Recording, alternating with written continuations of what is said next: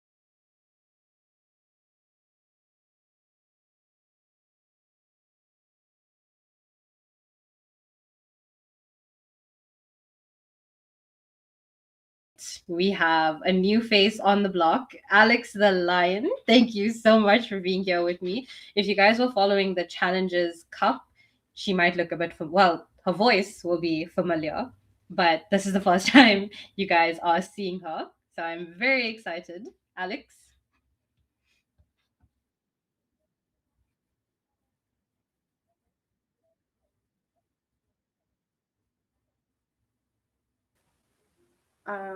Sorry, can you? I got to be here with the Challenger series, and I got to sit here with Cal before. So this is such an honor that I get to physically sit here now with everyone and get to watch these games with you guys. This is such a dream come true. So I'm so excited to see tonight. Well, we've got some incredible matches lined up for tonight. Unfortunately, it is only two games, but these are teams that Alex has a lot more knowledge about than I do. So I am glad to have the assist tonight. Um, a quick recap of yesterday's games. We are only looking at four teams for the whole tournament.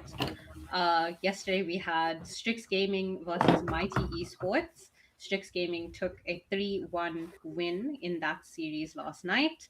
And H9 versus ASG, where ASG came out on top. Finally, so they secured a 3-1 win against H9 as well. So we're going to switch things up. We have the losers bracket match first, if I'm not mistaken, which would be Mighty versus H9. So that's what we're going to see first tonight. We're going to see which team is going to go forward. As you guys can see from the bottom bracket, Hunt Nonagon versus Mighty Esports. And then our second game of the night will secure a spot for one of these teams to qualify. So it's between ASG and Strix Gaming in the upper bracket. Again, whichever team doesn't win from there still has a shot in the lower bracket to then qualify. How do you choose to vote for one of these teams? Like, how do you choose between Mighty, ASG, Strix, and Hunt Nunagon? Like, these people are, all of them, individually and as a team, are so strong. So, how is you as a spectator go, oh, I'm voting for Strix, or no, I'm voting for ASG? I get there are loyal fans out there, but as someone that's moved with them, like, I would not be able to vote. I want them all to Well, win. that's They should all why go through. I love that you're keeping the political answer. I see Cal has taught you very well. He doesn't pick sides unless you pay him, guys. Unless you pay him. We're going to take a look at the maps. We have a best of five for tonight. So you guys are stuck with us for a very long time. I hope you got your snacks ready. And we're going to kick things off on Hacienda on Hardpoint. Ish. Oh, we love a good Hacienda game. We love Hacienda for Hardpoint. I am so glad this is our first game for tonight. I hope we get to see a lot more Hacienda tonight because like it's the OG, like it's the map. I know we've got Takeoff. I've got very mixed feelings about Takeoff. Takeoff can just stay there in the It can background take off. somewhere. It can take off 100%. Tunisia, I mean, look, that's a classic map. We've all played it. Rank pubs doesn't matter. It's been there. It's been around. I've in fact we've seen diabolical shots being placed on this map. Raid, another very classic map, and so is firing range.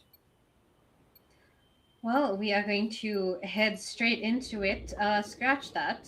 We Straight are back to lobby. spreading the ancestral wine on the ground of Hacienda, hoping for a win tonight. I'm not sure which team started that send off, but it's African comp, guys. We're going to hit a quick lobby reset while these teams say their prayers. But regardless, it's a best of five, meaning we get to see a control. We are seeing a control regardless, right? None of these teams are getting away tonight. We love that we're going to see a control game and on raid. I'm not going to lie, as much as I love the lineup of the maps, right? Hacienda for Hardpoint, Tunisia for S&D, raid for control, just to start off with.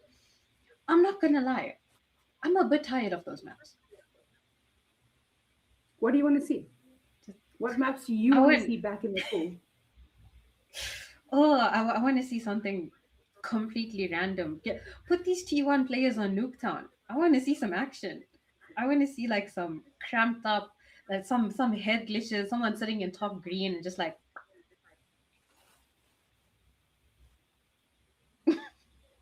you've made me speechless, which is very new to me. Nuketown. Mm. Or even Icebreaker for that matter. Fine, why don't we bring Crash back for Ace and D and Crossfire for Control and I mean while we're at Hmm. it. That's not a bad idea, actually. I would That is a love to see very these bad idea. T1s No, run around on Crossfire. it's a very bad idea. We're not bringing back those maps. Look, a map that I would love to see more is Arsenal. I love Arsenal, which is either for Hardpoint or Control. I just don't think it gets enough attention. Seaside is another good map, which doesn't get enough attention. So those maps need to come into hopefully soon. But Nuketown, Crash, Crossfire, they've had their turn. They've been around long enough. They can stay in the box in the closet that's over there, you know. We're each entitled to our own opinions. I'm only saying that because I know I'm not the one playing. I just get to spectate the madness. Cal loves violence. I mean, we all love violence here. So we want to see some of that, some action. But like again, the people behind the scenes, quick shout out before we actually head into the lobby. Thank you to ASG, as Black Matter will be very proud, our sports gaming, for sponsoring the tournament in the first place. We've been with them from the start, before Pro Series, during Pro Series, and now after Pro Series here at the Gulag. And yeah, of course, we wouldn't be here without the viewers. So thank you for tuning in and listening to us speak our mind. W to They're the production real behind the scene as ones. well. We love you, Jared. You-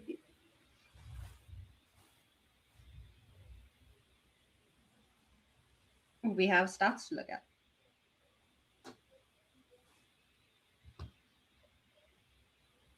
So, Keisha, talk to me about yesterday. Um, what what happened yesterday in the games? You know, we had 3-1s where I heard from other people that we were expecting 3-0s or a 3-2 game, but it didn't happen. Well, Mighty alone, I had a bit more expectations for them going into yesterday's game. I was a bit surprised that the only mode that they won was the SND, but their hardpoint stats alone, we can see Denor. Oh my god, Denor popped off in SND yesterday. Dude was sniping for the whole game.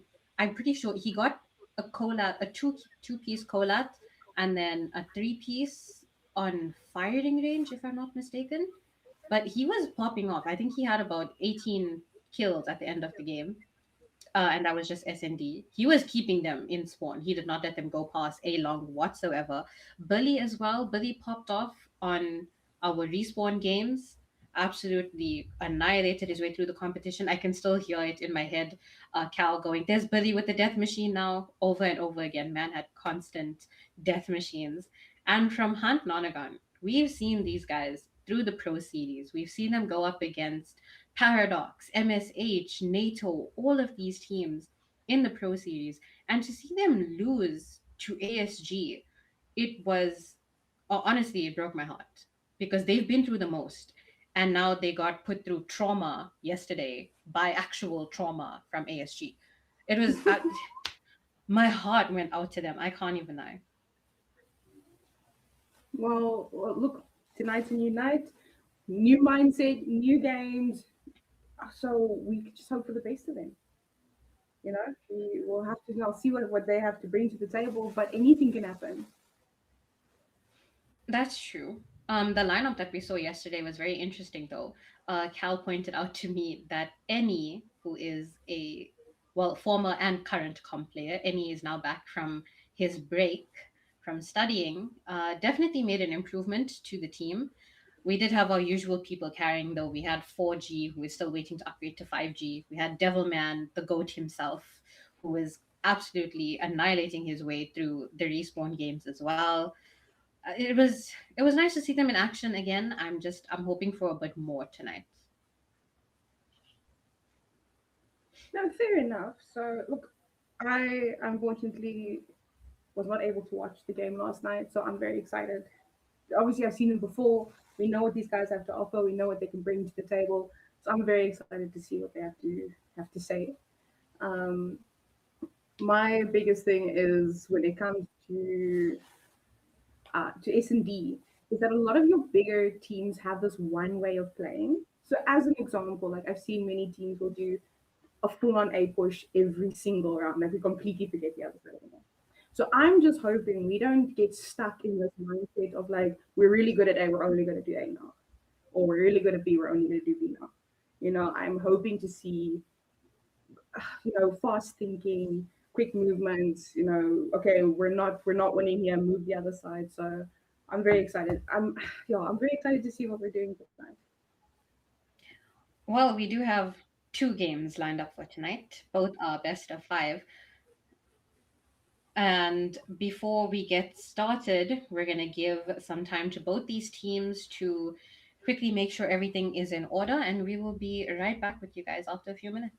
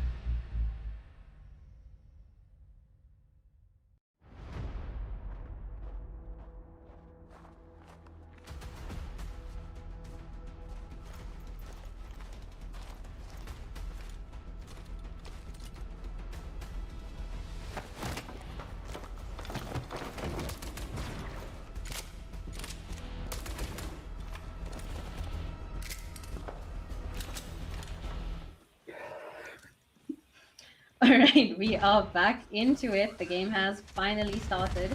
We've got H9 versus Mighty, and the chaos has begun on Hacienda. You know, that break in between now was so long, I think everyone's warming up again. But we've got Mighty in point 30. I mean, they've taken the start. They've got the setup. They've got top control. They've got top of the point. So, oh, never mind, never mind. I'm wrong. They're out of the point again. Point is definitely contested, but it's kind of equalized right now. Hunt Nonagon are prioritizing their OBJ. That's something we saw yesterday, but Mighty Esports taking the lead for the first time. Yesterday they were kind of slacking with their OBJ. So I guess they are definitely warmed up as we head over to P2 now for rotation. Yeah, but P2, we've got Mighty already set up. I think we've got spawns already. No, we just lost spawns. In H9, we've got spawns now. Oh, never mind. Okay, no, never mind. Okay, everything's happening so quickly. What? Every time I say something, the opposite happens. I don't like this. I don't like this at all. But okay, never mind. The Mighty's still in. If anyone predicted that Devilman was going to use a melee again today, he just has, as he took down one of the Mighty players. But Yuki coming through with a 3-piece as he manages to hold on point. But Denor coming through from spawn, absolutely fighting his way through there as 4G takes him out. No Limit blew up the car. Okay, RIP to 4G. He has now become 3G as he gets sent back to respawn, and Hunt Nonagon taking the lead with 41 points, and OBJ points is still contested on P2. Mighty Esports look like they've not given up on that point though. They're still pushing P2 when they should technically be going for respawns over on P3. Yeah. No, look, we've got now Mighty setting up for next. We've got trophies down, grenades are thrown, top is watched, spawn is being held. Now we're starting to rotate for next. I think we stayed a little too long as a full team holding off scraps. Swifty's running around in mid. He's got his claw out, but claw is now completely wasted. It is taken out. War Machine is out. War Machine is a trick shotting and gets one. Beautiful stuff. Oh my days, I didn't even know you could do that. Okay, we don't find another before it's taken out. Okay, the Death Machine is out. We find one, cannot find another. Yes, okay, there's another one. Oh, No Limit takes himself out. No Limit, guys. Claw is out. Claw finds one before he's taken out. Mighty's in the point. Four is nearly tied up. No, and 9 is into the point again. Oh, backshot's going crazy. Oh, who's AFK? Oh no, we've got another AFK. No, sir, this is not the time to be AFK. This is not the time for your internet to say, it's finally out. I'm tired of this, Grandpa. Please come back. Okay, looks like we're back. I think the whole team's here again.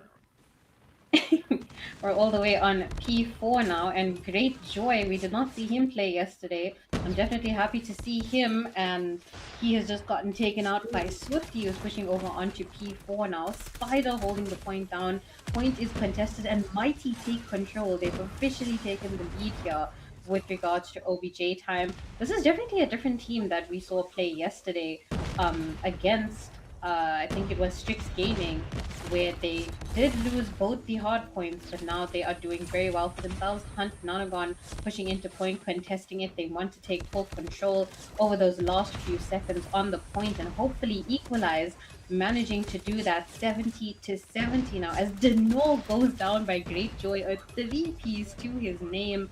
P4 almost completely down, and we're going to rotate back to the center for P1. Do you know what I'm really enjoying with this season right now is the different SMGs we get to see being played here. We get to see QQ9, Switchblade, and the VMP. I know the USS has a lot of restrictions, but it was still used everywhere we went last season. Wherever you look, there was a USS 9 in your face. Like it was annoying. but there's so many more guns to use now, and I'm just so glad we're not seeing like the same type of spam anymore. We've got, especially the ARs as well, XM4, Type 19, Odin. I'm loving this. It's just the gameplays will become so much more entertaining, a lot more fun to watch, because it's not just meta anymore. 4G is actually the top player from Hunt Nonagons, and he's been cooking with the QQ9. He's even using it in today's game, so very happy about that.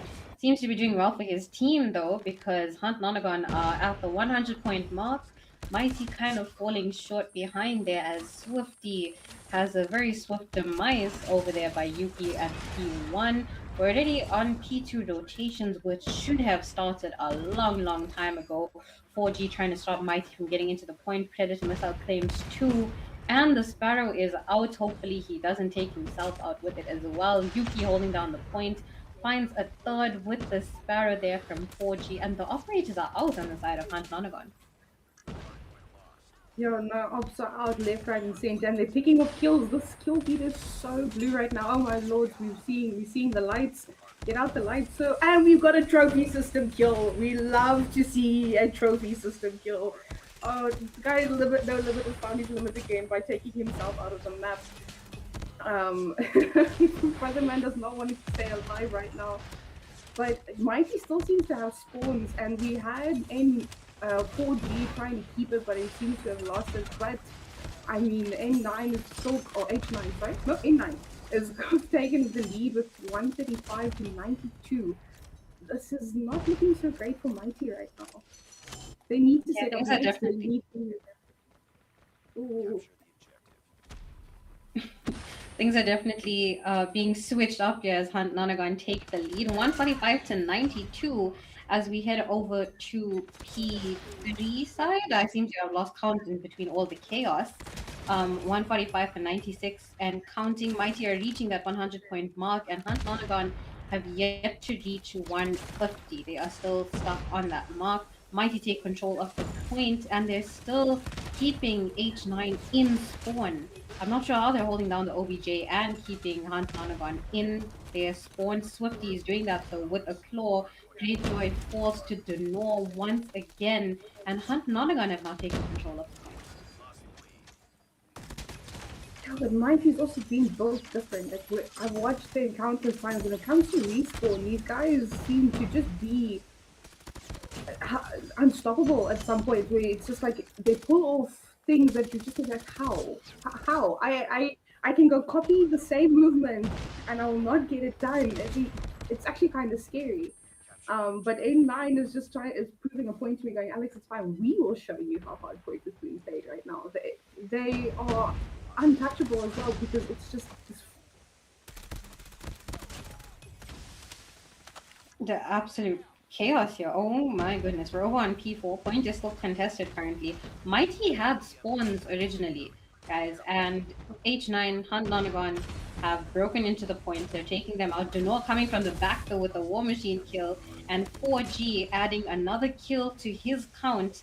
I don't think it counts that he killed himself there. Yuki getting taken out. Denor was on a 5-kill streak before he gets sent back to respawn. Billy coming through in point with the Death Machine once again as he absolutely sprays through the competition here. Yuki in point with a 3-piece, guys.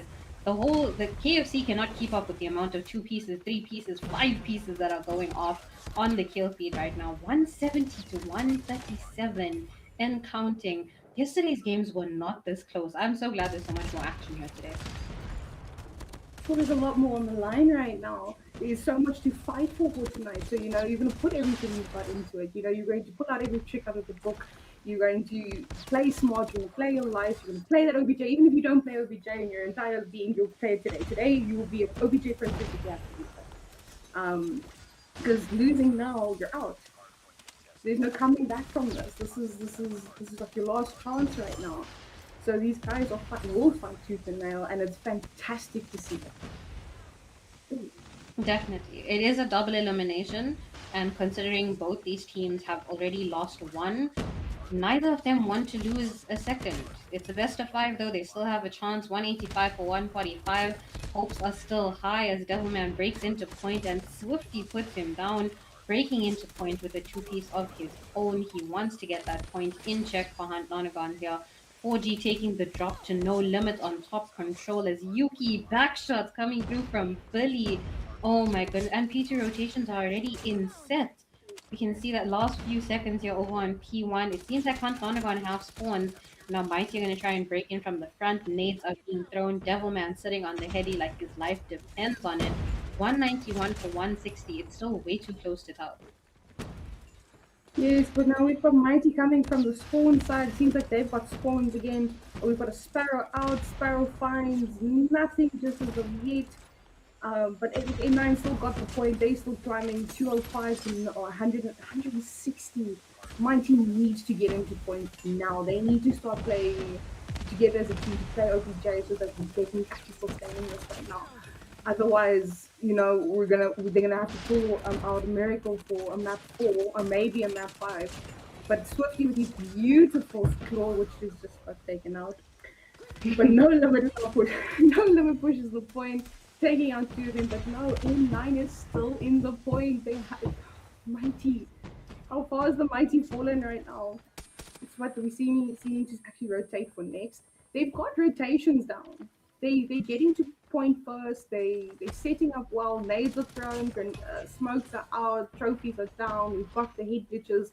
We're just not keeping the point right now, and that's the biggest problem.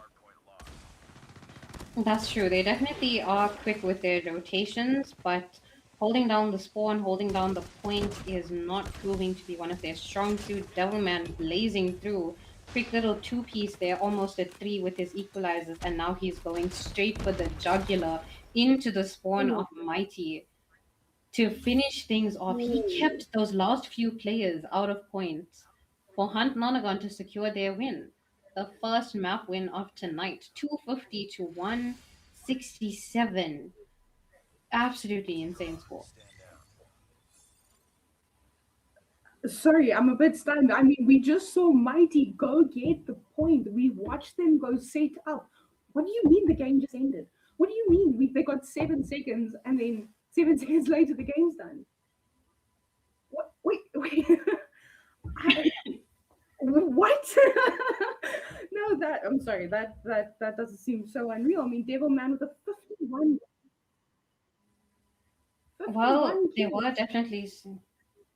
they were strong in holding down their spawns, but the kill count definitely shows who was the better team, and so does the OBJ. So definitely strong kills from the side of Mighty.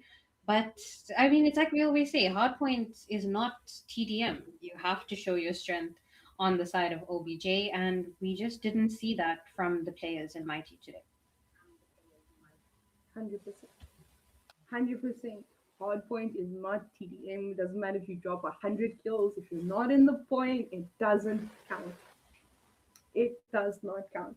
But what a beautiful game from N9. What a stunning, stunning game. That was fantastic. I don't know how everyone else there in chat feels of what they expect for tonight. I didn't expect a 250 to a 167 game. I'll be very honest. I expected something different. But regardless, my mind was completely blank. That was beautiful. Absolutely. It was poetry in motion, as some people would say. And according to the poll that was in the YouTube chat, people kind of expected Hunt Nonagon to win. So I'm glad Hunt Nonagon H9 are finally getting some backup, some supporters, because they deserve it, guys. They initially had the spot in the Pro Series. They had a few rough days. They got dropped down to Gulag, and now they're fighting for their spot. They feel like they deserve it, but I mean, all 4 of these teams feel like they deserve it. I'm a sucker for an underdog story. I love it. I love it it sounds bad, but your top team falls down to the bottom and they claw their way back up, and it's just like, it's just this wow factor of like, we watch these guys be everything to nothing to being someone again. So maybe this is the underdog story. Maybe they take it all tonight. I mean, I'm not opposed to it. Hopefully, we do see any playing tonight. I know we saw him play yesterday, so I'm definitely looking forward to that. But the lineup for Hunt Nonagon is looking very, very strong tonight. Although Mighty have been proven to be a lot stronger in SND. So we might be looking at a potential map 4, regardless of the outcome. I guess we'll just have to wait and see what happens because Tunisia for search and destroy, that's a sniper's playground right there. Tunisia is a scary map. If you know your angles and your wallbang spots, it's just no, no, thank you. When this comes up in rank, I click the other map, even if it is crash. I'm okay, thank you. I have seen diabolical shots from where you stand zig in mid, and you shoot through the one window and it's landing on B, or you're standing on B and you're shooting through a window and it's hitting there by the back of the truck. I'm okay, thank you. So if you're a sniper, this is for you. This is your playground, and you must have fun. But if you see me, just look the other way. That's all I ask. No man. But yeah, We've I'm, seen look, I'm some very excited to insane see more players. snipers tonight. Definitely. This map has been a fan favorite throughout the entire Pro Series. I mean, we've seen players like Michael hitting absolutely incredible jump shots and wall banks throughout this map. But lucky for him, he's not playing tonight. So we're going to head off into the S&D on Tunisia. We've got Hunt Nonagon on the blue side defending for our first 8 rounds, and Mighty Esports the attackers.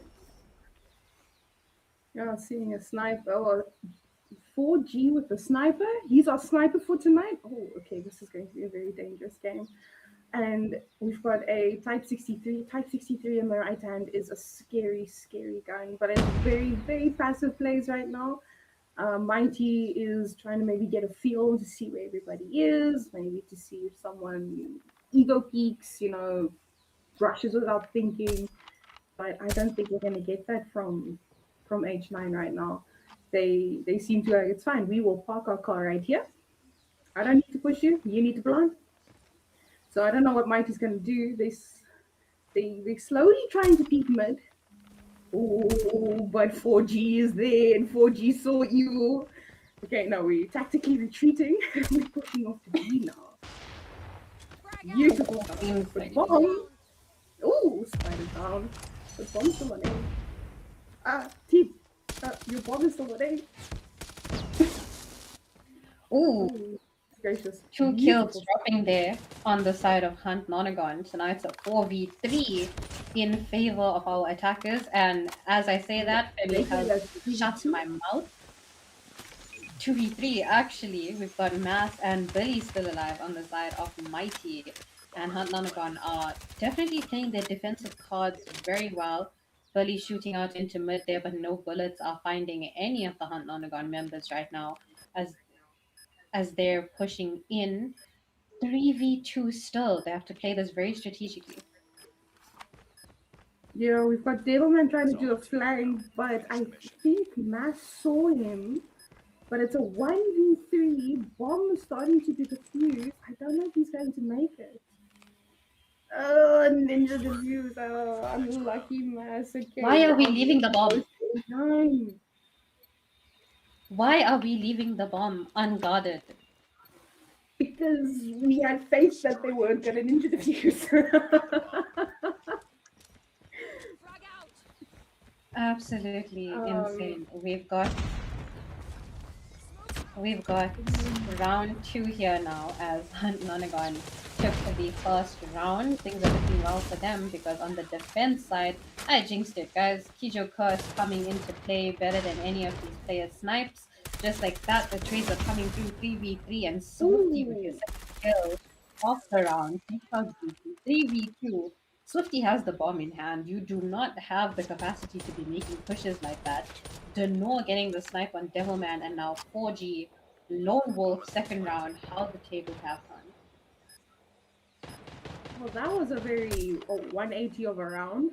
First round we parked our cars and we stood still, and now we're Formula One drivers. We just okay. Beautiful stuff from Mighty. Oh, wow, what a shot from 4G. It's a 2v1. Sir, he's on your right. He's on your right. Sir, look up. Mm. Sir, look up. Okay, don't look up. It's fine. It's okay. We're Check your both today. corners. Oh my This goodness. this is why our parents taught us you look left and right before you cross the road. Check your corners, guys. Check your corners. You never know who's sitting there. Oh my days. I've got Okay. it. Oh, okay. We've Another got hard. a 1-1 right now. Okay, we're doing another hard. Ooh! Hello? So please put that away. You're a little bit too dangerous right now. Okay, we want to do another hard push to B, but when when he was dropped there, the bomb was like, I'm out. The bomb's come back to spawn. Two of his teammates are following with. So they might just try to do an A push, but A9 is like, it's okay. We'll come with. We'll follow you guys to A. They're holding on the fort on both sides. And 4G is doing diabolical shots. If he lands a wall bang, I think I will cry for the team. I will cry for my team. Okay, He's bomb's going definitely top line. carrying right now. Oh, Him and Femi on 3 and 4 kills each. And Swifty still holding on to that bomb like his life depends on it. And it does, because if they drop the bomb, it's wraps. Score is 1-1 right now. It's equalized, but the numbers, not so much. Bandana gonna have that advantage, and time is not on the side of Mighty Esports right now. They've got 40 seconds left to do something about this bomb situation. Femi watching those dangerous angles. I bet someone needs to get this Type 63 out of his hand. But Denor still alive on the side of Mighty. This guy absolutely dangerous with a sniper. Yuki takes out Bully and 4G takes out Swifty. Denor on his own does not manage to survive there as Devilman puts him to rest. Ooh, 4G with a pistol kill.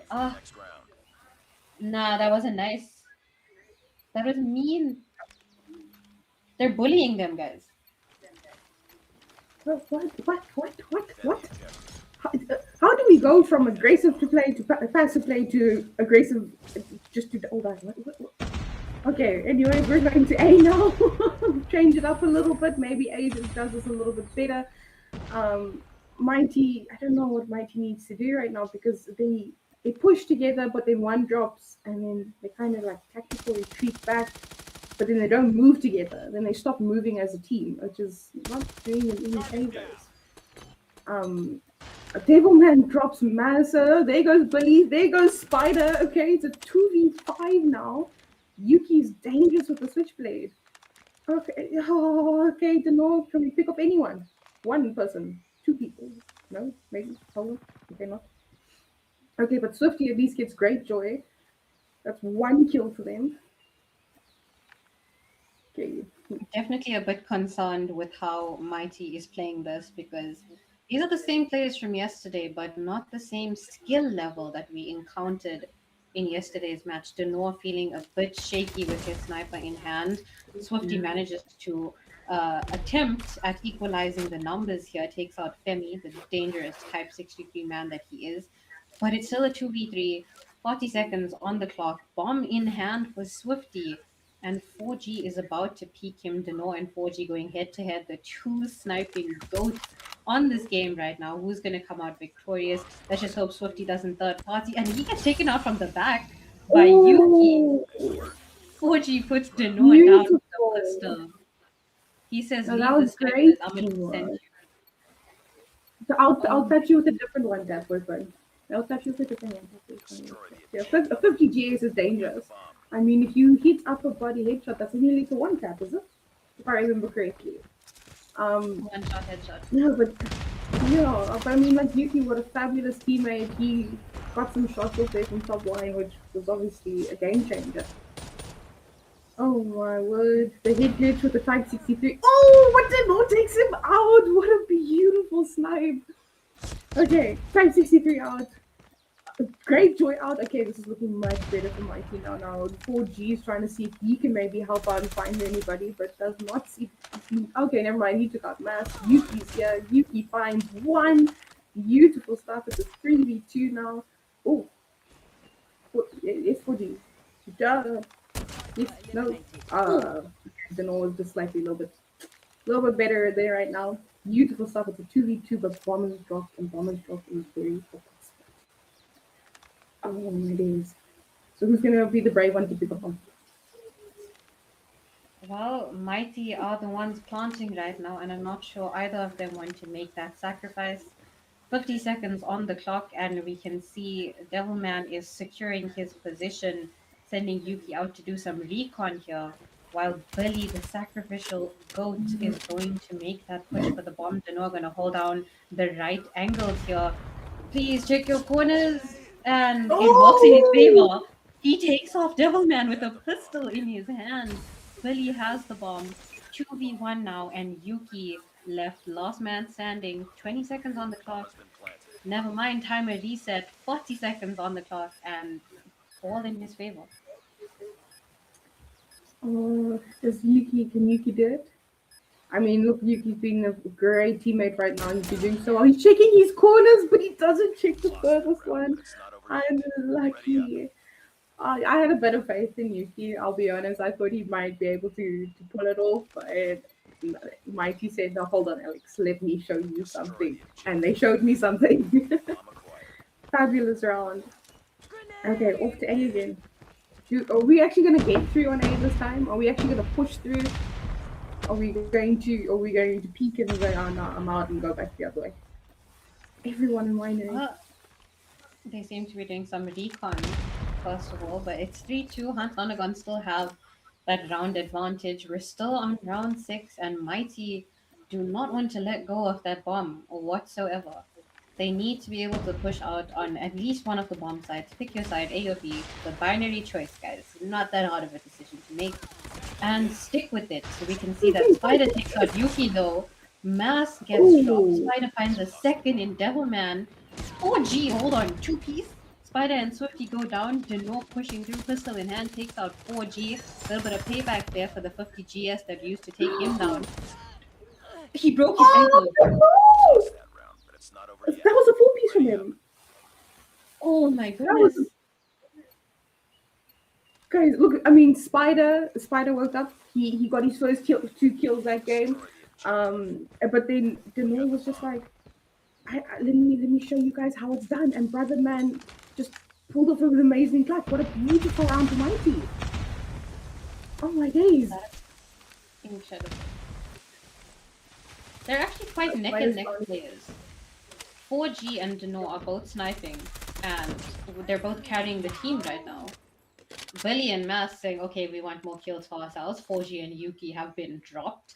2v3. Billy with the bomb now, surprisingly, as he is planting the bomb on A site, and now they're going to hold it down. Great Joy and Femi, the last 2 alive. Just don't peek unnecessarily, guys. Oh, never mind. It's fine. Peek. It's okay. Just peek.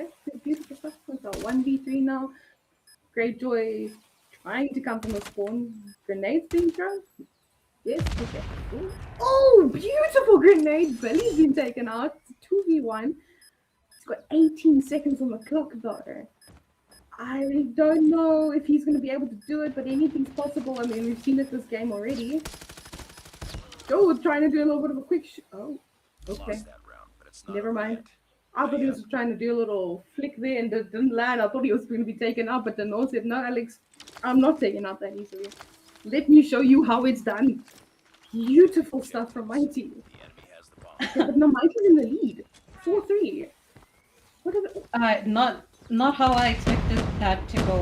I am going to request production behind the scenes that we get to spec Deno more, because we need to know how he's making these shots. Yuki with the 2-piece before he drops to Billy there. Deno taking out Great Joy across the map. I didn't even see the guy. He manages to kill him, taking him out 3v3 now. Numbers are equalized. Both snipers from both teams still alive and well. And they're... Oh, well, there we go. Wallbang. 4G is dropped.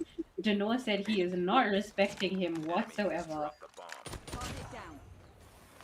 1v1. And the sniper is better than the marksman. The sniper is better than the marksman. What is Deno on? What happened? He died twice in a very funny manner, a very silly manner, and man's like, I'm done. This is how I will show you guys why I cycle this team. He's got 15 kills and counting. This is This is scary. Hold on. Your sniper should not have so many kills. Okay, never mind. We're getting more kills. Table man is taken. I was trying to peek from mid.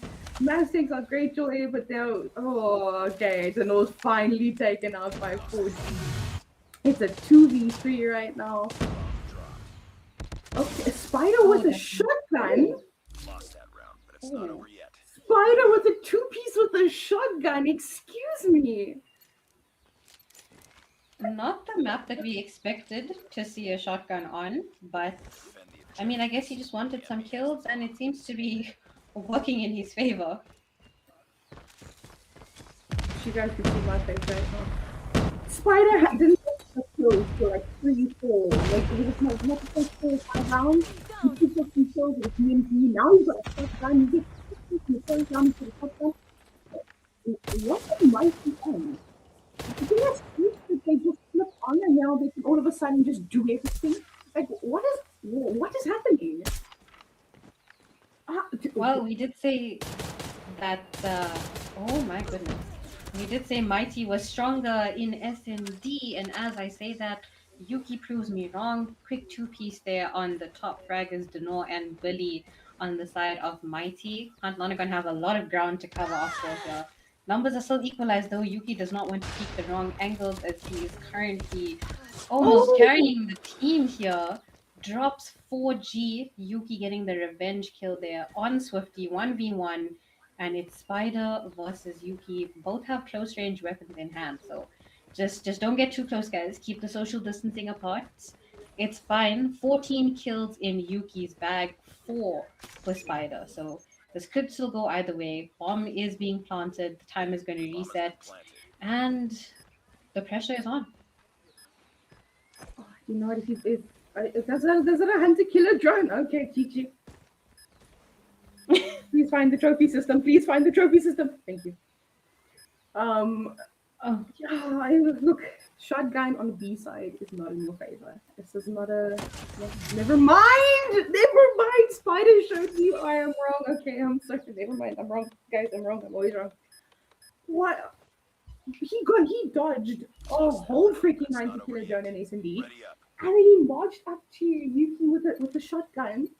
And then just took the round for himself. Like, go Spider! The COD timing. As soon as Yuki looked away, that's when Spider pushed out. That's the unlucky part of COD timing here. We did switch things up though. We've got Hunt Nonagon on the planting side on this 11th round. Your guys, maths is not my strong suit. The irony there. We've got Yuki carrying the bomb here. Mass dropping 4G, valuable kill early on in the round. Femi dropping Mass as a bit of a revenge. We see Femi switch to a switchblade now. You guys are giving me difficult sentences to say here. Why would you switch to a switchblade? I beg. Bring back the Type 63, which Billy seems to have picked up. Or did we all just swap loadouts behind the scenes when we switched rounds? This is a bit insane to know. Staying loyal to the sniper, hoping for another wall bang. His arch nemesis 4G is out for the count, so now it's just easy pickings for him. Swifty holding the angles here, and the pre-firing to take out Yuki does not work on Greatjoy. Gets the avenging kill for his teammates. Well, we still have less than a minute on the clock. Bomb has not been planted. Oh, but Denor hiding behind the corner very, very sneakily, waiting for someone to push him. He can sense it. Oh my goodness, he takes out Femi. Already 1 is down, 2 more are pushing him. Devilman puts him down. And Bully shooting through the smoke now. Running away, sorry, tactically retreating away. Before he gets put down. Beautiful. What a great round in 9. 4-7. You know what? This is the comeback we needed. But you know what? In all fairness, if you consider the side that like Femi was on, he was on the defense side. He had to play slowly, so having a Type 63 was more in his favor. Now that they're on the attacking side, having something like a switchblade is more in your favor because you need to, you're the ones pushing. So Billy now switching to a Type 63 also makes sense. He's more on the defensive. He gets back a little bit, chill on his edge, pull up a pina colada here next to him, have a drink, and while he's waiting for the enemy. They don't need to push as the defenders.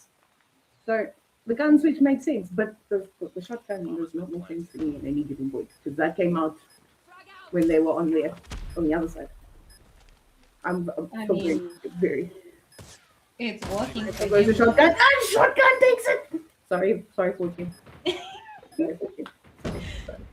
4G love was shotgun sitting play, guys. prone before he gets taken out. Ooh, Great Joy sending Bully right into the next round. Spider, the shotgun goes himself. He takes out Femi. And now it's a 1v1.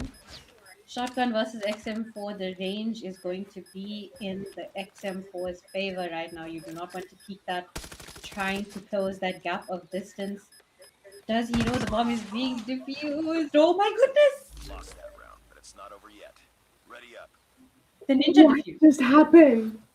No, that's the second one this game. That's the second ninja defuse this game. Defend the objectives. The enemy has the bomb. Someone tell Spider that we're playing multiplayer. When did he equip the ninja class from VR to come play? I am very confused. How's the poltergeist Not- one? No one saw him. and Nonagon are letting the rounds slip through their fingers here. But 4G takes out Bully very early on in the round. Denor has heard that shot from the sniper coming to avenge his teammates. Man is sitting on 18 kills. 4G is sitting on 13. Both these legends with the sniper in hand do not want their team to lose. It's match point here of the mighty now. Femi holding the ground as Mass takes him out. Great Joy avenging his teammate once again, putting himself up on the scoreboard. And now 4G and Denor still alive. 3v4 here as H9 are waiting to plant the bomb. What an S&D thing.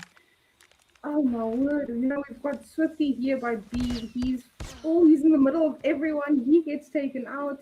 It's a 2v4 now. They've got the space to plant. Oh, but okay, Denor's come to see if he can get a bit of revenge. You see him. You saw him. I came, I did not shoot. We shot a blank. Okay, Spider's here with his shotgun. He finds one, but he misses it, and Great Joy takes both of them out. Next round. This is 1 round left for Mighty. We've got 1 round left for Mighty. What is Mighty doing? They just need to play to their advantage. They're definitely feeling a bit more relaxed now, but you don't want to relax too much. Hunt Lonergan can still come in and take the lead.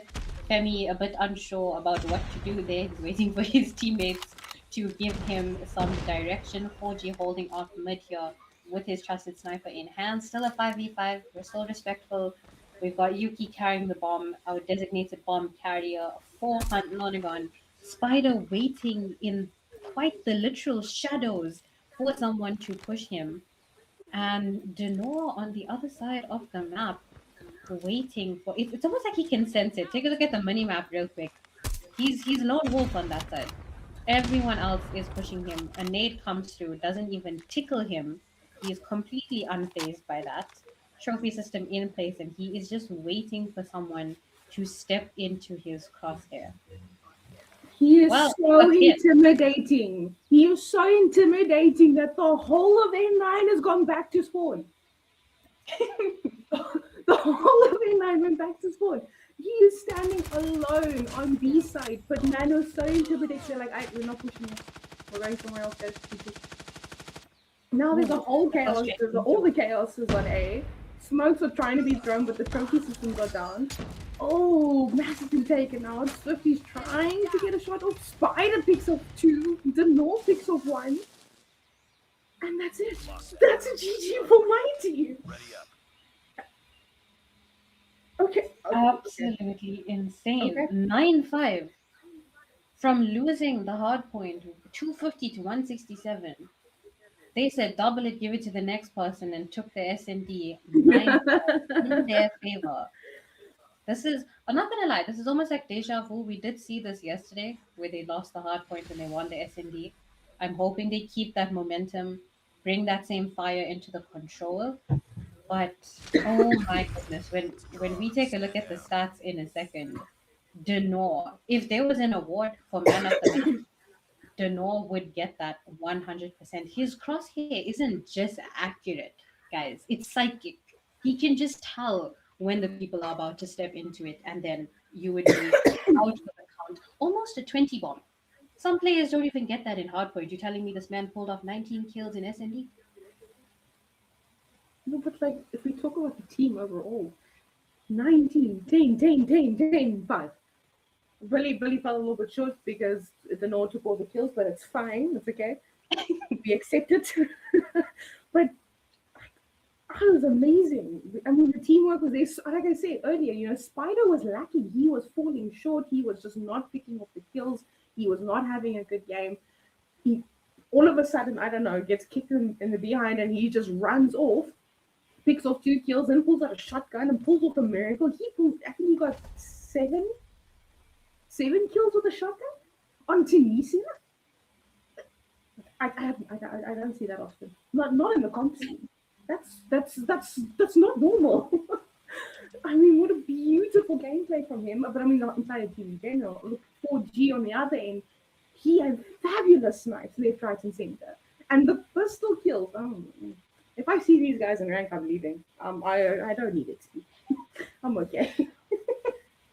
We are thankful that we're not on their servers. 4G came through with 16 kills of his own. Definitely the 2 snipers in the lead. I'm very happy to see that. They made Tunisia their playground and were absolutely torturing the other team. Mighty did, however, take the win there, and Hatanagon have fallen through the cracks of top wine and lost the SMD. But we can still settle things on control.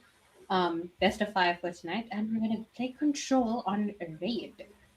One of the, as Cal has informed me yesterday, thank you, boss, one of the first maps that control was available on. And I mean, when you're training, this is the first map that you get introduced to with control. Well, from my experience. When it comes to scrims, this is one of the most basic maps. You get taught where to push, where to hold, where not to push, especially. And the spawn traps are going to come into play. Yeah, look, ever since Control was introduced, I was very happy. If you've ever played the console, the PC version, the Control was a lot of fun. It's like capture the flag, but it's how you play that makes the difference. Now, N9 that plays OBJ so well, but Mighty that plays their life very well. These are 2 factors you need for Control. So this game can swing either way for these teams.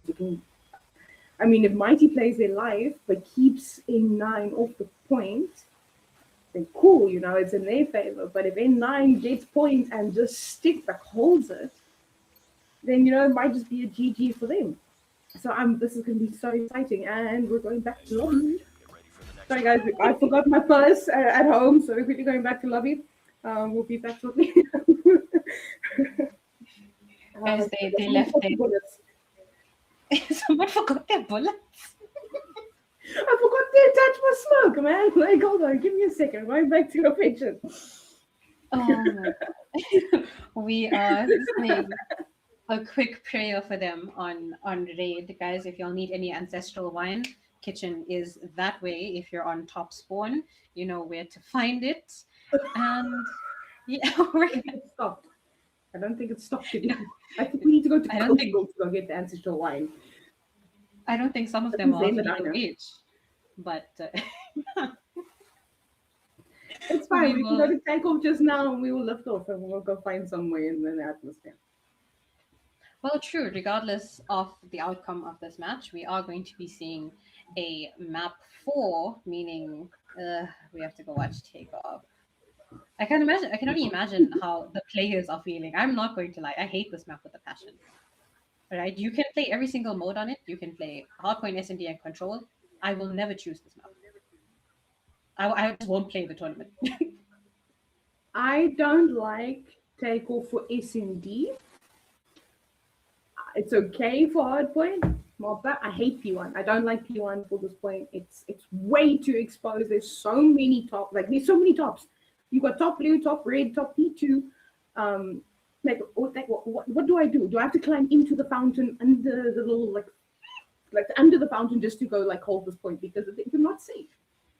Um, but control, I'm not opposed to control on tables. We don't get to see it Well, often though. true, but to be fair, the A flag in control is P1. Okay, like we contradict my entire story right now. Please, please, stop talking. Don't do your job and keep quiet. I'm gonna Yeah. chicken, so it's fine. I'll just leave. Look, in my experience when it comes to control, if you are on the point side that you need to capture, your base strategy is to capture the point that is closest to the spawn of your opponent, and then you go for the other one, which it tends to be, I think, is A, which is usually the point on any map that is closest to the defensive spawn. But yeah, you know what? I just contradict myself saying I don't like P1 and Hardpoint, but I like it for control. And I was like, Alex, it's the same place. Scrap that. We never mind. We don't like this map. Next map, please. Let's just play on Scrapyard. What happened to Scrapyard? Bring back Scrapyard. Now that's a map I have not seen. That map was indeed. I think it's from the defender's spawn when you got to sit there on top behind a window, behind a railing. Just consider your hard scope and you watch to the other side of the map. Oh, I'm not sure. Just a quick little heads up to the ASG tournament organizers, the mods behind the scenes. We want to see some different maps here, right? On behalf Come of the ask us players. for recommendations. Come ask us for recommendations for maps. We got you. We got you. Oh, And no, then we're gonna there's make a lot of maps. true. I am a bit tired of seeing the same maps. I know Jared will hit me for saying that because he works so hard on these lovely graphics that we are seeing on the screen. And I feel like I'm doing him extra work if I say, oh, change the maps. I'm tired of these maps. But we do need to keep not that it's not interesting. It's very entertaining. Nice work. Um, Ready for the next round. but I mean, come on, we need to make it difficult for these comp players. Look at how easy they're winning the Hardpoint and the S&Ds. Like, come on, give us a challenge. Hear me out. Bring Hacienda for control. All right, GG's, guys. I'm out. I'll see you all in the next stream. No, but hear me out. So look, control. So I don't know if anyone here watches CDL. Hacienda used to be a control map for CDL, and it is such a fun.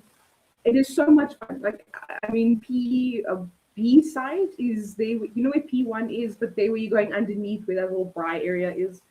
So just in front of it, that little part of the courtyard is the one point, and the other one is on the outside, way by P3 side.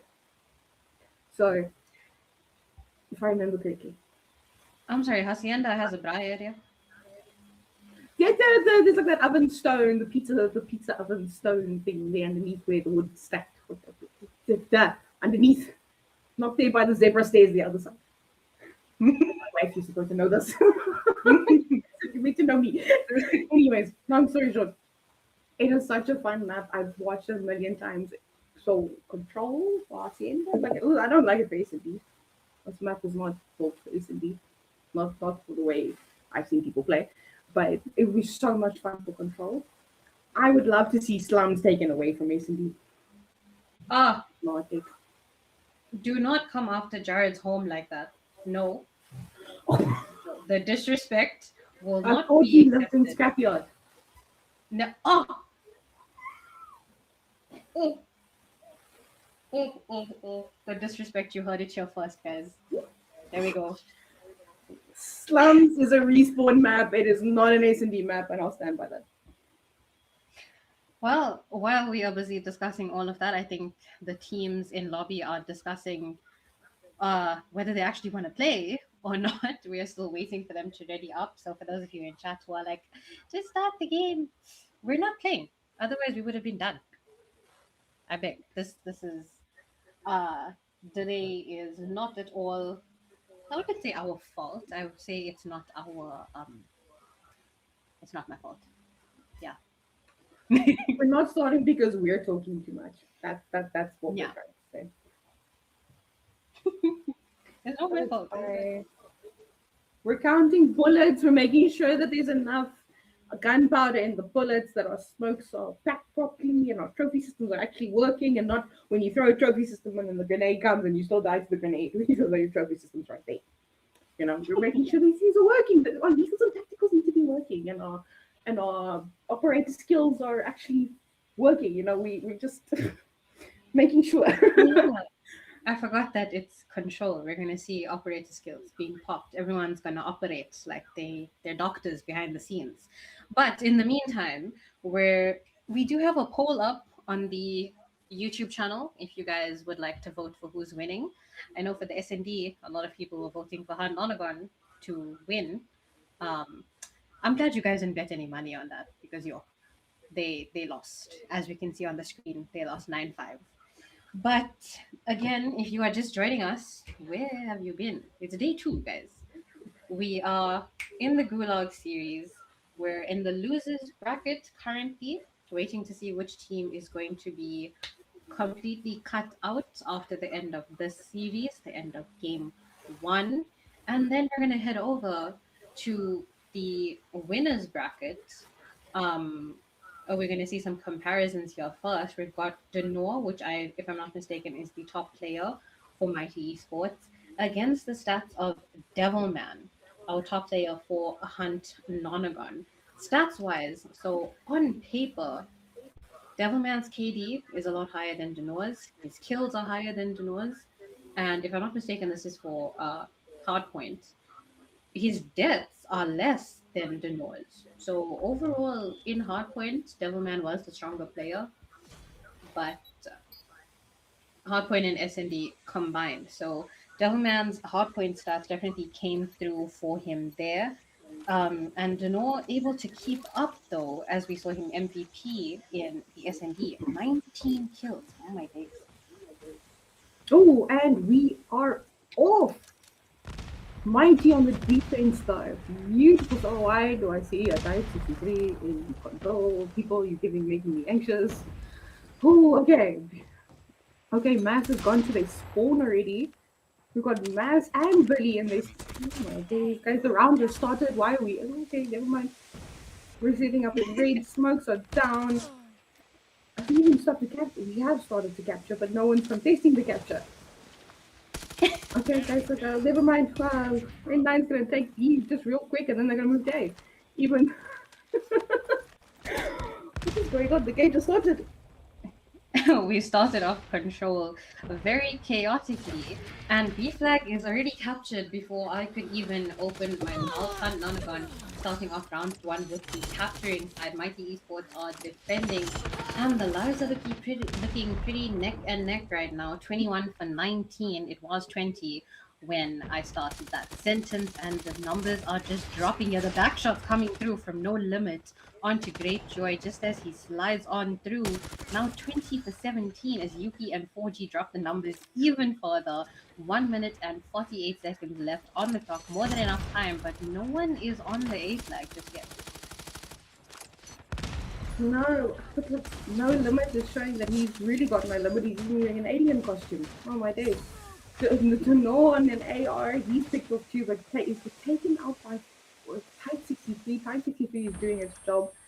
Guys, but Mighty is just not getting close enough to the point. They captured B so quickly that I don't even think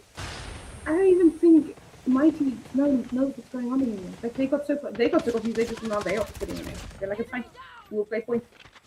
Okay, Pure Beat is looking very blue now with Billy running around in mid, keeping everyone in their spawn. Never mind, he's gone back to his spawn. Wow, what a beautiful gameplay from Mighty right now. Now, like as in the city. We are hoping that doesn't change if you are voting in their favor. And we did see from yesterday that being on the defensive side is a lot easier to maintain your lives and pull through with a win. Speaking of winning, Hunt Nonagon are in the land of no more respawns, and they still haven't captured a flag as yet. Not a single tick has been put down. 3 for 8 right now as Mighty are taking them down one by one. Devilman, Greatjoy, and Femi, the last three standing against 7 more players from, oh, should make that 2v6 as Femi has been dropped. Devilman taking down Mass here on a quick 2-piece 2v6, and you pushing into their spawn where they're all gonna be 1v5, and now Devilman, the lone wolf, sends Mighty into a land of respawns, checking your corners. You are completely surrounded. Less than 8 seconds on the clock. They're gonna push him. Billy gets dropped. 5 seconds left. Is that going to be enough time to take them out? And he goes for the melee kill, but gets dropped at the last second. Oh, Devilman. Oh my goodness. H9 went and made around 2 minutes long just for Mighty to take them all out. What a round. Okay, but now we flipped sides. We're inspecting a beautiful pistol real quick. Okay, I think Mighty might be doing the same thing. Gonna go for the deep capture quickly, but grenades are out, smokes are thrown, concussions everywhere. Oh, Devilman picks off with a melee kill. Billy picks off 2 with his death machine. He's pushing spawn. Billy, you like spawn, but you're getting the 10 actually more spawn. That's how much you like it. Predator missile down. He passed Devilman back into his spawn. Oh, Femi just connecting. This is not the time to be connecting, sir. You need to be staying in the game. Come, sir, come, we need you. Okay, not a single... Are we still capturing? We are. No Limit is capturing by himself. Can we not be back up on B? Oh, apparently not. Okay, but B needs no backup, guys. Fabulous stuff from Mighty. We nearly got B captured. Lives are slightly in Mighty's favor of 23-19. Now we've got B captured, 2 minutes on the clock. More than enough time to capture A. Well, we thought that same thing last round, and Mighty showed us that 2 minutes doesn't mean anything. So this might be an interesting round. Mass took himself out. Oh, someone check up on Mass, please. That still counts towards the amount of lives lost, so I'm not sure what's going on with Mass there. But now, speaking of lives, 18 for 16. Mass coming back from the dead with equalizers in hand as he's going to push right into H9 spawn. Check your corners and the floor because they are hugging it right now. 15 for 15. He's going to find Femi with his equals in hand, but Yuki with the better operator coming through with the claw as he goes to protect the A flag here. Nonagon are defending right now. Mighty Esports are trying to make their way onto the A flag. It is not looking good for them as we speak, and Devilman pushes into their spawn. Denor is taking a nap in top bedroom, and Devilman said, nope, get out, go back to spawn. Yuki with the 2-piece, Femi dropping to No Limit, and Swifty now with the Sparrow as he pushes down from flank. Oh, but lives have now taken a turn. Lives are in favor for H9. It's only by 3. Or 2, it's about 2 now. Devilman in the spawn, or bedroom with the... Oh, okay, never mind, equalizer was taken out. Wow, no more respawns there for Mighty. They haven't even caught it. They haven't got the phase. Guys, it's the same round, just on opposite ends. Same thing twice. We liked it so much, we're seeing it twice. Beautiful stuff. The tables have turned indeed. Hunt Nonagon on the defending side. As this is almost like deja vu. We saw this exact same story in the first round. It was 2v6, it was 2v5, then a 1v5, and he did manage to get a 1v4 before he was. Oh my god, guys, you can please fact check me on that one, but that is exactly what happened in the first round. These teams are reading each other off in exactly the same way. We're missing the melee swing. So it's not exactly. Someone get Devilman in the chat there. As we head into round 3, Operators are already out 4G with his Annihilator, gets a 2-piece there right off the bat. Still has bullets in the chamber, and Yuki joining the party to take out No Limit. Guys, we've got Mighty Esports on the defense side once again, and Hunt Nonagon on the attack. B flag almost 2 ticks captured, and the lives 27 for 26. Do you think if we changed it up, if maybe they went for the 8 capture first, it would have been done differently? You know, we saw it now for 2 rounds in a row. We go for B, we capture B, we put 2 minutes on the clock. And now we try to go to A, and then we just kind of waste our lives away by pushing spawns, trying to do a spawn trap, trying to keep mid, trying to push point. Like, it's just not working. If the team's ready to switch it up a bit, go for A first, and then for B, would that not play better in their favor? I mean, they are under a lot of pressure in the midst of the map, in the midst of the match. Your English, I'm under a lot of pressure to come up with these decisions on the spot is something that comp players definitely need to get used to, especially how to see through smoke. So, guys, make sure you get your glasses checked before heading into the matches here. Lives are still neck and neck, though. We've got 18 to 18. We've got a war machine, sorry, a death machine in the hands of Great Joy before he gets taken out.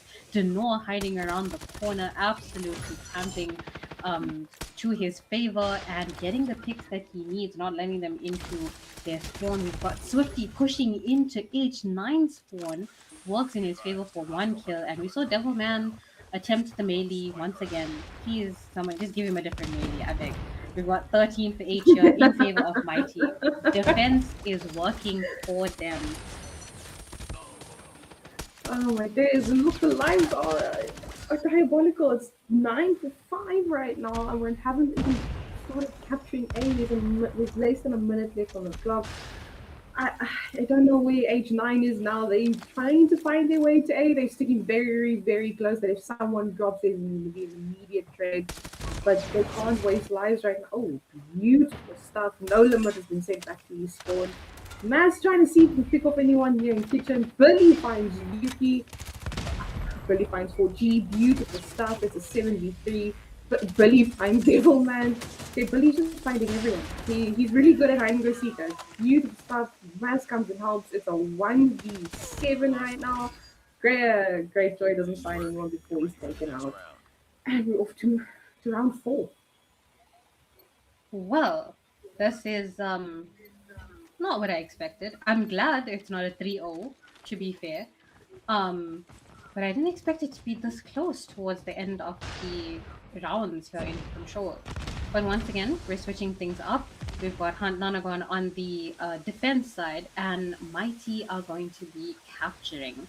So let's see if the stats. Predator missile inbound. Sorry, not the stats. If the theory still holds that being on the defense is easier to win the round. Yuki coming through with a pred on Denor takes out the top fragger, and 4G taking out Mass with a Kobe there across the map. Billy coming through once again with his death machine, takes out an equalizer before his off disappears, and he gets taken out by Femi. The Type 63 back in his hands, exactly where they should be. 23 for 22, and once again, following suit, B flag completely captured. Why do we like B so much? What did B do to us? What did A do to us? Why don't we want to go to A? Guys, I swear, no one's allergic to A. It's not gonna bite you. I promise very much. It's not gonna bite you. But A, we've got Maz trying to clearing off mid. He's pushing now kitchen. We're gonna meet Yuki. Yuki wins the gunfight. But Denor's parking his car in money right now. He's just waiting for someone to peek in. Lives are in favor for Mighty right now. Skillfeed is very, very blue. There's just over a minute and a half left on the clock. It's actually looking in favor for, oh, never mind. I want to say looking in favor for Mighty, and Devilman said, no, Alex. We're going to turn this Skillfeed a bit yellow right now. Yuki with the switchblade, beautiful stuff. Finds the north. Okay, we've got more ops out. Oh, Billy running around the kitchens.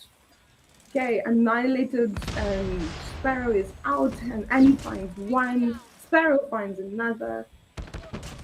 We've got a file case of the don't find yourself, bro. This is not the self-help center. We're not looking for ourselves.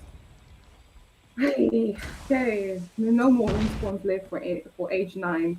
This might just be the simple match to Mighty. It is looking that way as all the ops have been pulled out. Femi trying to even the numbers here, but that is not looking like the situation. Great Joy with the death machine of his own here coming through and blazing through the competition before No Limit sends him back to the lobby. 3-1 as Mighty take the control. Love it. Love it. You know, before the control started, we just spoke about it. You know, either you're going to play your life or you're going to play OBJ. We've seen Mighty play their life very well in the S&D, where H9 played OB, like, you know, the objective very, very well. And that was the two main factors for control. And Mighty just did it better.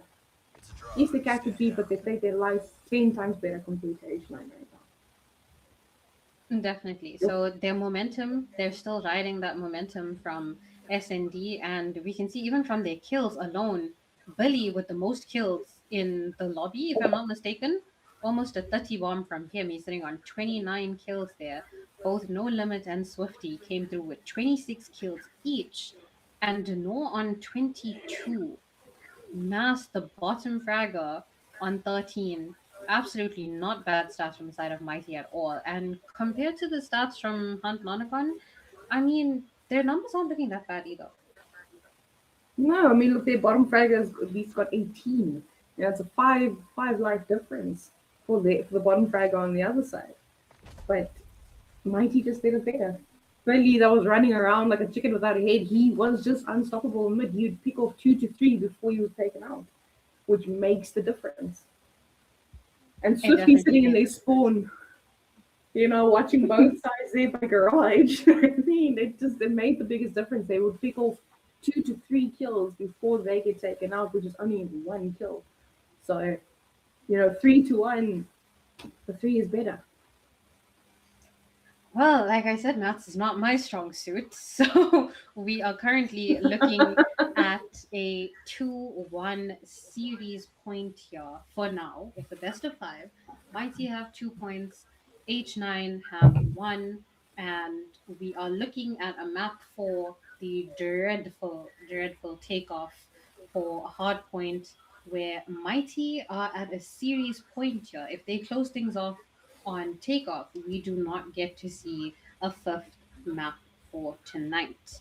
But if H9 want a shot at redemption, they're gonna have to pull some strings, do some sort of magic behind the scenes, and force that map 5 on firing range. So things could go either way.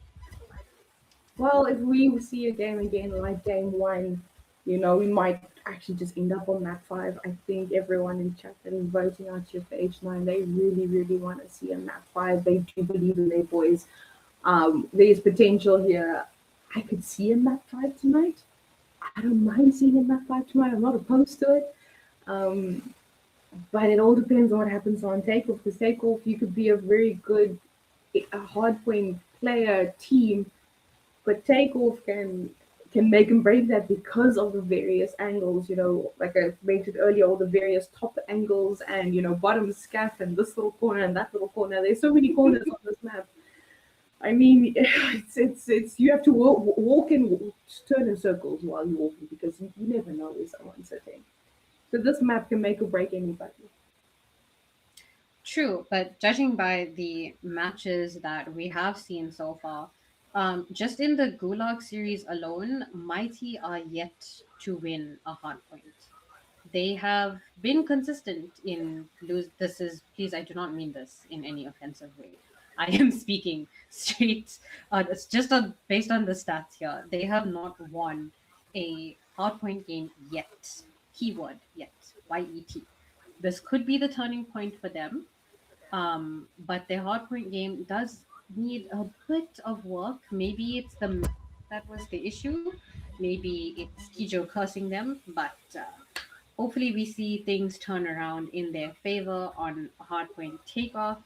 And if not, we may know that S&D is their strong suit, so they could close things off there and send us to bed at a later time because it's not like it's Monday tomorrow, guys. We don't have work and school tomorrow, so it's fine. Who is you guys and who is we? Because we is not we. We are not French here, Keisha. Listen, don't get me wrong. I know tomorrow's Monday, but I don't mind how late we go to bed because these are the games to be watching right now. This is what we're here for. We're here to watch, you know, reverse sweeps. We're here to watch where games go to where it's a 3-2 end result. No one wants to come and log in and watch a 3-0. It's kind of boring.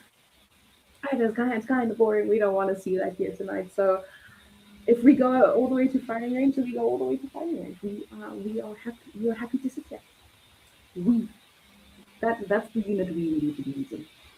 But from talking about the first game of Hardpoint, we know Mighty can get rotations early. They can set up. They know where to hold. They know what they're doing.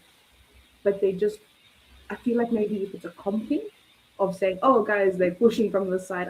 I'm not very sure because I've seen that in the S&D as an example when Denor was alone on B. Grenades are thrown. So obviously there's a common meant to be said, oh, I'm being pushed on B. No one's rotating. That might be the key issue right now. So maybe they've woken up now after winning the S&D and the control. They're going to bring in their comms stronger. They're going to hold together. They're going to play together. Also 5-man in a point is a lot stronger than people give it credit. So maybe this is where it turns around. Well, hopefully we see a different side of Mighty's Hardpoint game. But while we wait for them to double check their loadouts and head into the game, again, guys, if you just joined us, this is the Gulag series brought to you by ASG. And of course, we cannot forget our beloved watch party host. Shout out to Die Hard. I know he's probably saying, why haven't they mentioned me on stream yet?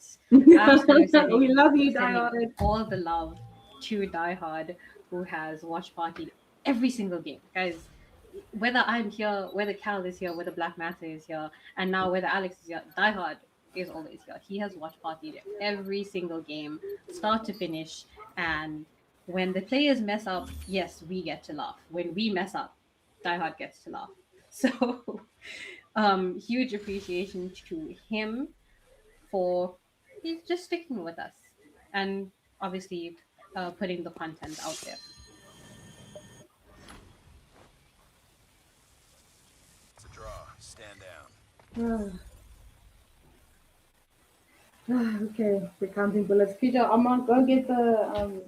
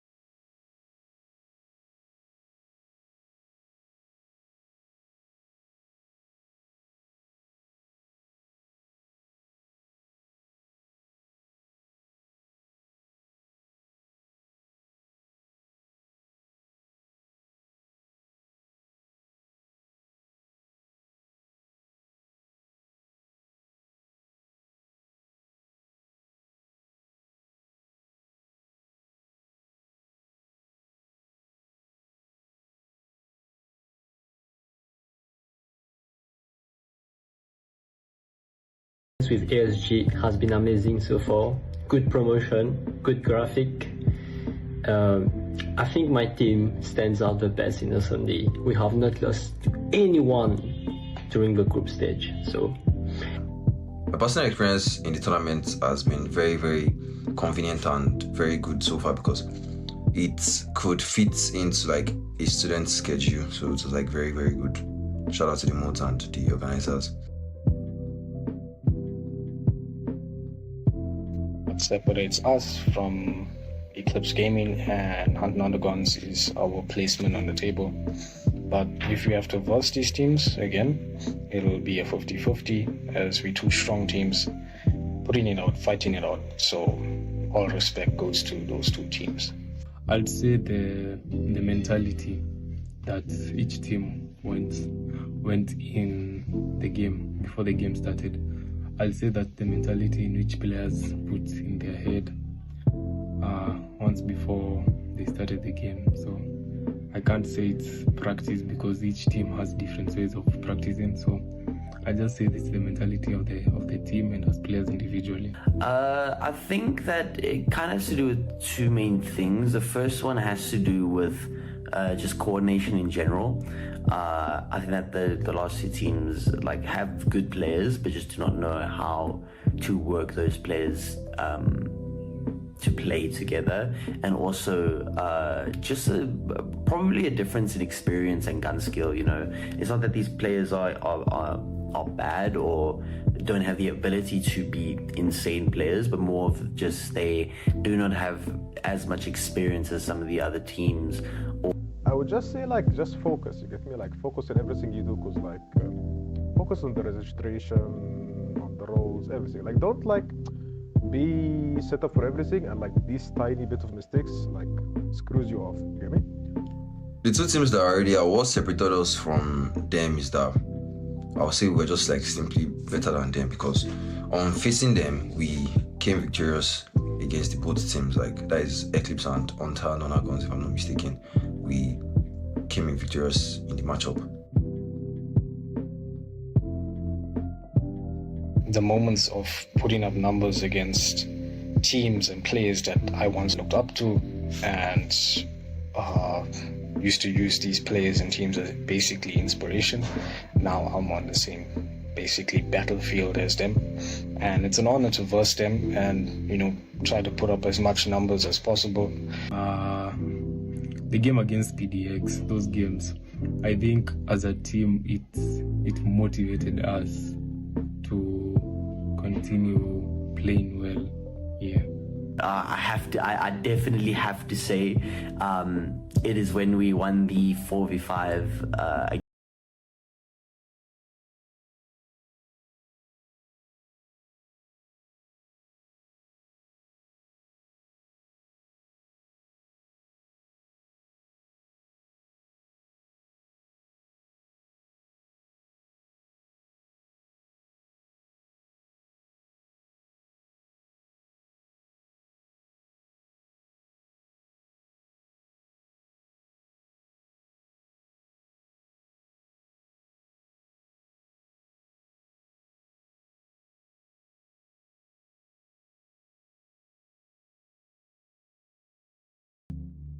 the team that myself and the team really want to eliminate is CR7.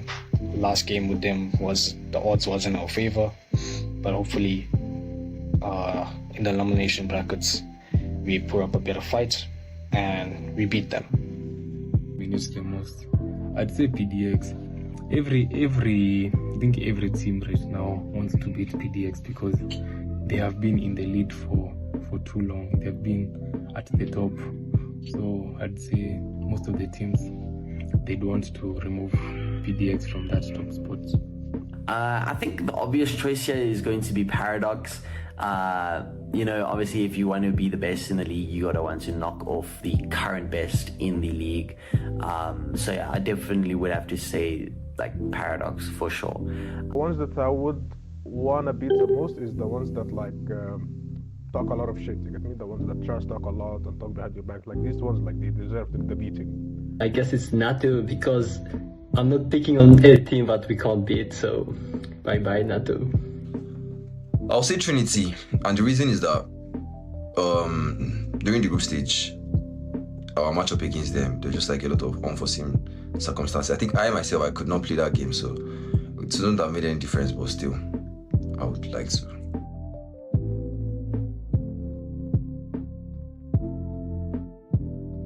The team I feel gets much hype is Trinity.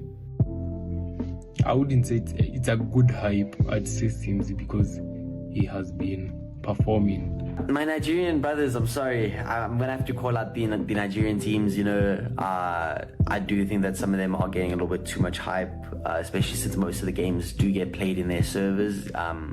But they do still kind of take a few losses here and there. I think like since like the last qualifiers, I think like it's always the Nigerian teams, especially Sierra 7 and Eclipse, because like I know like the Nigerian people, they love their national team so much. So I think Sierra 7 right now because Eclipse got a DQ. I mean, I think we are getting too much hype because, you know, a pickup team and everyone's like hyping us, and let's hope we can deliver.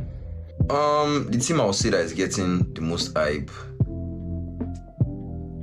is obviously Paradox, but I will not say it's too much. They deserve the hype. I mean, they are a stage 5 team, so yeah. My rate for the fantasy league is 10. Even like this fantasy league is like, it was like very good and very like new. I actually was very amazed by it. But hey, at least you can get some recognitions. If some people like don't know you, you can see yourself. So I actually haven't played it myself, but I do think that it is really cool. I've been seeing it on the sidelines, spectating. I've even had people messaging me, telling me to perform for their team and stuff. I'm calling you out, Stefan. But yeah, look, I do think it's really cool. I think I'm gonna rate it a 9. You know, it's fun to see how the spectators kind of compete with each other, try to hype up the players and get them to perform so that they could be at the top of the fantasy league. But I think that last missing point has to come from when sometimes people choose players in mind on this that either get like transferred out or don't play. I don't think I've seen a way to kind of adjust the team. I could be wrong though. But yeah. The fantasy, good job. Hats off to anyone working on the fantasy because it has been bringing lots of attention to the scene, and yeah, thank you.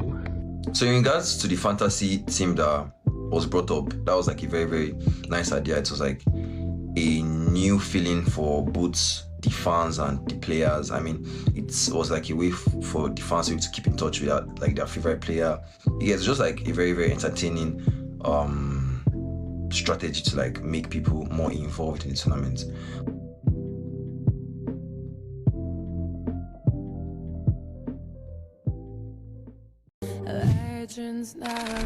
After a season defined by intensity, precision, and moments that separated contenders from champions, only the elite remain.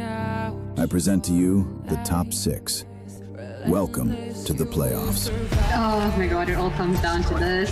Arrow says yes, but Squid and Cloud say no! MVDX are going to remain undefeated! All the but now the game's put down, much harder, they go! Only 5 more points and no single play inside the Cyclone! And much harder are going to win the very best! Think about 20 kills now, what?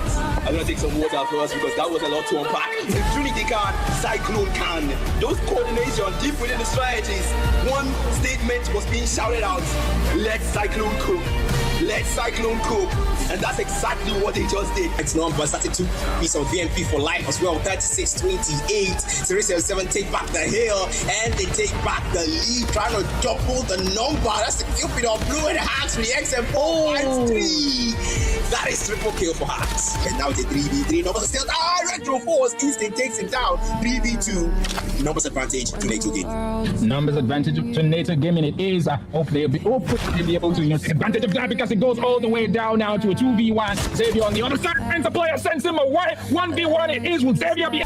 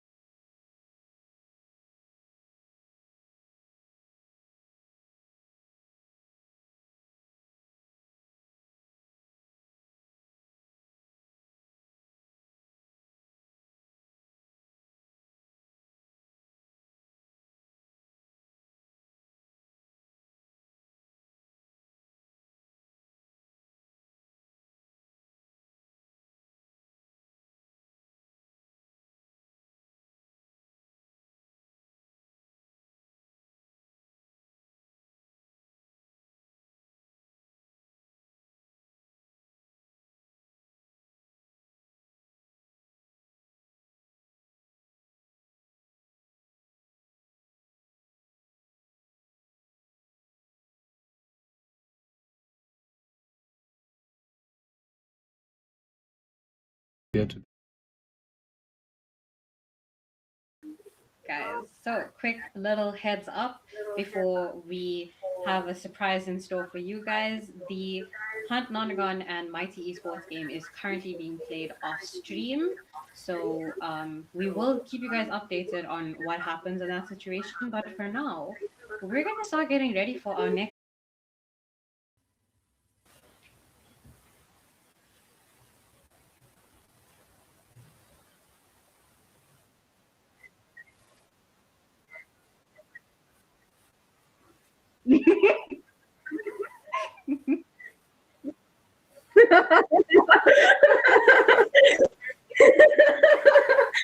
Time out. But yeah, we are. See, where's my face, bro? I think we're back. I think it's making sense now. Yeah. If I think my face and come, bro. I don't have lights, so that you guys have to do it, man. I don't know what that thing is called. He's just Yeah, flexing I mean- for us, guys. Yeah, flexing. I have to flex the muscles. I've been working out lately, so I have to do it. But you Yeah, guys had an everybody amazing game one. I think I watched it. There are so many, restarts, reconnects. I mean, one game took 2 hours. This is currently 9:18 p.m. and we still have 2 more games for this season. By the way, 2 more games. So I don't know what the plan is or how we're gonna get those 2 games across, because we have the winners bracket final and then we have the lower bracket final, because that's where we find out the 2 teams that qualify for the actual APS T1 event. But currently we're still in game 1. We have 2 more games and just wow, Black. Just wow. I feel like this is a world record, guys. 2 hours to complete 3 Yeah. games. I don't think anyone has done that before. Africa has set a standard. 2 hours. Well done, Africa. We've reached a world record. Definitely I did redefining that. African time mentality in that situation there, and also there's a first for everything, and even world records for things that aren't exactly pleasant are being set. So yeah, 2 hours, 1 game. Mark you guys, the ASG Gulag series, where they want to set that standard, and of course, Cal being the major reason why that is. Azana, what the hell do you mean, Carl? I wasn't even here, Bruski. But yeah, it's probably no. Actually, I'm gonna tell you guys how it is. It's server issues. So Mighty Esports are a Senegalese team, and they apparently play on EU servers. While of course Strix are a Nigerian team, and according to the rule set, from what I've heard, it has to be either NG or SA server. So it has to be an African server if you want to play in the APS. So apparently, Mighty Esports keep dragging them to EU, and the event does not allow that. So they have to find a compromise to make sure they're playing NG servers. And that's why currently there's about 1,000 people in the lobby that are all Nigerians just to pull these guys to NG servers. So it's really crazy what being done out here. But yeah, the rest of the game is going to happen off stream. Luckily, we're going to go to arguably our main event of the evening, winners bracket final, and I think a lot of us look forward to it. ASG are going to be facing us up against Strix Gaming, who, mind you, both had amazing days yesterday where they just came, they saw, they conquered. So are they going to continue? They started. One of them there is going to have to fall to the lower bracket, and one of them is going to qualify for the APS season 2. Well, definitely looking forward to that game indeed. And ASG, if I remember correctly, you seem to have an ongoing beef with them, Carl. So I think I don't even need to put you on the spot here at this point. I already know what you're gonna say.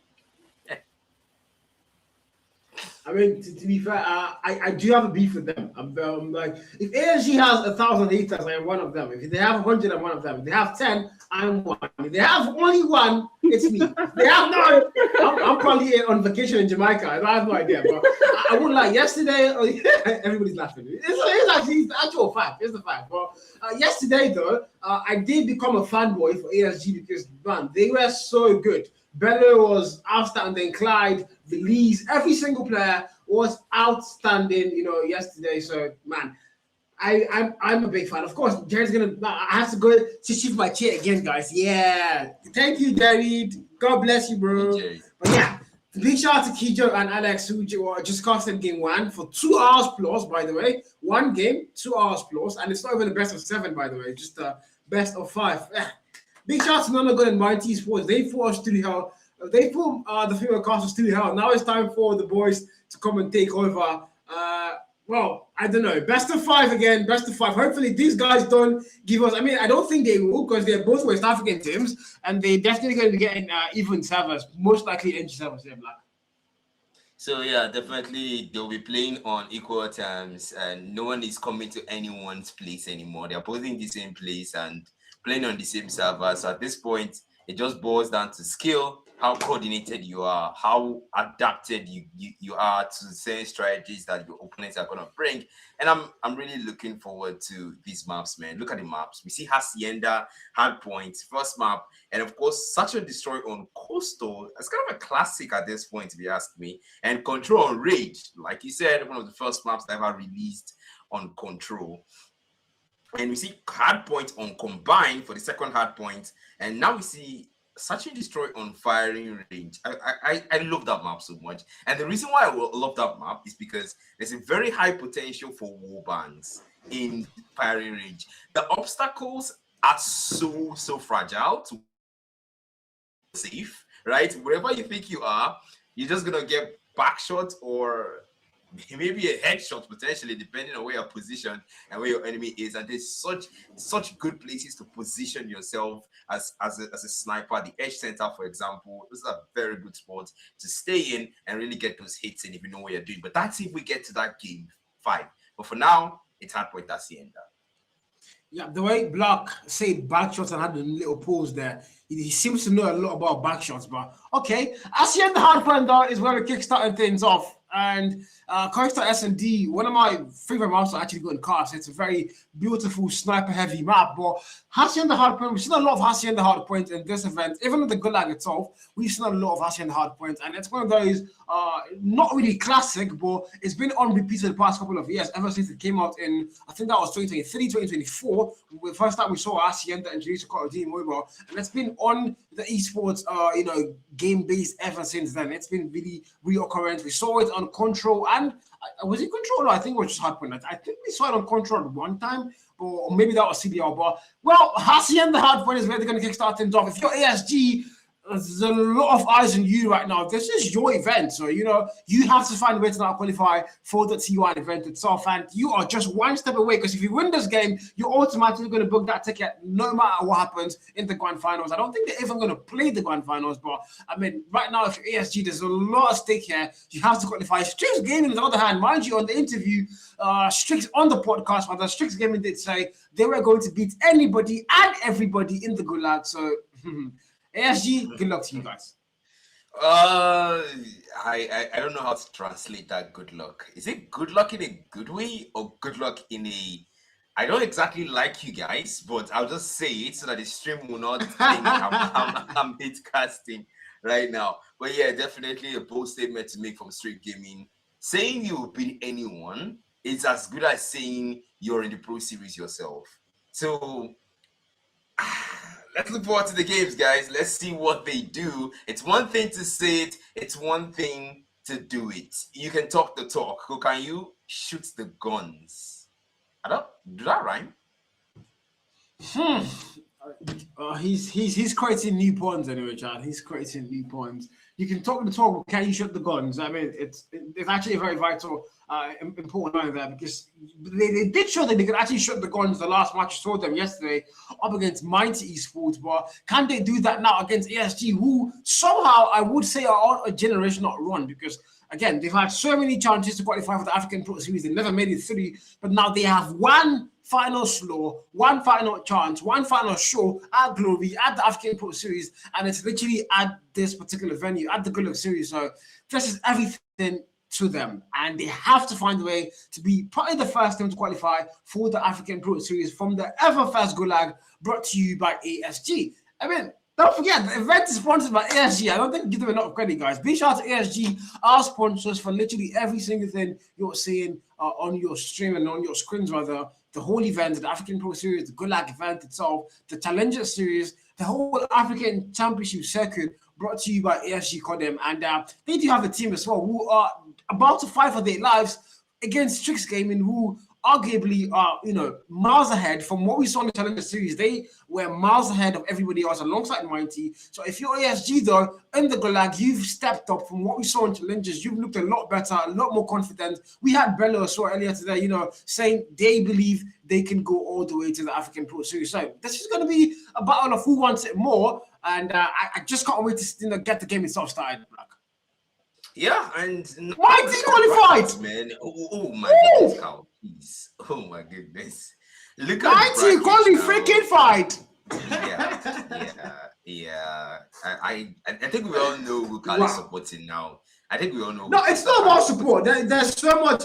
It's not about support. There's so much happening in the background. You don't really get it. I've been in the back end, there's even a lot of text and a lot of questions as to why the whole summer thing is happening. And I had to go ask the mods, and I was told there's a rule set that says you have to be on African servers, and I had to clarify that as well. So there's a lot of drama going on, and seeing Mighty shut down Nonagon is it's big, especially when it's most likely on their servers. And then Nonagon being the one team that came down the African Pro Series from season 1, so arguably T1, and then they don't make it back to the African Pro Series against 3 challenger teams. My God, Nonagon are not going to rest for the next couple of days because they are going to be dragged, and I mean dragged, Black. Yeah, imagine losing home. That can't be good, even in the community and also with the rep of the team. But now we get straight into the game, the Hardpoint, and of course, things are already looking really good for the boys of ASG if they really want to get into that Pro Series. They start out well, 12-7. The scoreboard is looking at a lot of switchblades in this lobby, man.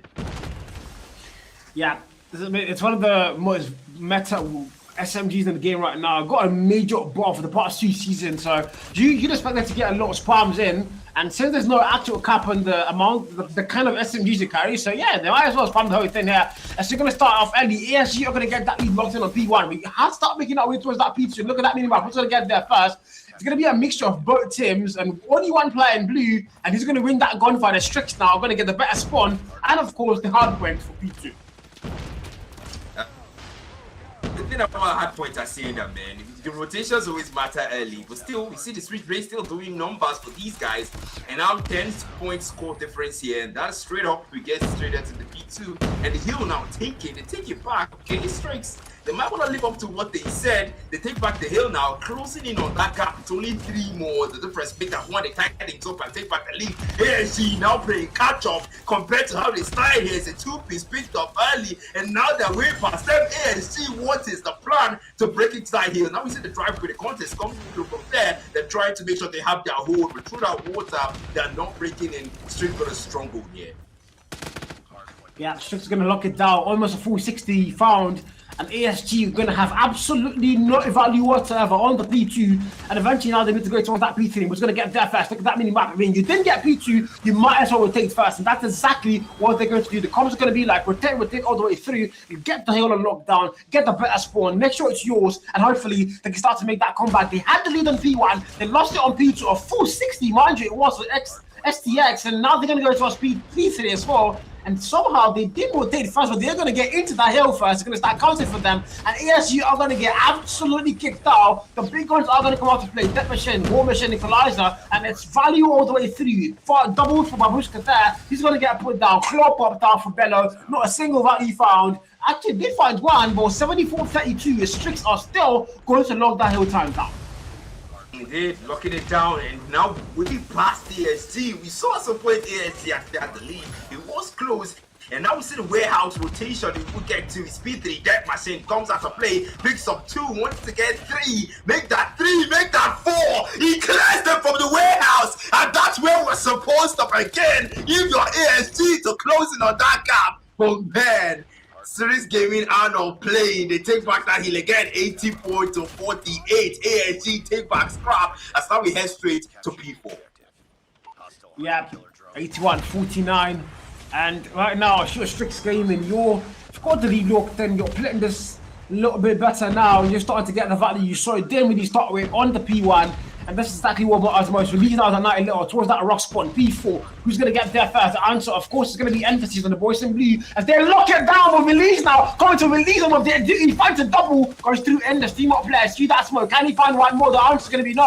Harp comes through. They are going to clear out that hill. And ASG are finally back into that P4. Strict scores by the Riverside. Doji comes in from behind. Hopefully can get a kill. The answer might be yes. The reload. Why? Did find the kill still, back in Fortress on that hill, and ASG are still going to lock it down as they start to make that comeback come through.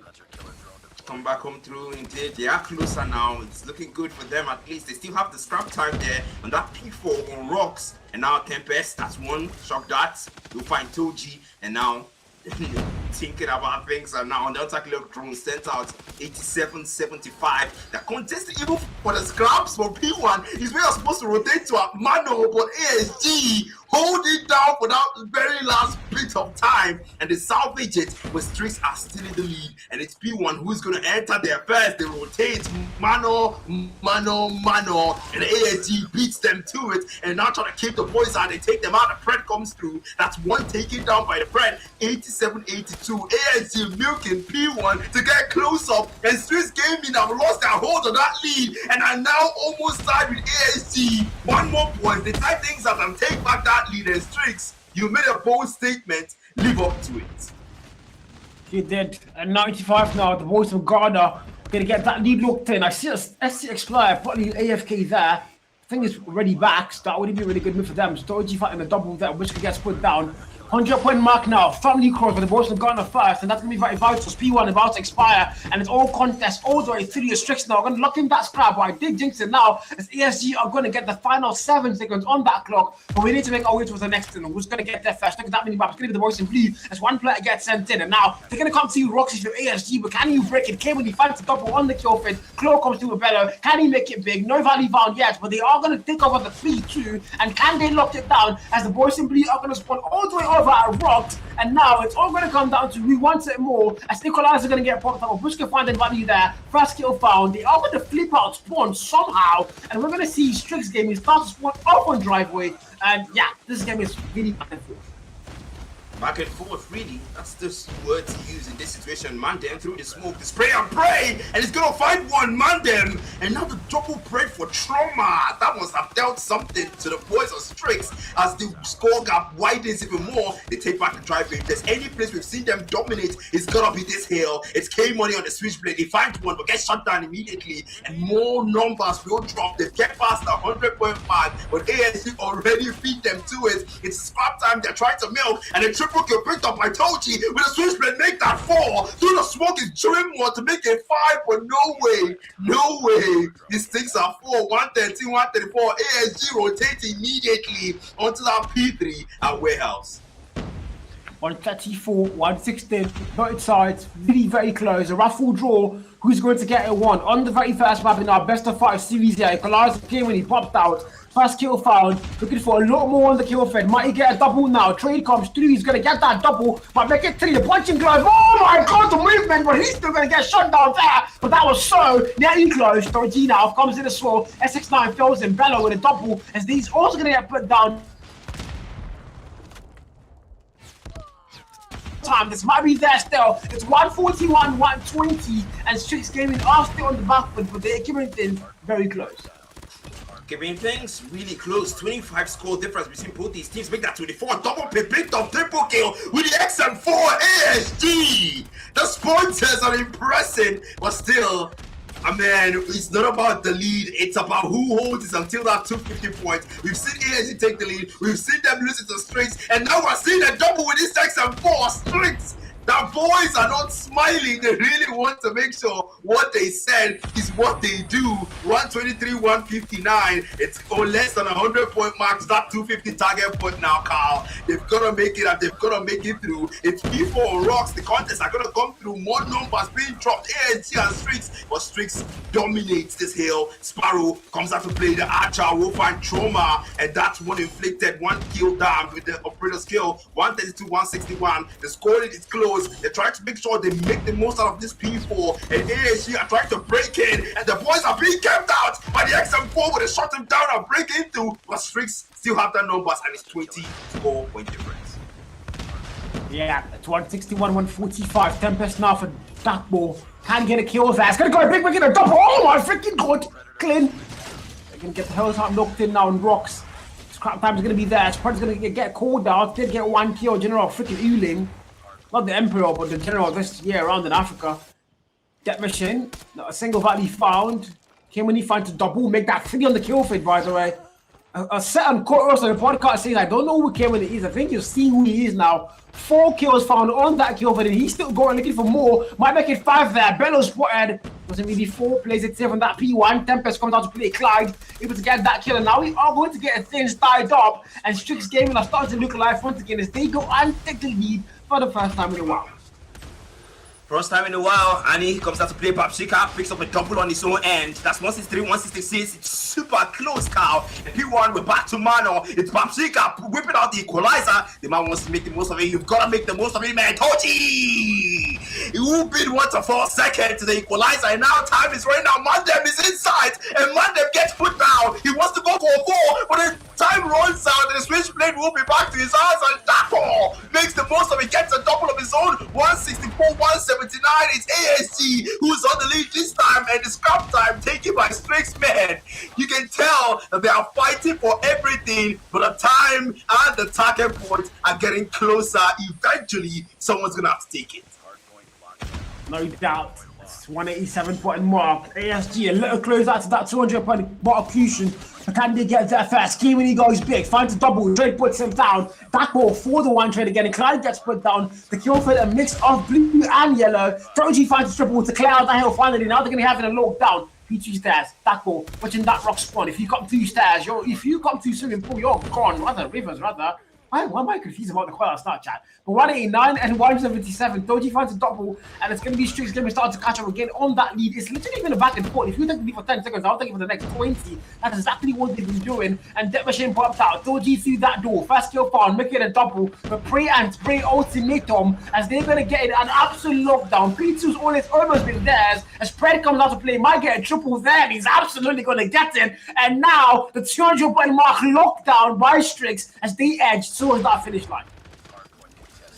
Finish line, that will be the Tempest. That ball finds one through the driveway. He sees the man, he sees them in their numbers. It's 3 who he finds. He wants to go for 4. The shot that will run out of Tempest, no longer available. Switchblade will have to make do for now. It's 30 more points until that target will hit. 220, 189 ASG. This is not the time to play catch up. Strix Gaming are closer than ever. It's that ball. The hunter can draw 5 Clyde. Another one move forward. The nade finds one through. Toji falls to that. And now Clyde will fall double kill as they will try to find more. AST 25 more points of Strix Gaming. If there's anything you've got planned for Hardpoint Hacienda, do it now. Do it now, you did, no doubt. 225, 195. Strix Gaming are going to have a lockdown, but you've got to finish off. You can't start to choke it. You can't start to get too comfortable because you know one thing about ESG. They are going to bite back. They are going to utilize the little mistake you make, and they're going to make it absolutely a banger of a comeback. As now they're also about to hit that 200 point mark. They're going to set here very foot soon. 189, 199, 200. They're both there.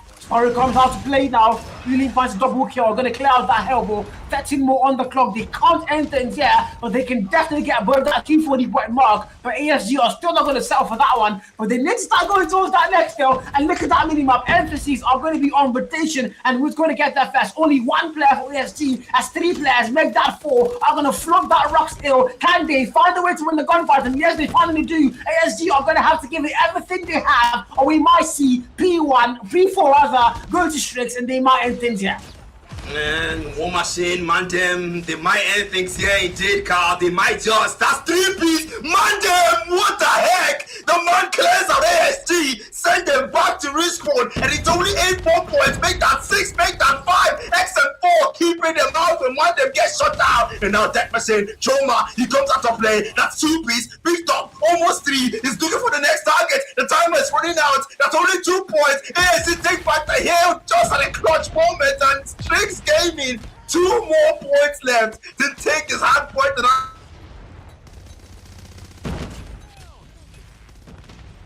Strix Gaming the play, and geez, Carl, what am I watching? 248. ASG are not settling. They're not going to let 10 to the P4. We need to get back to P1 now. Who's going to get that first? Rotations are going to be very important. It's only 2 more seconds on the clock, and you can make this whole thing your Strix gaming now. Can they step foot in? Look at that. Look at that mini map. It's super simply around the hill. ASG now flooded this road. Tempest, Dapo. This might be the play of the freaking match. It's 1 more point. ASG say no freaking way. They wipe them out. Bello and fight the double. Cloud finds 1 more. But they don't make some very, very vital. ASG on nearby. Now Strix, 4 trade. Release finds 1. Dapo puts him down and wins the freaking game. And Strix Gaming are going to end things in style. But my God, that was a banger of a winners bracket final map 1. What? Honestly, man, that was something else. Strix, what took you guys so long? How, man, you can tell they really stayed on 248. I was like, how are ASG holding these guys down? Man, that was something else. You take the lead, I'll take it. You take the lead, I'll take it. And then at some point, Strix just came, dominated, and just took everything back. And now we see the stats, man. Just look at stats.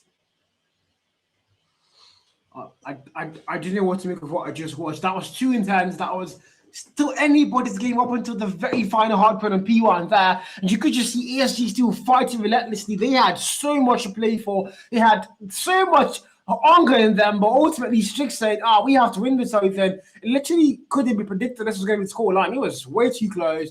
Nobody was comfortable. It was all about ultimately who was going to end things in their field first. Ulin on the 59 kill mark, almost 18 that 60 kill mark. Trouble on 50, 51 for Babushka. Literally everybody in the lobby apart from Mandem above that 40 kill mark. The hardpoint time I saw, mind you, for both sides is absolutely not lacking. Everybody on the losing side above the 1 minute mark. And of course we have Toji and Ulin above the 2 minute mark on the side of Strix Gaming. And my God, this was an absolute banger of a game, brother. Yeah, it was an absolute banker, man. Strix Gaming really came in clutch in that moment. It was so close. I feel like if they had slacked even just a little bit, that would have been ASG's because they really fought well. Those death machine clutches were something else. Those death machine triple kills, double kills. That if they even made a teeny bit of mistake or a teeny bit of underrating ASG, that would have been ASG's. And then, well, Strix Gaming, you started out well. Now you know what you're fighting, what you're up against, and hopefully they don't even make them come this close. Because if you're ASG, you will make sure you prepare your contingency plans against Strix. But these guys made a bold statement, and as you can see, by taking game 1, they definitely want to live up to what they said. Yeah, we will beat anybody and everybody in the Gulag series. And so far, they've done exactly that. The hard game in style, but it wasn't any close game. Not really, settle for less up until the very end. And now S&D Lurton is going to be on Tunisia. Set on Costa, rather. I took that back. 5v5. Who's going to get the very fast kill? Look at that. Given Mangum's going to get put down Belize with the first load. And if you're Strix, well, you're in trouble here. That's a good way to put it, man. You're in trouble here, indeed. Now 5v4 ASG. I mean, the numbers advantage. HSO, weapon in hand now, Babshika, and the man is just waiting, playing the waiting game. Who's gonna come through with that corner first to bust them down? But the man is just making sure he waits, and now we see the other side, the POV of Dapo, just waiting as well. Both of them are doing the same thing. Who's gonna make the first move, Carl? I want to know who's gonna make the move. Look at that big map now. Toji's there. There's a player in bleed on top of him. I don't think he has any idea. Behind those battles, it's going to be Belize. This is literally, it's more of who is going to find who first, and they are playing a hide and seek in plain sight. I've got no idea how this even works. And Doji Alpha just slide in like Michael Jackson, and I think Belize sees him first, and that's going to be a free kill. Best confirms that one, and it's a 5v3. The bomber's not been planted. There's a lot of time on that clock still, 40 seconds and counting down. So if you're ASG, you do have numbers, and you might as well play that waiting game. That for time and find the kill. Trade puts him down, and now 4v2. It did, and Dakpo falls. That's 4v2, sniper in hand. Oh, what the heck? Oh my goodness, came on, he got sniped, and now 1 man left for the boys of Strix. 1v4, and it's him, Uling, with the XM4. Pun intended. He gets the plant in, and now location giving out. He's gonna have to make his way out of there because now the 4 boys are now charging like bulls towards that B bomb where he planted it, the A bomb, brother. Now the sniper picks up 1. That's a great start. 1v3 now. numbers now reduced. At least maybe he can clutch it. He sees the other one walk up. That's an no time wasted. They go for the defuse, and that's the round gone to ASG 1-0. Yeah, first round found, and I mean, if you're Strix, well, this is not the dream start of a round in S&D you want to go and have. But if you're ASG, this is exactly what you're hoping for. You've lost the hard point. You might as well start things up in the best of 5 series, and it goes to that map city where things are on equal footing. But there we go again, 5v5. Nets are going to get thrown. Smokes are also going to get thrown. Trophy systems are going to get put down as well. Very vital. And snipers are yet to open up things here. We did see that very first sniper from Belize the last round, but Strix are going to take a different round. Shotgun fills him. The marksman was getting that gunfight won. Wishka now falls with Doji with first blood. First blood drawn, and now numbers advantage is going to be the consequence of that action. So far, they are still just slowing things down. We see the boys of ASG just concentrating their numbers towards that B bomb, and now the boys of Strix Gaming as well doing the same, but still, Trauma will fall to man them. That is sniper shot. And now 5v3, Strix Gaming definitely sat up a lot this time around. They do have the numbers advantage, maybe a flawless round, if I'm not exaggerating or jinxing the whole thing. Maybe a single pixel for Mandem. Maybe want to get a double in this round alone. That's told you with the Type 63. He might walk into this one. He might see them. And that, yes, he does. But the man walks out of that fight. They might want to push him. But no, they don't. They hold back. And they just wait in position there. It's still 3v5. They still have the numbers preserved completely. The bomb picked up, not planted yet. And that's release. Oh! HSO! Almost a double. Came and won for first. And now that's a corner. Yes, he does. Double kill picked up. HSO. So this is the sniper now. Maybe a HSO triple. Maybe another bomb side. Yes, it is. A triple. Unofficial. That ball added to the tally. And it's 1v2. Strix. Somehow, from 5 to 2 members, ASG, can they still clutch this? At 1v2, not release the last man standing here in a very bad sport. When the first round, Jesus Christ, they don't see him! Jesus freaking Christ! He doesn't fight a double! Oh, come on! Stoichi puts the last bullet through him, and that's it. 1-1, we are tied up. And she make our way to around 3, but I would have said that was good trigger discipline, but it just didn't really mean anything at the end of the day because I got the first kill, nasty quick scope there, but the second kill was going to happen. Manda with the very fast, but the Clyde's going to get put down. Now Strix Gaming are the ones putting ASG in trouble as we load around 3. In trouble is the word to put it. It's the word to say, man, because ASG have lost the round cushion they had. And what the hell was that? OG and Dapo dropping like flies, and that's Bello doing the numbers there. 4v2, just like that. It's 3 members who fall, and now 2v3. Bello who get taken up by Mandem Trauma added to the tally. Maybe go for Warbang, maybe release by get that Warbang. It's 2v2.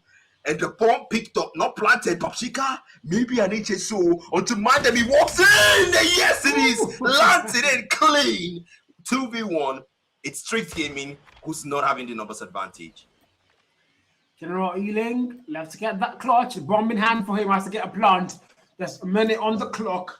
It's going to be poetic, however he does this now. Moving towards the east side is all alone. There's 2 players.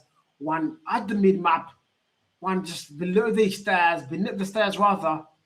Who's going to make that move in first? Ealing. He's got a plan at the bottom soon. 2 kill mark for him in this round. Bushka's close by with a shotgun. I think info is going to get given out of Bushka. He knows you're there. You might as well want to maybe probably move it. But if you're Ealing though, you've got to plan the bomb soon.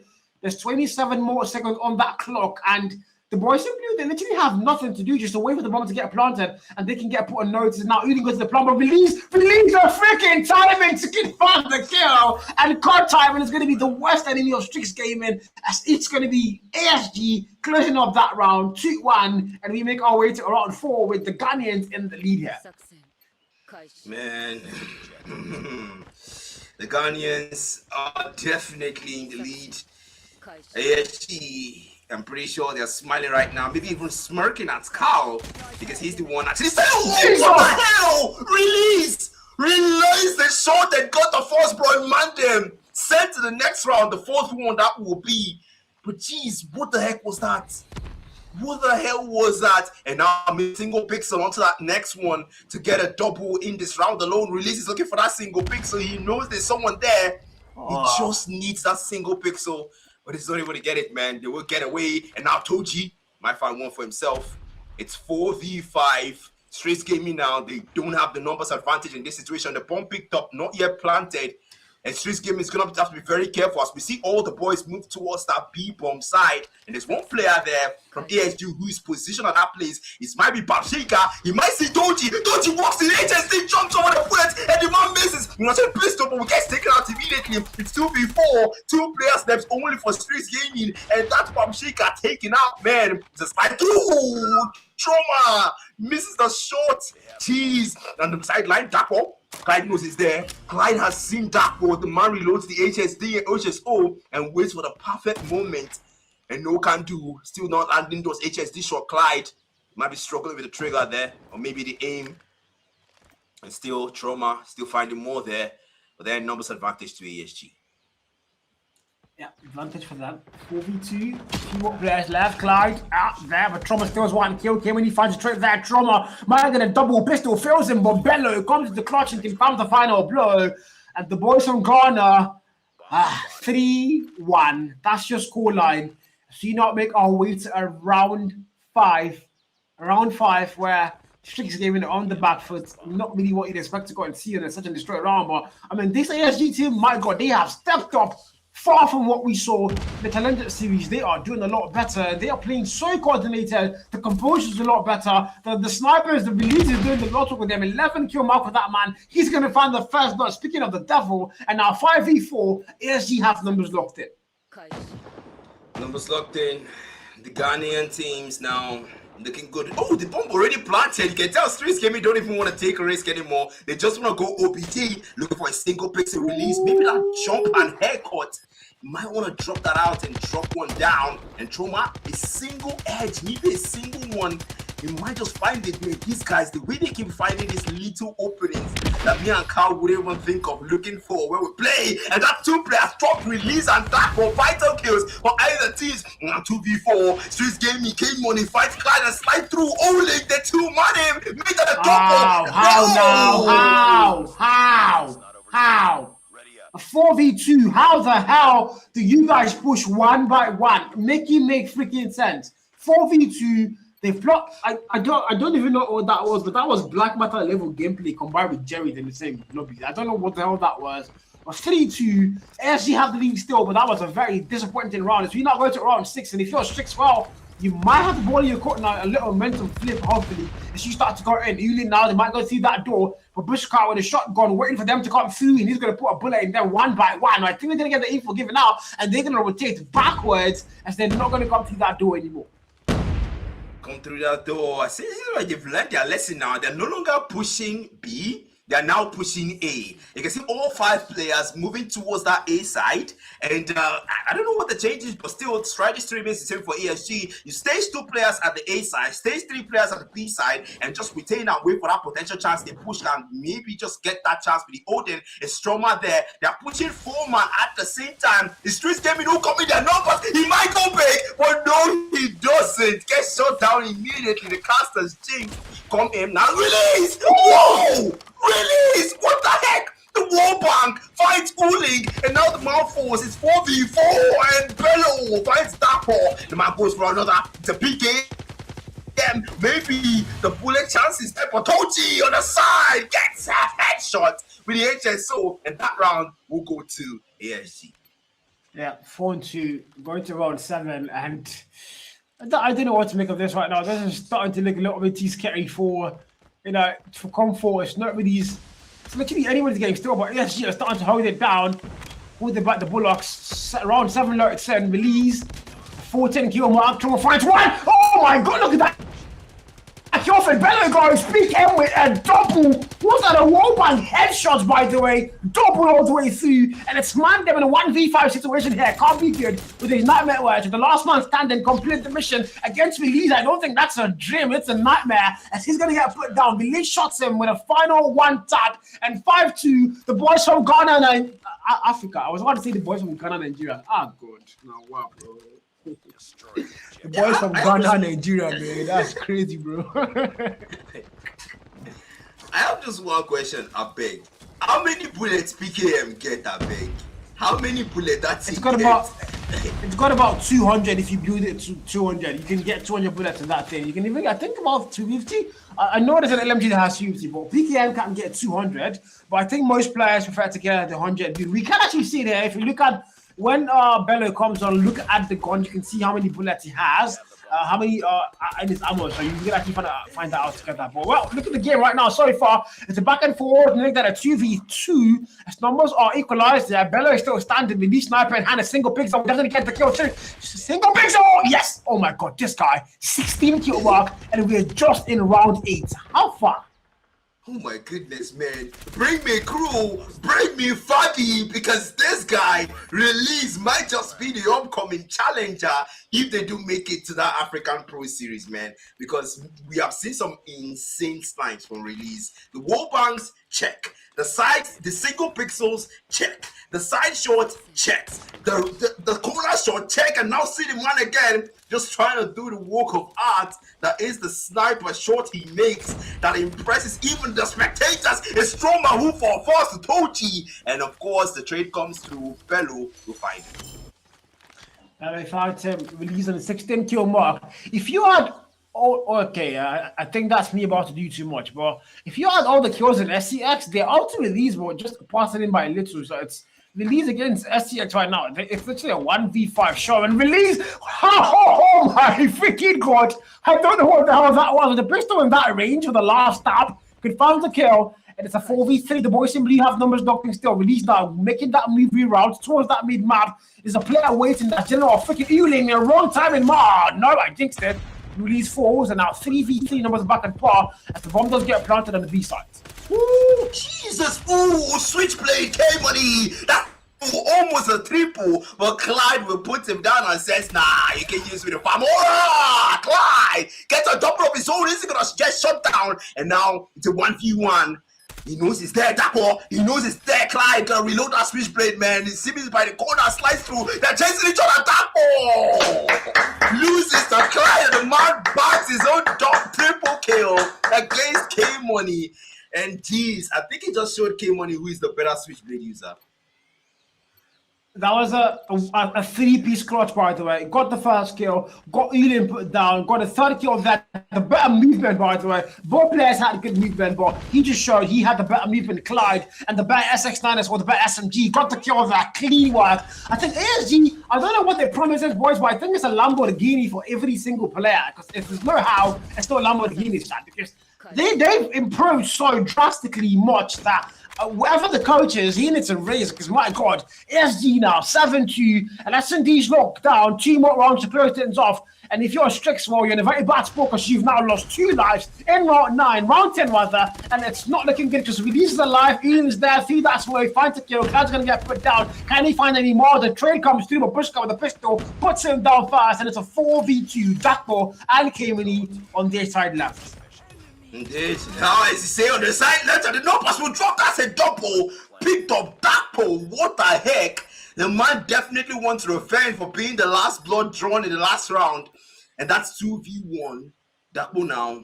Maybe a redemption arc. Babshika and Trauma. Last man standing for ESG. 1v2. They've perfectly positioned themselves to flank the man, but the man is going to go around them and hopefully not walk in their midst because they are waiting for you, Dapo. They are there. And the man goes for the side. Of course, they are there. It was a perfect flank. ESG played that well. Match point for them. Map point rather. This is it. They're about to force a map 4 potentially. We are going to be here for the whole freaking night, no doubt. 8-2. A Bushka on the 8 kill mark. 20 for Release. I'm very sure if I had all the kills now for the boys of the Strix, it might not be up to 20, but my math feels me. I think it's more than 20, guys. But even though, man, what the hell? 20 kills, and he still counted more. That's what finds a kill, man. Then finds one. And I think I'm jinxing now. Release pistol, 21 freaking kill mark, and he's still looking for a lot more, isn't he now? The boy's an absolute beast of a man in a 1v2. If anybody can get that clutch, it's got to be this man, Black. Yeah, I think for the first time, right, we can actually confirm that statement. If anyone can, see Stoji there and Dapo as well. They walk in the same flank strategy that ESG used. Now they want to use it against them. It's like, hey, have a taste of your own medicine. They wait for him at that A. The bomb has not been picked up though. He can't go for the B. B, but then the problem here is the bomb has not been picked up and the bomb is at A, so eventually he's still going to have to come close to them if he wants to do anything objective related, but he's only got 58 seconds on that timer. You've got to make your move somehow. You got to check your corners. We are waiting for you. The nade goes out. That's going to be a wise decision there.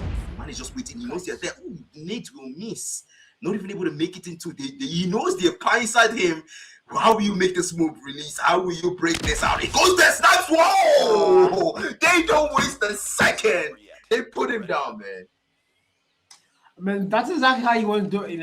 You're on the opposite side. So if he's lighting like Prime Michael Jackson and wants to get a kill, he can get the kill, but the trade is short. And I mean, they're just lucky that they didn't somehow lose that 1v2, because that would have been Infinity or lost, and they wouldn't be able to extend that to anybody. Not even Black Matter, who's a bot. But anyways, 8-3 as Strix Gaming are starting to get numbers back in their favor here. Can they stage that comeback? I mean, they need to get about 6 back-to-back rounds and things in their favor. ASG on the other hand, though, 1 more round. They get a very fast plant on this round, and Strix Gaming now are going to get put on notice heavily here.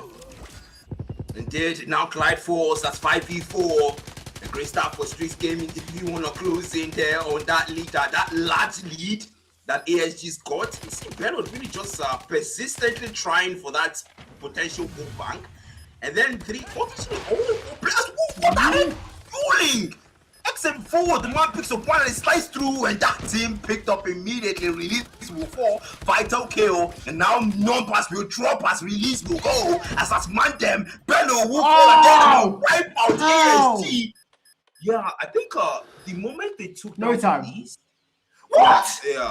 Yeah. Those time.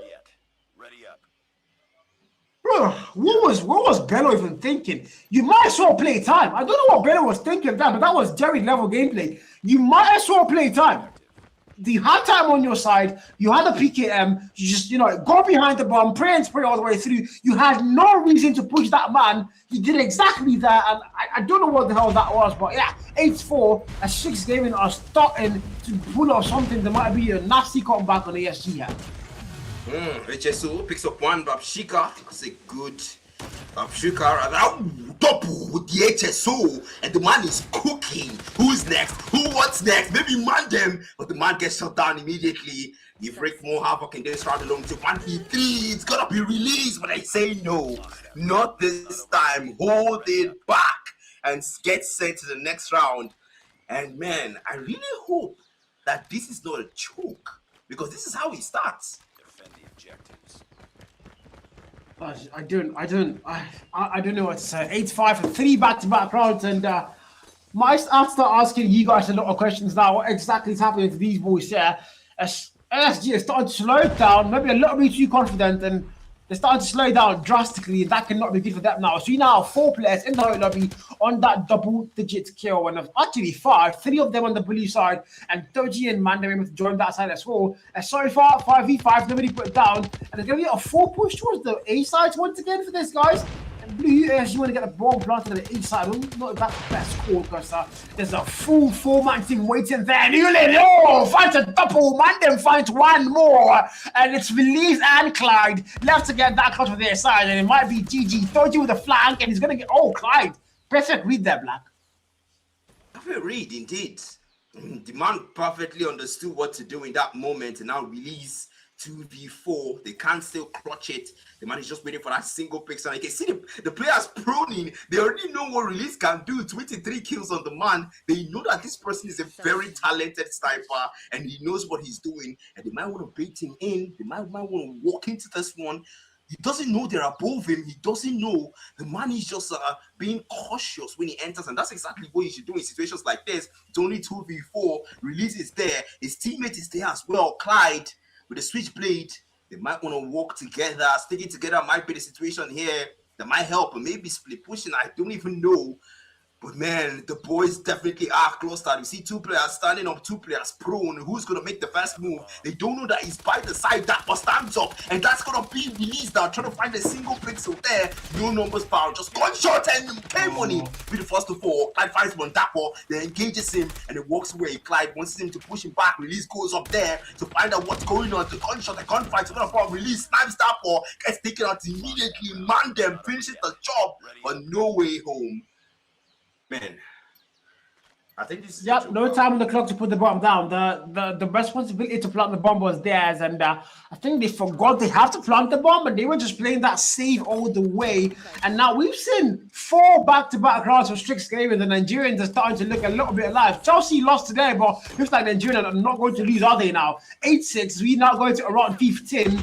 Nate's going to get thrown. Smoke's going to get thrown. No Vatley found. Trauma on that mid-map, looking at that nasty angle. I don't know what exactly decided to leave a hole in between those boxes. It's condemned. You guys cooked with that one, but okay. 5v5 though, released on the 24 kill mark, and he's been a bit quiet the past 2 rounds, just barely finding a kill. So I mean, if you're Strix now, you're starting to get a little bit of leverage. Can you now continue as you started and hopefully pull off that comeback that nobody saw coming? That's one shot dropped. Release. That's a good way. Man, 24 kills on this man who gets shot down. 2G vital kill and gets traded out immediately. That's punishment for what you did. And now Clyde gets sent out already. 3v3. The numbers are now tied. And ASG, you don't want to keep giving rounds to Strix Gaming. You don't want to choke this because Cow will definitely say something about that. Oh, I'm going to say something in the chat, by the way. I said if ASG lose this, they might as well go and start an egg business because, I mean, 8-6, and it was 8-2, 1 round to close things off, force them out 4 potentially, and we're not seeing almost a full-on reverse should come through and touch and destroy. But again, don't forget, there's still 1 more round. They just need that little moment of brilliance coming through, and Release is not alive, so somebody else has to bring that for them now as they go through this dark on the 7 kill mark. The boys simply are going to cloud that E side as now they put the bomb down, and now we're looking forward to seeing Strix go and circle in towards the E bomb. 40 on the clock and counting down. That ball first to go in, 5 to kill, and then first. Oh, more 8-7, bro.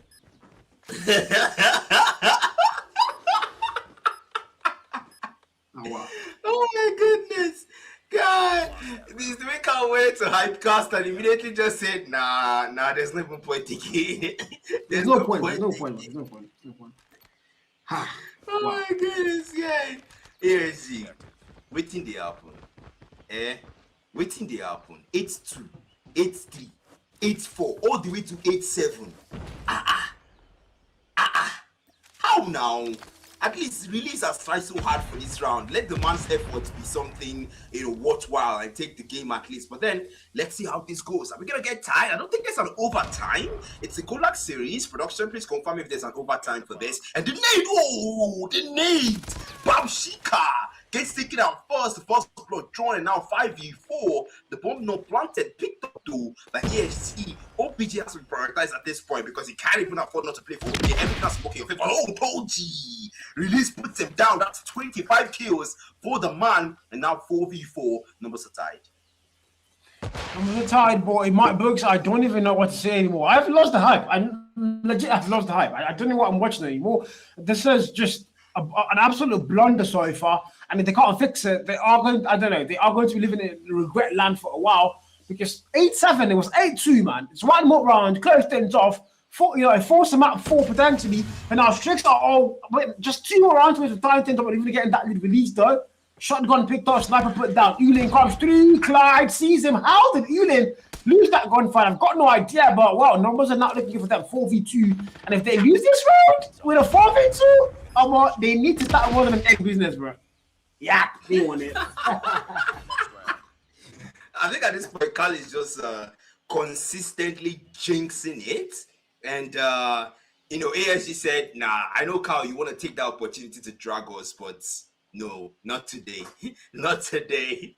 They take it finally. And now we move on to control on raid, which honestly, I am actually happy that ESG took that. Because if Strix are taking that, I can't even imagine how Release will be feeling right now. To be too honest, I can't even imagine how the I'm probably guessing how the ASG mod changes. How Williams is feeling right now. He's probably on his chair, gasping for air, like, oh, I can't breathe, And then finally they go and win the game, so now they can breathe. Changes alpha, relax, breathe, bro, breathe. You can now breathe air because finally they're going to end in their favor. 28 kills mark. However, for release, this man was on absolute fire, on the possible best form it can absolutely be. And you safe to go and say this was a signing of the season for ASG in the Challenger series. And ASG, when are we going to sign Carl too, bro? So I can get up 90 kills in SG, bro. I think definitely you guys shouldn't sign Carl. Someone has openly declared a shade. Oh, you guys, I don't, ASG, please don't sign Carl. I can see a comment right now on the white tee, the ASG white tee, and Shepsy says ASG won't choke care. Honestly, I think both of us thought that at some point, Carl. I did. I did. It's not even thought. I mean, there was a point that when I saw 8-7, I was like, yeah, GG's guys, it's gonna be this is it. It says they'll chuck the whole thing. Good might as well say good night and goodbye to them. That's it. But well, they still find a way to pull through. They are going to win the whole thing. 250-238 on Hardpoint. Strix won that one. 9-7 touch and destroy. ASG are going to Bentley. And mind you, it wasn't supposed to be ever, a Bentley in any world because it was literally 8-2 and 8-7 and 9-7. And the comeback was almost happening, but ASG somehow find the way to lead through that, clutch the whole thing, and we're going to raid control with a tie. Where it's going to be a tiebreaker, where we are now 1-1 on our best of 5 series here.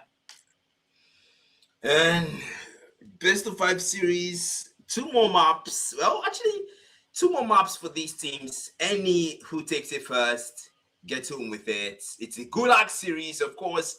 ASG versus Strix Gaming. Strix have been showing pretty strong gameplay, in all the moves we've seen so far.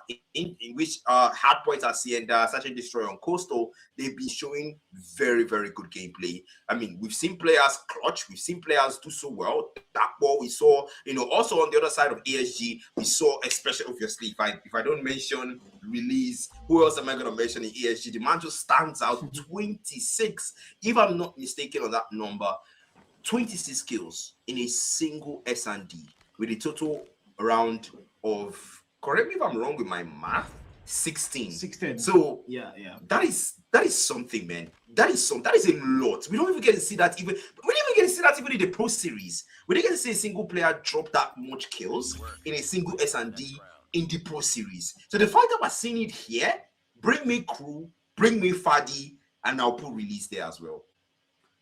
Hey, damn, that's a bold take, wow. That's a very bold take, man. Release is so good. Black had to nerf him by giving him 26 kills while it was 28. He had to take away 2 kills. That's how good Release is, guys. I mean, to be fair, he is good, but put him in on the Fadi level, the Crew level. I think you're being a little bit too fast there, Black. I don't think he's quite on that level. Especially considering who he's playing against. Strix are quite a good team, but against PDX, we see him dropping the 28 against PDX. Plus, we can. We're not saying he can't, but he hasn't done it yet. So you can't really put him up against the Faddies who have consistently dropped all those number of kills against actual T1 teams. So yeah, good player Release, but has a long way to go before we can put him in the same table and discussion as Faddy and even potentially Cool. But well, we're making our way now to raid control where the kickstart ends off once again. It's 1-1. It's all the way now to round 3. Rather, round 1. First to get 3 rounds. So we're now going to a 30v30. Let's get that actually started now.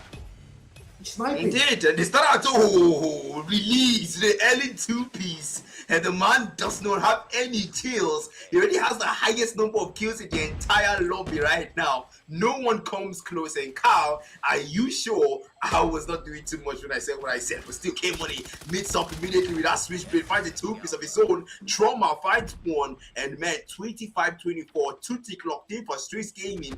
These boys did not come to play. They're actually in the spawn, by the way. ASG don't have lives, but they're in the Strix Gaming spawn.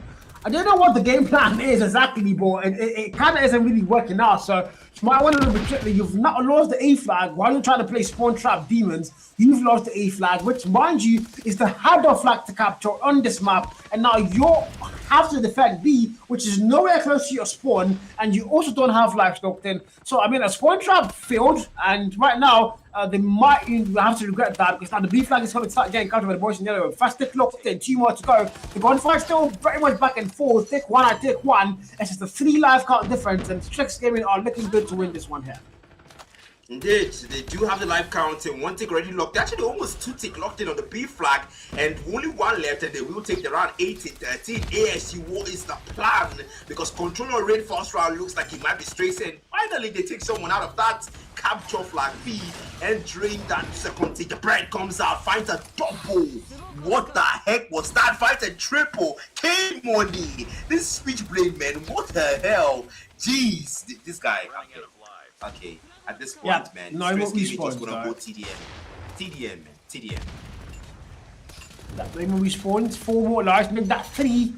Stealing now, praying and spraying the B flat capture. 1 tick locked in, about to make that a double. Yes, it is actually about to make that a triple, and there's not a single player for a contest inside, as that's gonna be an easy round take there for Strix Gaming. Again, we saw what happened there. Why did they commit 2 players? Chose the spawn trap. You didn't have lives locked in. There was nobody watching the A flag. You lost the A flag in less than 30 seconds. I mean, everything happened up so fast, and the strategy to go and spawn trap, it wasn't in at all. And they've paid terribly for that mistake now. And well, that's going to get flipped out. ASG are not going to be on the attack, and they're going to go for the B flag first. K-Money never stopped them, but Babushka is going to put him down at once. And back and forth comes through, and 29v29 laps are very close. Very close. That's a Sparrow, Uling, the archer he is, finds a 2-piece there. And man, 26-27, Clyde as well brings out a Switchblade and deals some decent damage, taking 1 down. And now Release is still on 4. And we saw him start out well with when the entire control started. And we saw him at the top of the lobby. Right now, Toji and Uling. Uling is actually the one, besting everyone when it comes to the highest kill. Man's got 12 kills on his belt. And the points of Strix Gaming now, they really gotta look at what's going on that B flag, because 2 ticks are already locked in for ASG. They're really gonna get there and disrupt what's going on now. Toji, Switchblade finds Bello, Death Machine, Traumas looking for a target, but the time runs out already, and he's gonna have to make do without it. Yeah, B flag gets captured though. That's the most important thing. Flag captures in control on the map like Raid, but now they have to go for the harder flag, and that's gonna be all rotated down to that E flag. They do have the 1 count live.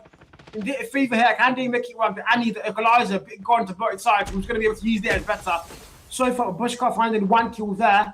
Tempest popped out. They're going for A flag capture now. Mandem with the Annihilator Azal. Not able to get that shot quite landed. There's a player in that top bedroom. He's still trying to get a wall bangs. And okay, Mandem. I think even Jade would actually get those shots. Listen, Azal, that was a pretty battle. Equalizer from K-Money. Now the bread comes in again. 5-1. Adds into the tally. Clyde OB. It's 15-10. Strix don't have numbers, and ASG have 1 tick locked on the A flag. They might be looking good for round 2 of control. And starts a 2-piece by Mandem with that XM4. Devilman. No, that's not Devilman actually. Is that Trauma? Yeah, that's Trauma. Sorry guys, I think I need some Cow's glasses at this point. Yeah, it's just 700,000 there. You can send me to my account and I'll send you mine. But well, back to the game. The Babushka takes out Doji. It's 11v4, and Strix are going to get to the land of no more respawns first. And only 3 more lives left to play for. Make that 2. As it's all down to K-Money and his friend Ulin. Ulin gets put down first, sent to that Gulag, and K-Money, the last man standing out for their side, in a 7v1. An onslaught it might be. It's Clyde. Puts him down in 1 foul sweep with an SX9. And we are tied up 1-1, 1 apiece of both sides. We now go to round 3, where, well, control rate so far literally can be anybody's game. Yeah, I also think that the whole thing can be anybody's game. The whole best of 5 fixtures, because we've seen both these teams go at each other's throats non-stop. They did the same thing in Hardpoint, did the same thing in the SND, where ASG almost choked. And now we get to the round 3 of Control, where you take one round. The first round was taken, K-Money gets a double. The first one was taken by Streets Gaming. The next round taken by ASG. They're doing the same thing here, man. It's just literal back and forth for the entire best of 5 series. And the 3-piece release wants to keep up and meet up with Ooling's total kill. It's at 15, K-Money it's at 18, and man, the boys of Streets Gaming are trying to show Release that what he pulled off, and the man gets another with the Annie finally runs out, but then the damage has been done.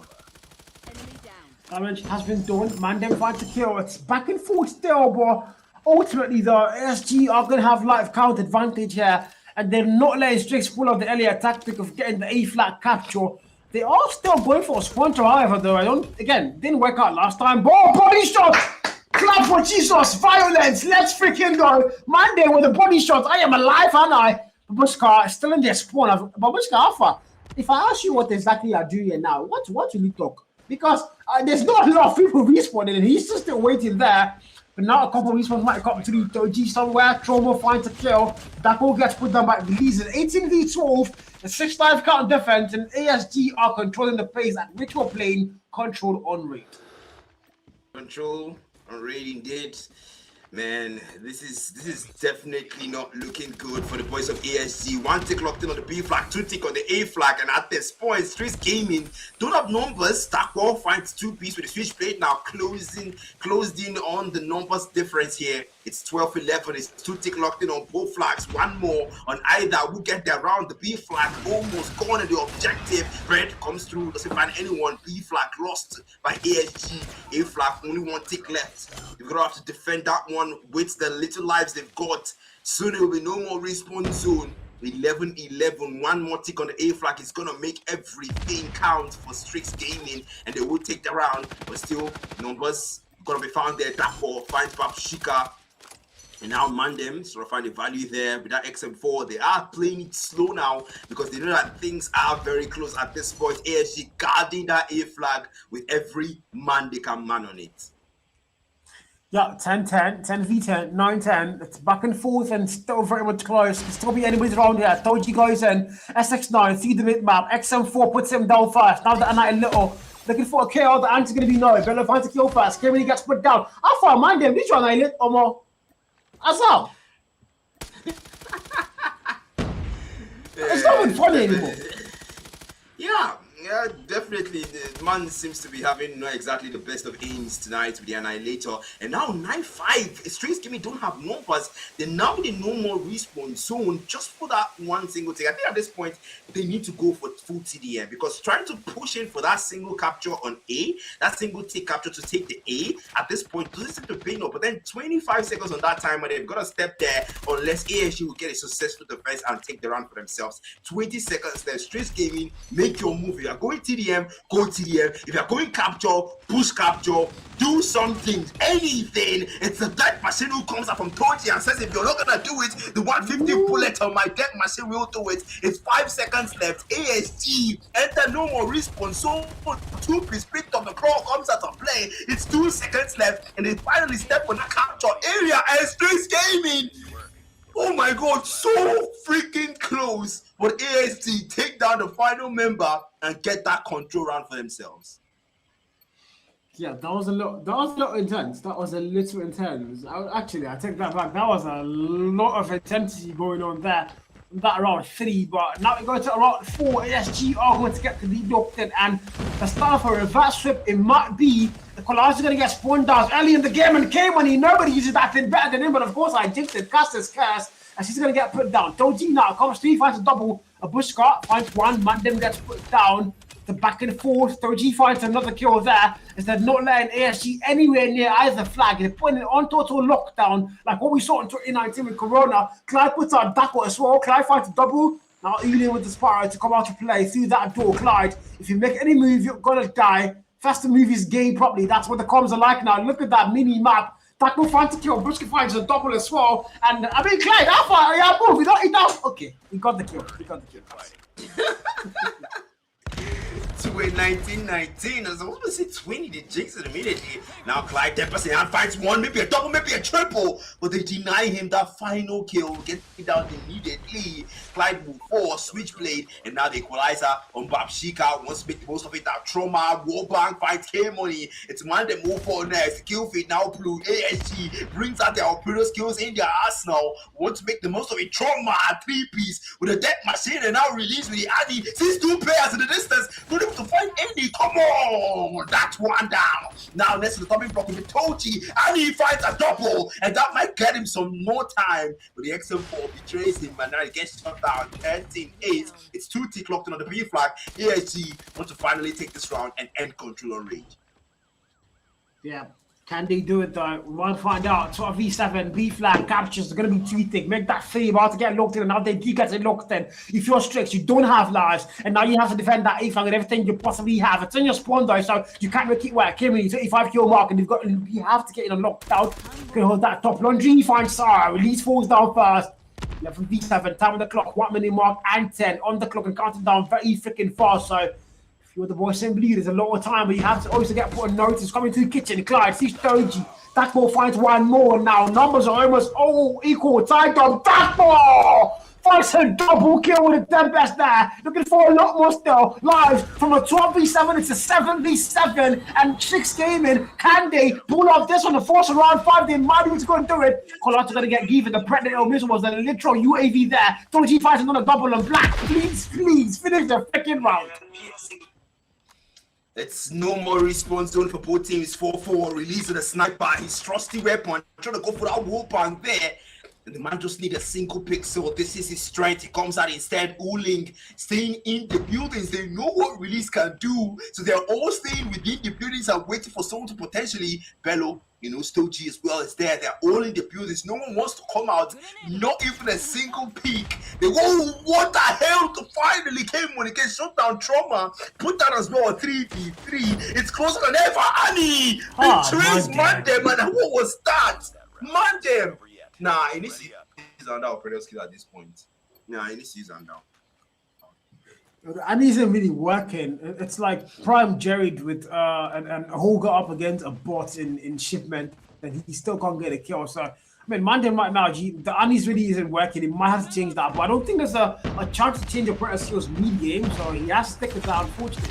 But he's got to start making that thing work. They did win that round though, but now it's all down to this one. There's no overtime in control range, so it's all down to round 5. This is literally the end of it. You have to win this one if you're either side. If you're ASG, can you win this now and take the lead for the first time on the series? If you're Strix Gaming though, you want your lead retaken on the series, and you have to go through this one. And so far, 29v26. So far, full on TDM. As no flag captures happening, as Horror comes out eating now, first kill found to that mid map again. A double. I don't think the answer's gonna be yes. It's gonna have to back that. That expires rather 2 stairs. Trade might find him. The answer is a no so far. Healing, all these stairs. Clyde puts him down. 27 and 23. The boys from Ghana are going to have the life advantage. Life advantage, indeed. That's 5 for the difference now. Switchblade on Clyde finds a double there. Toji wants to maybe recreate what Clyde just did. He knows them, he sees them in distance as well. Can he still make the kill though? It's Toji, he's by the rocks, they outplays him. And Toji finds a release. Vital kill, the man respawns immediately. 27 kill mark for the man. Equalizer on K-Money. Man wants to make it work. Finally, Mandem's Annie is not picking up. Mine's gonna pick up. That's 1 picked up. That's 2 picked up. And a back shot from Bello to shut him down. Vital call. Vital kill. That man was gonna wreak havoc and steal most of their lives. Yeah, he was. Bello takes on Mandem. Vital kill. 19 and 14. The flat capture is non-existent now for the side of ASG, but they do have life locked in. But I mean, look at the time on that clock. It's 24 seconds and counting down very fast. As they now coming towards B, Clyde now holding kitchen for them, so he can find a couple of valleys. Uling from the head of stairs doesn't really get a kill. Bello finds one. Bello's dropped the PKM. Is that a VMP or a BP50? I don't really know what Bello is using. I'm not really sure, but I release now the night a little. Maybe show Mandem how it's used. Toss basketball court, trying to get values. Mandem is there, just holding it behind that stairs. Everybody's falling. The B flag capture comes through. And Release might be playing like Prime Mandem as well. Right? No kill found. They find, oh, that was a double nasty work. Oh my god. God, why are you gonna drop the seats, man? Ooh, death machine from Trauma. Now the spray and play. They're trying to dodge it, but you don't. 2-piece picked up. And now the man's looking for the next. Who's next on the chopping block? Who's going to be added to the tally? The distance short. And that's a 3-piece picked up. Now the Hunter Killer drone to make it 4. But no way. K-Money, Switchblade, 2-piece. No more respawn zone for Strays. And this might be GG's. As it's going to be 12-2. 2-tick locked in ASG. Everything in check. It's Mandem. War Machine. And even with that, they still take him out. My God. I don't know what to say. I have no idea what to say. But first of all, forget the shades I'm turning on Mandem. This is one of the best players in that roster. Mandem is arguably top 3 players in that roster. I'm just really surprised as to how, he's not really having the best of them. We saw him lag out throughout yesterday, so I want to attribute that any shots to network because I know Mandem, and Mandem is a critical player, to any squad he plays for. He's just having a terrible past 2 days, maybe network. This is why MTN in Nigeria is not reliable, but it is what it is. God will help us. And if you're Mandem, you're going to need a lot of help because right now ASG are 2 maps up, 1 actually, but they've won 2 maps, 2 back-to-back maps, mind you. The reverse is about to get completed on combined Hardpoint. The last time we saw Hardpoint was an Hacienda. It was ridiculously close, down to the last minute, down to the last Hardpoint there. So we do know it could still be anybody's game on any Hardpoint to go and play, especially on a map like combined where things can literally turn around at any given time, bro. Before we even go there, look at this. That's Stromer on the 30 kill mark, came in as well on 34. Indeed, and release 31, 27 for Toji, 24 for Uling, and the person with the least kills being Darkball and Bello having the same number of kills. And well, of course, look at the impact there, 177 for Trump. Wow, okay, I was expecting Release to actually have the maximum impact, but since it started out well, but then, well, at some point, I guess, Trauma just got it better in that situation there, and he got the maximum impact. On the other side is K-Money. We know how well he played there, and 130 impact for the man. And then Streets Gaming, you gotta make sure you take the next map unless it's GG's for the entire BO5. Yeah, it might just be, but well, Strix Gaming, I don't know. They started so well. Don't forget what they did talk about in terms of like they were going to be everybody and anybody that they met at the Gulag. And well, they did win Mighty though, but against AFC so far, started well the Hardpoint, S&D and Control on the raid so far. We have seen what we have seen. And going to a combined Hardpoint, yeah, things start to get a little bit tense now, and this could be the finish line for them if they can't make it past it. The only hope is a forced out of map 5 and S&D fighting range, and if you're ASG, you can't even afford to let it get there. You want to end things on this map 4, hopefully. Just close it off, qualify, be the first team to qualify for the African Port Series Season 2 from the Gulag, as that would be, worthy of their name. I mind you, I don't think we have talked about the new ASG logo, because this is the new ASG logo. It got rebranded, and this one looks like a bit of a snake, the S there, bro. Okay, you guys will explain to me. I'm a conspiracy theorist, yeah, so I'm going to attribute that to the Illuminati, but we're going to talk about that on a different stream. But right now, it's, again, all 5 players and both eyes locked in. It's combined Hardpoint Black. Who are we having? It's going to be ASG, it's going to be Streets Gaming, and they start out well. It's back again to where we started, but this time on a different map, combine. And now numbers are going to be dropped. They actually start out well with the lead, but the Hill taking the game back by them, and the kill fade blue. They're making sure they make the most of it. And why shouldn't they? If you're ASG, you want to end things here, you want to end things now. It's 10-5, the double the score difference. And ASG have that Hill, and the numbers being dropped by release of that XM4 2-piece picked up. Oh my goodness, Streets Gaming. The men want to play for scraps, but even the scraps, ASC are not even letting them. They want to take everything on this team. Yeah, people like said it's a very vital starting point, and what VMP now picked up by Bello, not on any LMG or AR as SMG rolling out by the man. It's got to be vital. 18 and 10, scrap time again, still being colored in by the voice in blue.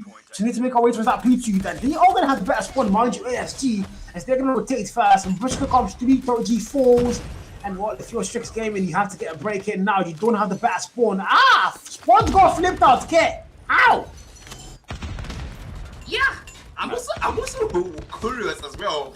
I wonder how that happened. But then look at the score difference, Cal. Look at the score difference. It's 34-11. And the P2 again still taken by ASG. It's the lab on P2.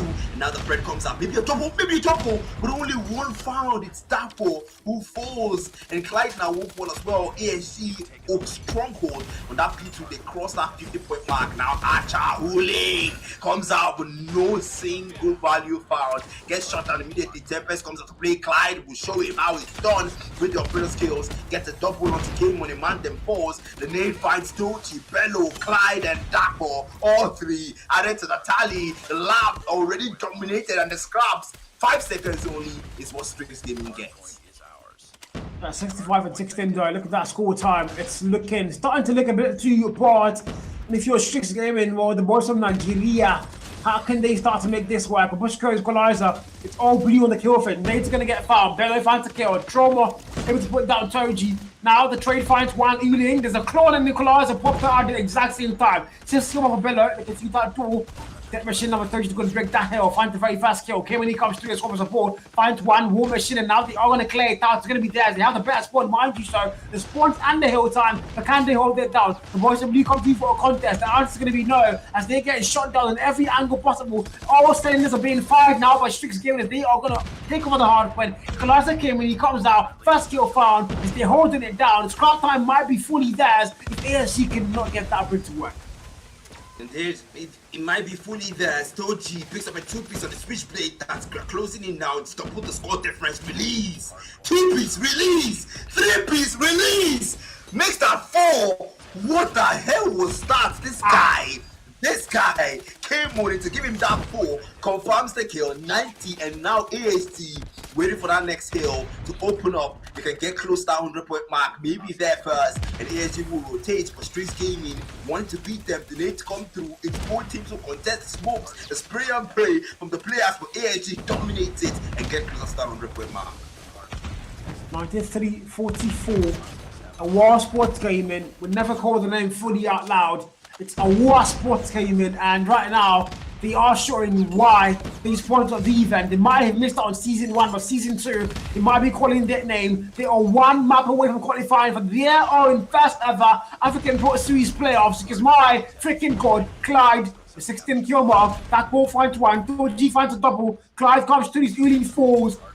Back in 4 trades, Clyde finds a double there again. Scrap time P4 might be still theirs. Ultimately, though, we're going to have to go back to P1, but P1 is just a step away from that P4. It's not too far. Don't even have to get Kaket to go there, man. Just get a bike. Even get a bicycle.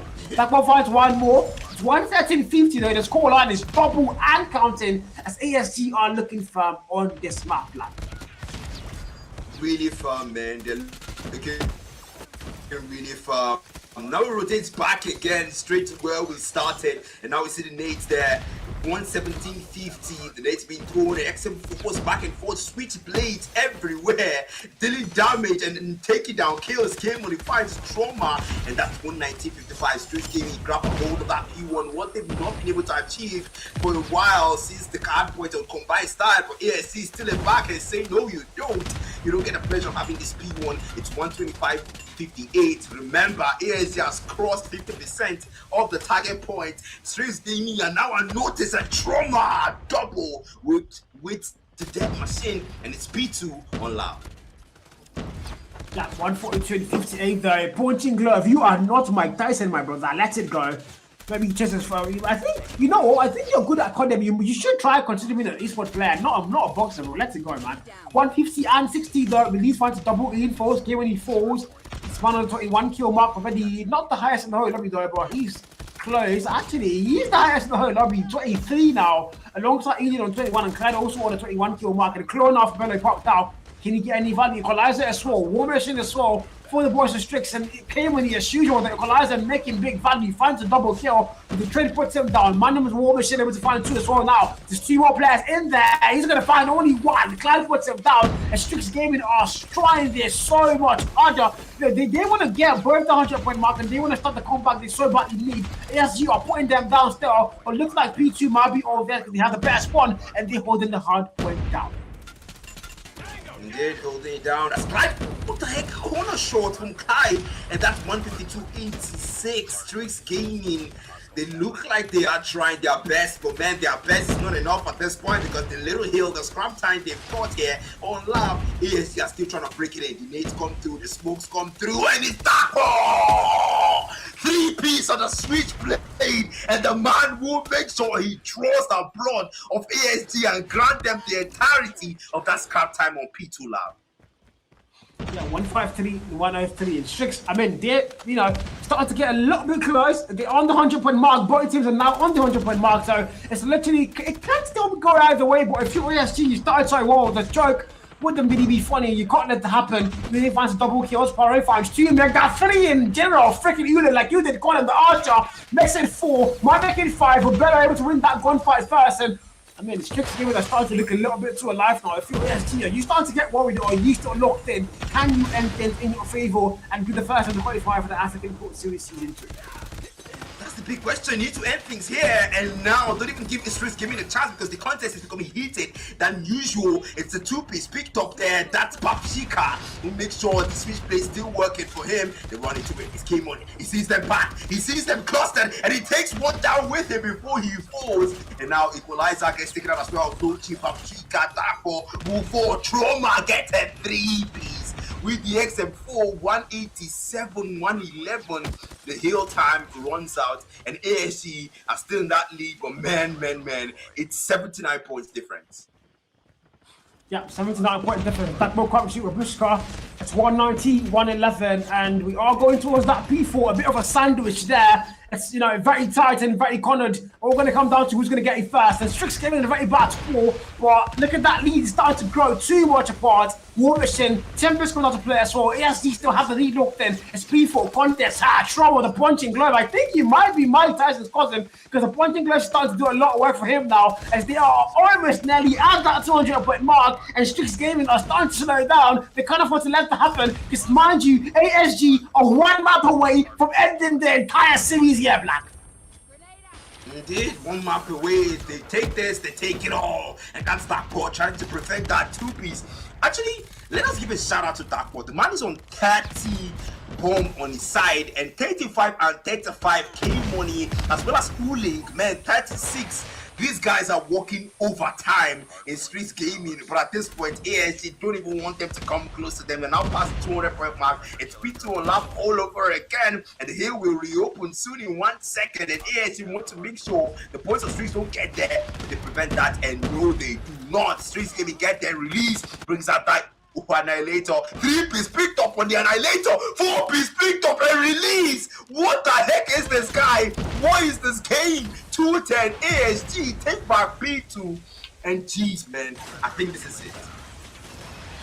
T6 then 142 and ASG it might be it, but back to P1. All roads are going to lead there. It might be Rome.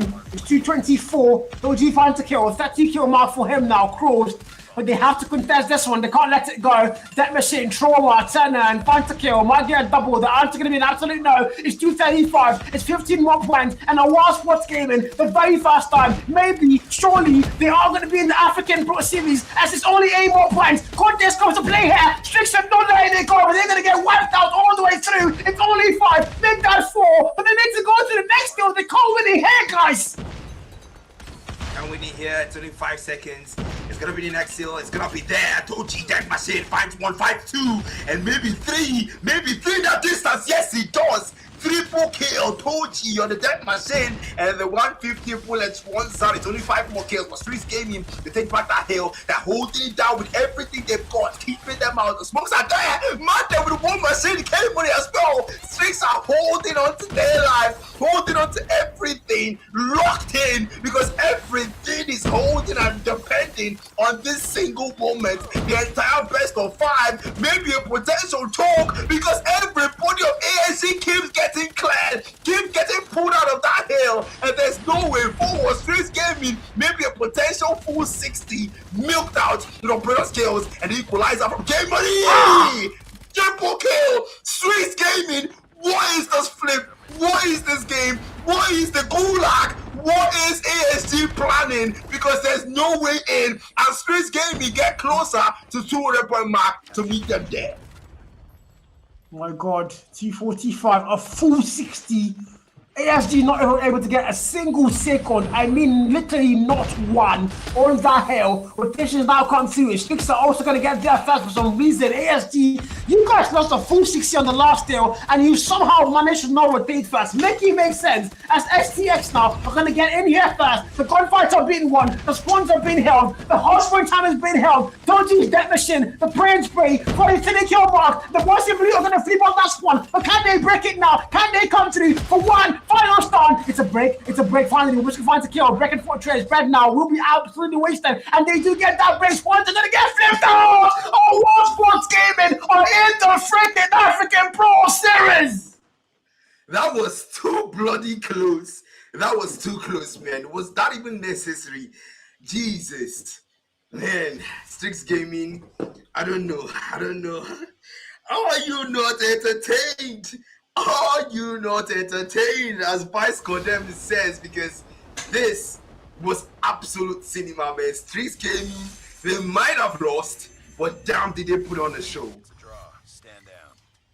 I have no words. I've got absolutely no words. A World Sports Gaming against every odd in the notebook.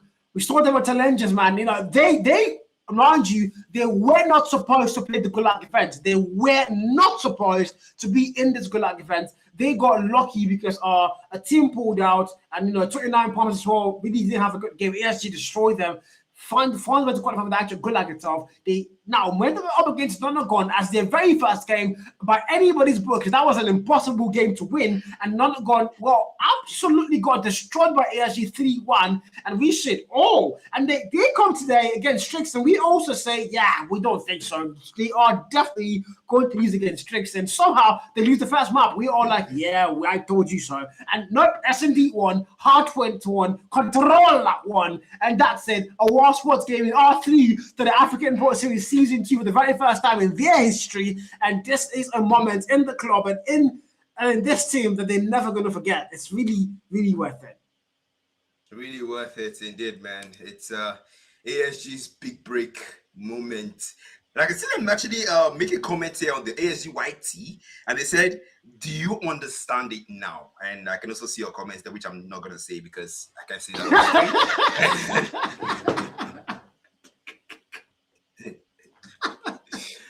Yeah, I can't be a fanboy that much. I have to throw in a lot of trouble every now and then. But wow, I mean, you can't hate these guys. As much as I don't like ASG, but I love these players. They've shown up. They've freaking shown up, and they are the first team to qualify from the Gulag against every odd in the book. In every single person's ratings, ASG was meant to finish last in this Gulag. It was Nonagon, Putney Strix, then Mighty, then ASG. But now ASG has come out number one, and we're not looking for number two. That makes no sense. This is prime underdog story, and they've shown you guys why they are the best team from the challengers, even though they were not number one in challenges, man. It just doesn't matter. They've came, they sinned, and they've definitely conquered with ASG chat. ASG's back in the Pro Series, and man, we saw them play like everything was on the line.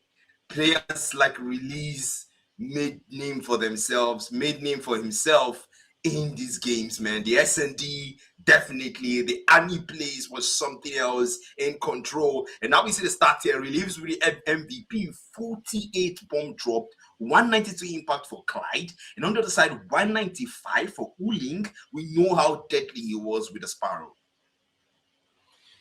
I mean, so many stats here, but the only stat that matters is the ones that won, isn't it now? 192 impact is a lot, though. The hardpoint time not lacking for either side.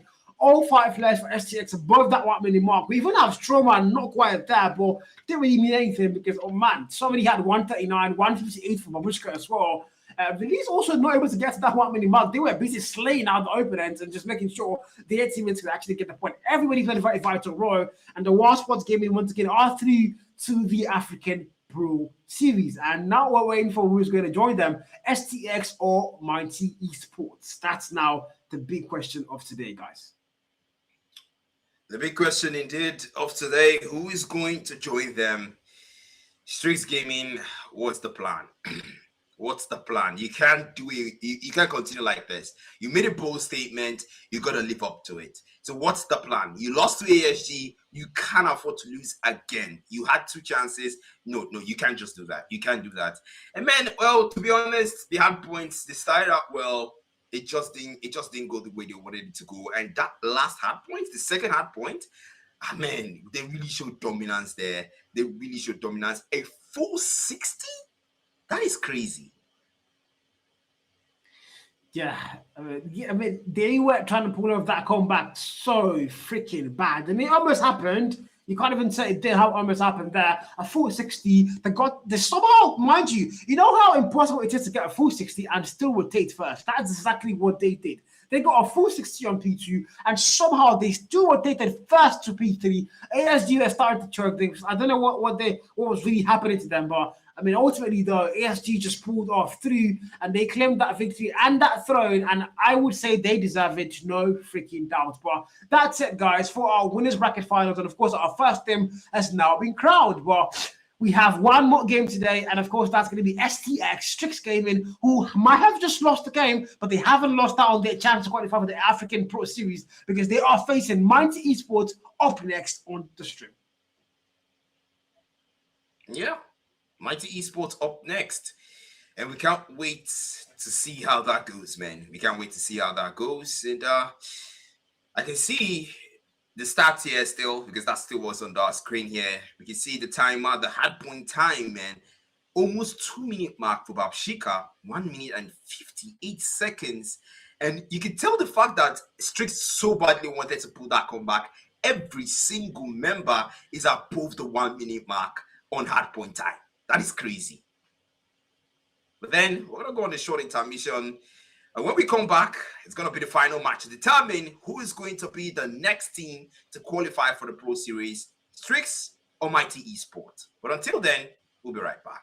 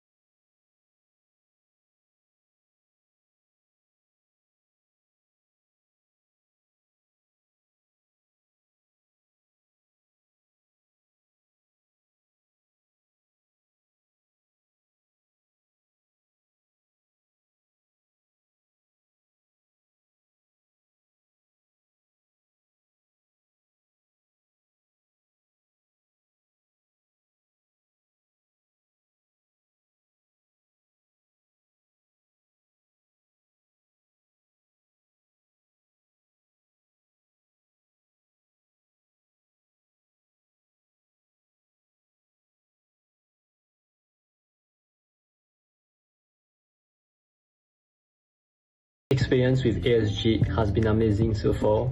Good promotion, good graphic. I think my team stands out the best in the Sunday. We have not lost to anyone during the group stage. So my personal experience in the tournament has been very, very convenient and very good so far because it could fit into like a student schedule. So it was like very, very good. Shout out to the mods and the organizers. What separates us from Eclipse Gaming and Hunting Underguns is our placement on the table. But if we have to verse these teams again, it'll be a 50-50 as we two strong teams putting it out, fighting it out. So all respect goes to those two teams. I'd say the mentality that each team went in the game before the game started. I'll say that the mentality in which players put in their head once before they started the game. So I can't say it's practice because each team has different ways of practicing. So I just say this is the mentality of the team and as players individually. I think that it kind of has to do with two main things. The first one has to do with just coordination in general. I think that the last two teams like have good players, but just do not know how to work those players to play together, and also just probably a difference in experience and gun skill. You know, it's not that these players are bad or don't have the ability to be insane players, but more of just they do not have as much experience as some of the other teams.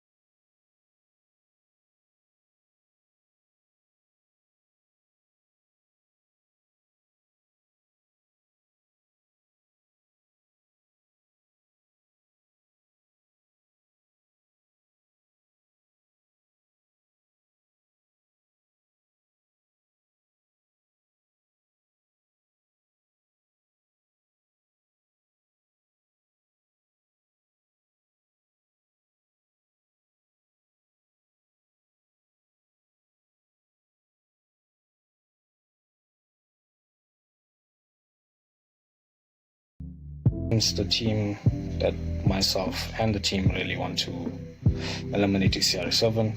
Last game with them was the odds was in our favor, but hopefully in the elimination brackets we put up a better fight and we beat them. We need the most. I'd say PDX. I think every team right now wants to beat PDX because they have been in the lead for too long. They've been at the top. So I'd say most of the teams, they'd want to remove PDX from that top spot. I think the obvious choice here is going to be Paradox. You know, obviously if you want to be the best in the league, you gotta want to knock off the current best in the league. So yeah, I definitely would have to say like Paradox for sure. The ones that I would wanna beat the most is the ones that like talk a lot of shit. You get me? The ones that trash talk a lot and talk behind your back. Like these ones, like they deserve the beating. I guess it's NATO because I'm not picking on a team that we can't beat. So bye NATO. I'll say Trinity, and the reason is that during the group stage, our matchup against them, there's just like a lot of unforeseen circumstances. I think I myself, I could not play that game, so it wouldn't have made any difference, but still, I would like to.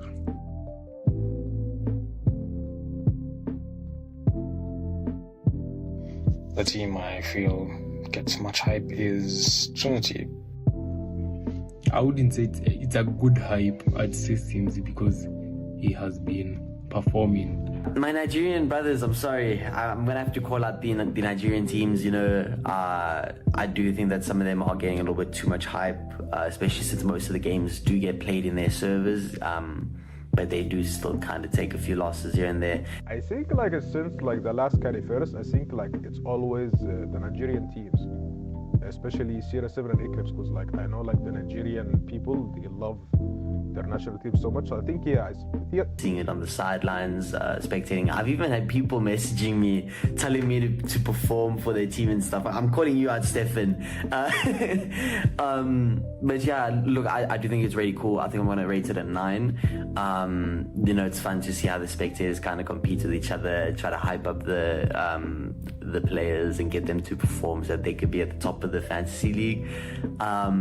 But I think that last missing point has to come from when sometimes people choose players that might not necessarily, that either get like transferred out or don't play. I don't think I've seen a way to kind of adjust the team. I could be wrong though.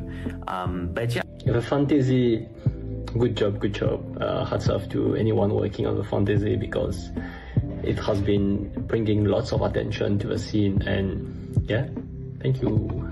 So in regards to the fantasy team that was brought up, that was like a very, very nice idea. It was like a new feeling for both the fans and the players. I mean, it was like a way for the fans to keep in touch with like their favorite player. It's just like a very, very entertaining strategy to like make people more involved in the tournament.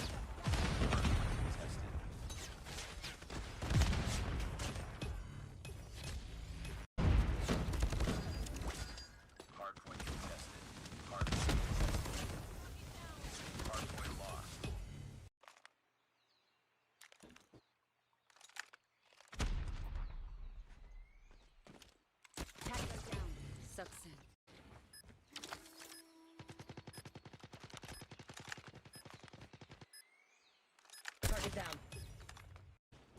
Success. Kaishi. Success. Kaishi. Sniper eliminate. Success.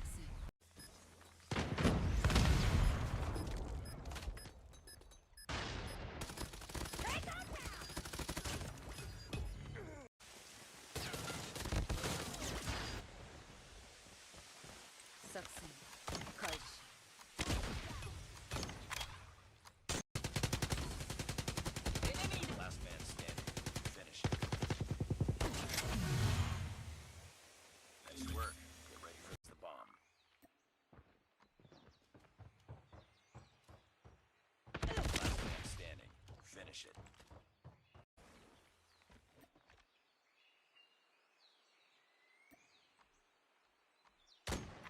Tango down.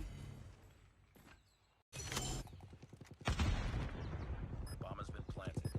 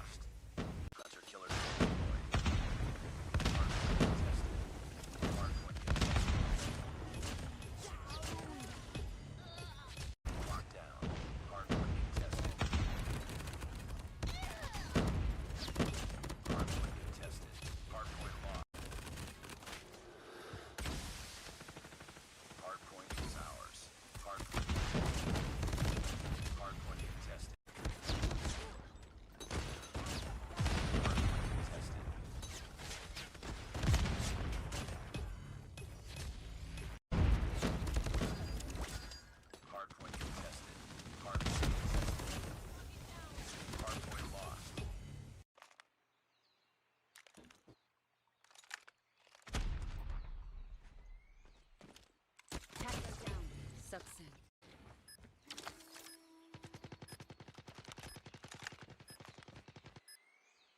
Target down. Success. Kush. Success. Kush. Sniper eliminate. Success.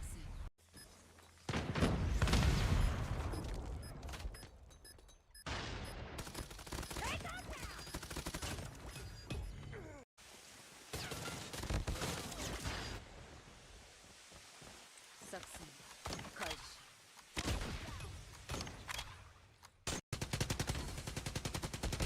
Last man standing.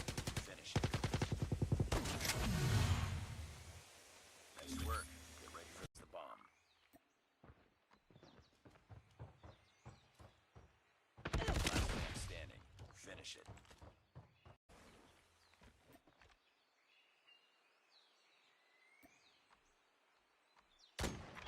Tango down. Bomb has been planted.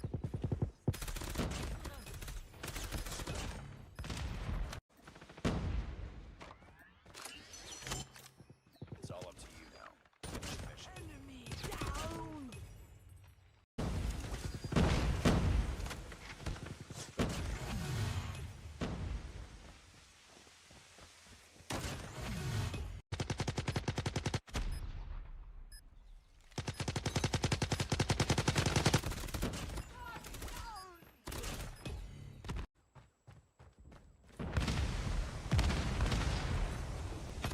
Success.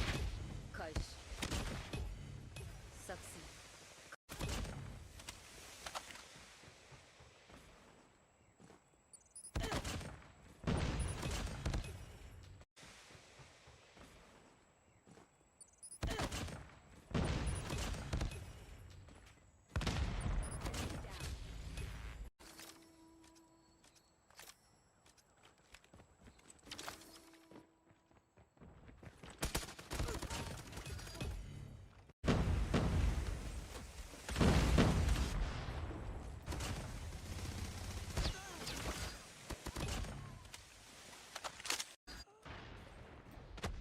Hardpoint lost. Hardpoint locked down. We've taken the lead. Hardpoint lost. Enemy down. Hardpoint is ours. Hardpoint contested. Hostiles have the hardpoint. Hardpoint contested. Hostiles have captured the hardpoint. Hardpoint locked down.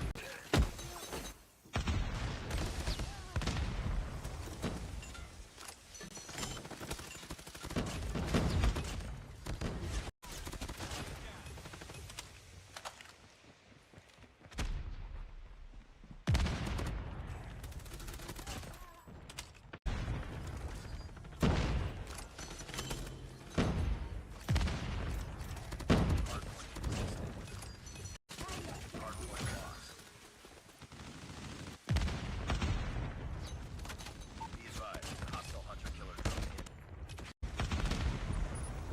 Hardpoint locked down. Hardpoint contested.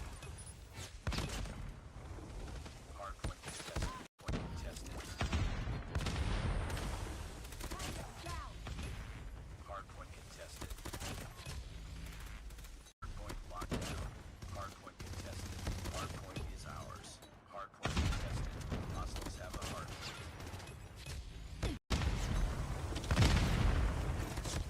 Hardpoint locked down. Hardpoint lost. Hunter-killer deployed.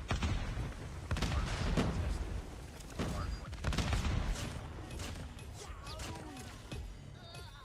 Locked down. Hardpoint contested.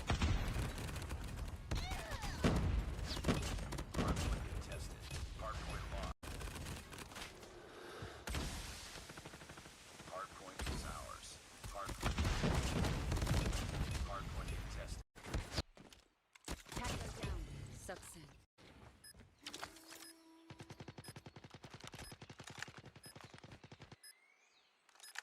Sucks in.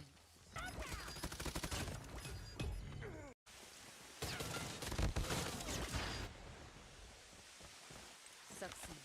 Coach.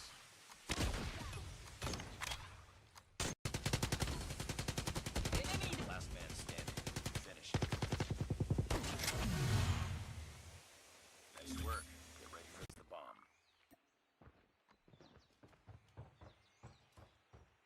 Last man standing. Finish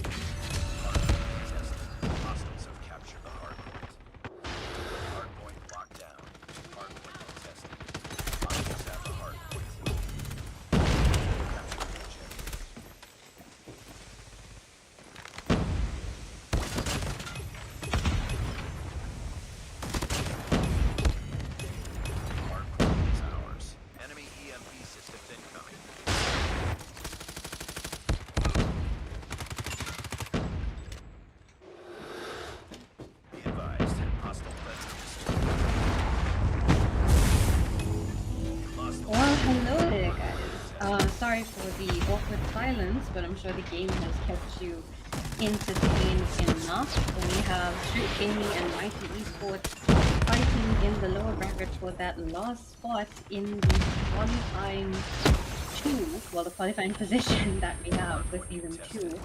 And this is only the first game for the series. Strix Gaming on the blue side, Mighty Esports on the yellow.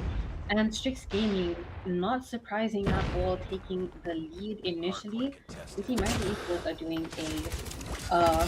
doing quite wonderful for themselves as well. 184 from 125. This is technically the second highest score that Mighty has against Strix Gaming so far with regards to Hardpoint. But build-wise, they're looking quite strong as well. Koji, I haven't seen him in a while. Well, we saw him in the match previously with the Death Machine pushing 2 points. Swifty is sitting on 43 kills. If I'm reading correctly, he has the highest quantity in the lobby.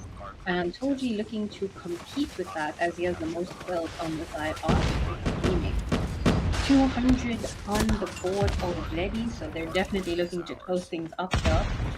And I've already lost track of what point we're on, guys. This is why I need a co-caster. 210 for 127. This seems to be Q4 here. And Cypher is holding it down. That is a new name that I did not see today. Coming through with the Q29 and now equalizes, beaming through the opposition right now, sending the majority of the team back to respawn to 230 for 127. Less than 20 seconds left here. And we're going to rotate back to P1. Spider just went down along with Swiftly. No Limit getting a 3 peek behind the scenes there. And Cypher also on 40 kills, Toji on 41, Falling on 41 as well. A lot of the players are just really holding off their end of the kill feed, while Swiftly is doing most of the heavy work here. Mighty, less than 6 seconds needed on the point right now, and Strix Gaming are dominating. Swiftly pushed in with the claw though. Okay, maybe esports are making up for lost OBJ time. We've got them trying to cover that up. 30 seconds left on P1, but only 3 of those seconds are needed. By Strix Gaming, point is contested, and it goes back to Mighty. No Limit trying to push into point, but Falling coming through for the last 3 seconds of OBJ to clutch the hardpoint for his team. And Strix Gaming get the first map of the night. Breathe, Keto, breathe. It's almost like I just played the match. That's how hectic that was. Yo, 250 to 139. Strix Gaming take the first map, the hardpoint game, against Mighty Esports. Now, if this is anything like yesterday's game, well, not yesterday's game for me, guys. It's currently Monday morning, so how's everyone doing this fine morning? Day 1's match where Strix Gaming initially versed Mighty Esports, which was our opening game of the Gulag series. We saw Strix Gaming get a 3-1 finish, and they did win the first hardpoint game there as well. Mighty took the SND, so let's see if things turn out differently here. But looking at the stats, 46 kills from Swifty, only for his team to not back him up with regards to OBJ. Mass as well, 34, No Limit on 31, Deno on 33, coming through strong, and Spider, the only player below 30 kills, 23 kills. Not bad, not bad. And then if we look at the side of Strix Gaming, Falling coming through 44 kills. Toji with 45, highest on, well, not even the highest in the lobby. The highest in the lobby was Swifty from the side of Mighty. That's actually insane. Wow. But highest OBJ time coming through from Uling, only played over 2 minutes in the point, and the highest impact of 198. That's some crazy stats from just one player. Absolutely crazy stats.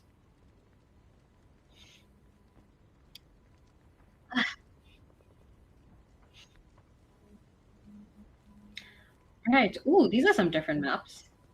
Oh, thank God, finally. I really did not want to see Hacienda again. I know we were ranting about that when Alex was here, but we're also seeing Coastal for Search and Destroy. Definitely a map that you have to watch your corners, check both sides of the street before crossing. and a lot of players are going to camp in some really, really hectic corners. So that's going to be something to look forward to. And because it is a best of 5, we are very much going to see a control game. And on Crossroads, I'm not gonna lie, I'm not a fan of that map. I prefer it for nothing, actually. It's a terrible, terrible map, but it has become quite common in the comp scene. So I guess we will Right. just have Ooh, to these are get some different used maps. to the Thank map God, finally. and well, I really did not want to see players have to get used to it. Hacienda. It's just an awful, awful map. It's so easy to spawn trap. Defend And the if we're objective. lucky, who knows? Maybe we might see a map 4, a map 5. I would love to see Combine for Hardpoint, but such in Detroit firing range. Considering the teams that we have, considering the S&D match that they gave us yesterday, oh my god. I do not know if we want to put them back in that situation, especially considering they're fighting for that last spot in the top 2 teams. So it's definitely going to be interesting. We are hoping that they are ready in lobby and 3 games is not going to take us 2 hours once again because some of us have sleep schedules. Some of us, guys, not me. Apparently, I'm available 24/7. So we will wait for them to get ready in the lobby. And yeah, guys, don't forget that there is still a poll in the YouTube chat. I'm not even sure if Diehard is still live. Diehard, if you are still watch partying this, big ups to you. Thank you. Um, and of course, for anyone who's still watching, guys, it's what is it? It's past midnight here in South Africa. Why are you still awake? It's past my bedtime. Defend the objective. Oh, Diehard is still live.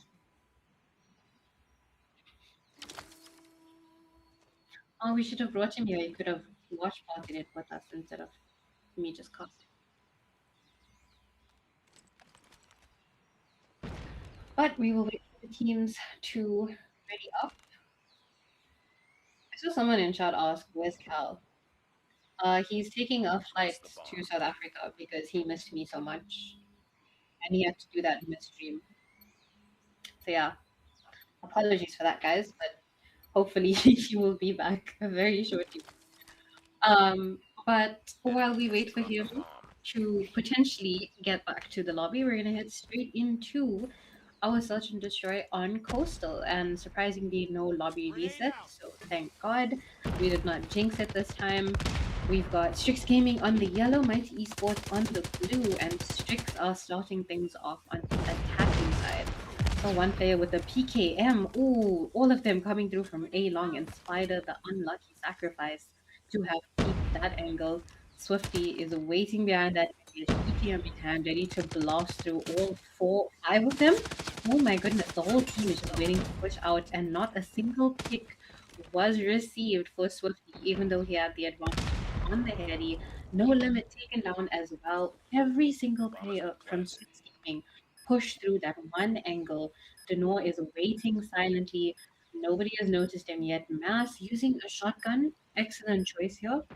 I would have expected Spider to be using that, but I guess he gave that up for the SMG. Check your corners. Oh my goodness, he got him with one shot. Mouse with the double already, and Cypher. Is that? Oh my god, is that Swifty's PKM that he picked up? No, that's diabolical. Killing their own teammate with the gun that he picked up from his dead body. Yo. Alright, first round going to Strix Gaming. Mighty Esports may have let that round kind of slip through the cracks there, but Strix Gaming kind of pushed them. Oh, Denor with the first blood of the round. Fuji through the smoke and through the wall. Swifty is still trying his luck here with his PKM, and someone tell him that there's nobody near him whatsoever. He can keep spraying. Doppel holding down mid here. Denor still peeking those nasty sniper shots, and Swifty actually had a chance to reload his PKM. Incredible. We're sitting in a 4v5 situation here. Shots being fired by Swifty as they push out onto B side here. Mass 2-piece takes out Mandem and Cypher. Ole puts him in his place, and No Limit getting the revenge, putting Dapo in a very, very tricky 1v4 here. What? He saw him on the ground. Why are we not shooting? Oh, where is your accuracy? Hmm. For the next round. Don't worry, Doc. Same. I think he might have stolen my accuracy for that round, guys. He got very, very scared. That is a very hectic situation to be in. Destroy the objective. Yo. I'm choking almost as hard as Strix choked that round. Anyway, equalizing round there. We got 1-1. It's still very early in the game though, so well, it's anyone's game right now. I know that Strix Gaming do not want to lose the SND. They want to close things off early, and Mighty peeking those hectic angles gets the 1 kill on Mandem. Toji manages to put him into the next round, and it's still a 4v4. Oh, Swifty. Oh, okay. Hold on. I said the man's name. He gets a Kobe, and then a 3-piece with his PKM that I was making fun of. I take back every bad thing I said about Swifty's PKM. No need for reload. Man got 4 kills right off the bat, just like that, and sends us straight into round 4. Smoke is being thrown as usual. Everyone's in his blood, and the score is 2-1 in favor of Mighty now. So tables have turned. It's falling into Mighty's favor, and we're heading into A bar without checking corners whatsoever. Denwalt peeking those sneaky angles once again. Swifty shots finally connecting. Swifty straight off the bat, looking for the third, but runs away. Denwalt getting a 2-piece himself. Toji and Oling go down, and Mass sealing the deal with the shotgun. Oh my days! And Mighty have taken advantage with regards to rounds. They are much stronger. So I think we kind of expected this to happen, but who knows? Maybe Strix Gaming worked a bit on the SND behind the scenes, and they're just being generous, you know? They give Mighty 3-0 whooping as Mandem pushes out to get the first kill. Mass getting a nade kill on Koji, and Denor still going strong. Cypher is out for this round. Mandem's second kill on Mass there as he's holding down B, and Bomb is being planted as well. It's a 3v3, numbers are fairly even. Time is going to reset here, and you do not want to be on the other end of his sniper in whatever situation. And the PKM is still coming through from Swifty here. They are peeking all these. They need to time this so perfectly because with 3v3, things can switch around so quickly. Spider pushed in to bomb the kill there. Mandem not going down without a fight, but Swifty picking up the scraps with his PKM and confirming the round with the defuse. Oh my goodness. I made so much fun of him in the beginning, and now I take back every bad thing I said. He's making me eat my words, but guys, it's better than eating the bullets. Like, I'm good. You guys can suffer with that. He is carrying the team currently. 8 kills in the bag and leading the way to Mighty to potentially win this SND. We've got them on 4-1 right now. As much as Swifty is wasting bullets here, he's got more than enough in the chamber. Teams are quite respectful right now. It's still 5-5. Toji peeking those angles so he can see Swifty is on the head. He doesn't manage to connect the shot. He's still re-peeking it though. I don't know if that's a safe choice because Swifty's reloading. You got more than enough time in the world. That's a PKM, I guess. We've got Oling carrying the bomb here for Strix Gaming, and it seems like they're on B side. I'm just not sure whether to push out or not. I think someone must have shouted at him to come back because I've never seen someone turn around that quick in my life. 1 minute left on the clock, and still not a single body has been dropped. Oh, okay, just as I said that, Toji, thank you for making me eat once, dropping to no limit there, and double, Denor from headshot coming through, no limit dropping to Oling, and Mandem is down to the count, so is Oling, bomb is dropped, and Cypher not knowing what to do in that situation. Oh, unlucky, the last man standing. It almost looks like Mighty is playing around with them, like toying with them. They just cornered them from every possible angle. And back shots were coming through, front shots, everyone was getting shot, and Swifty was still reloading his PKM from the last round. We're sitting at 5-1 right now in favor of Mighty. Come on, Strict. You guys need to pull up your socks here. What do you mean you only got one round? And that was the first round. Mighty has had 5 back-to-back rounds here, absolutely dominating in this SND. Completely different side compared to their hardpoint capabilities. But I mean, and they're defending. It is very weird to win on the defensive side. Ooh, no limit taking out Toji once again. Denor 2-piece in the back. Shikara 3-piece. And Swifty stealing the 4-piece from right under his nose.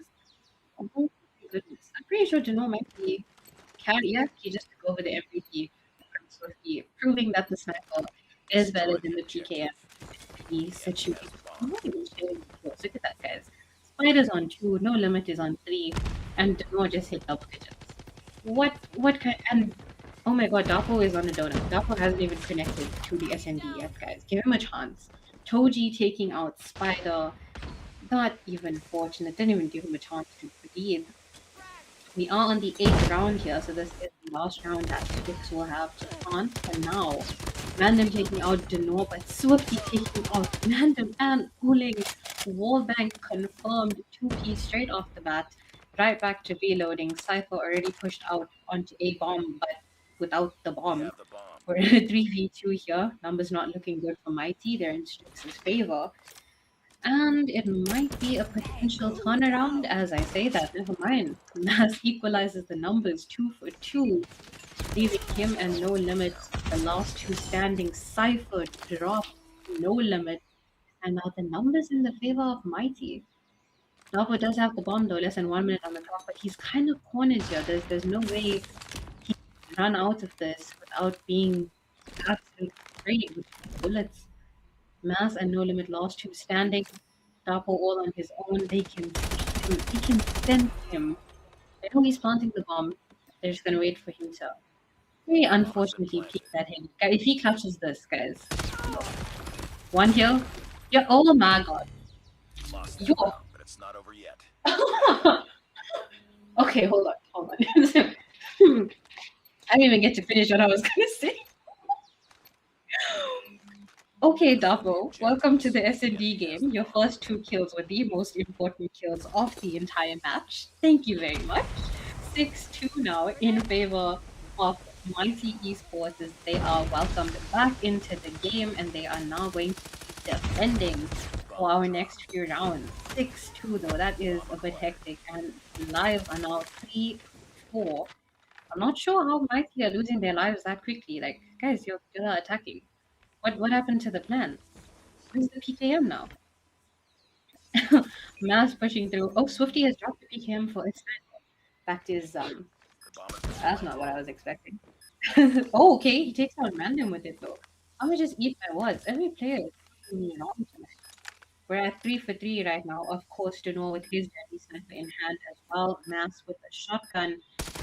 Seems like we're separating here, so I'm not sure if that's the best idea. But Olin dropping Denor picked up an XM4. Hello? I've never seen that man use a gun in my life. Where did he pick that up from? Alright. We're sitting with 7-2 now. Mighty only need 2 more rounds in order to secure the SND win. Strix Gaming, however, have a lot of ground to make up for. He needs 7 more rounds.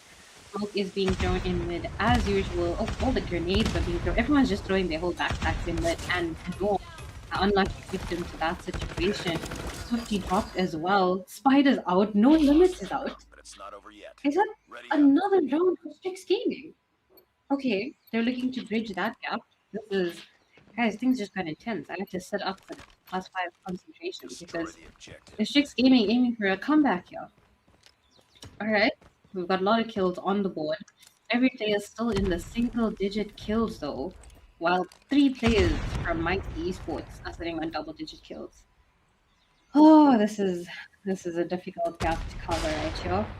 Dapo hoping to do the most for his team. We've got Toji carrying, and he has a sniper in his hand, possibly a marksman. I may be reading that incorrectly, but everyone's starting off the round very respectfully. No one's peeking any unnecessary angles. Doesn't seem like Bomb knows where it's going though, because it's still in spawn. That's interesting. I know this is a tactic, so I won't give too much away, but why? Are we just playing for picks now? Okay. While they're being respectful, I'm gonna get some water.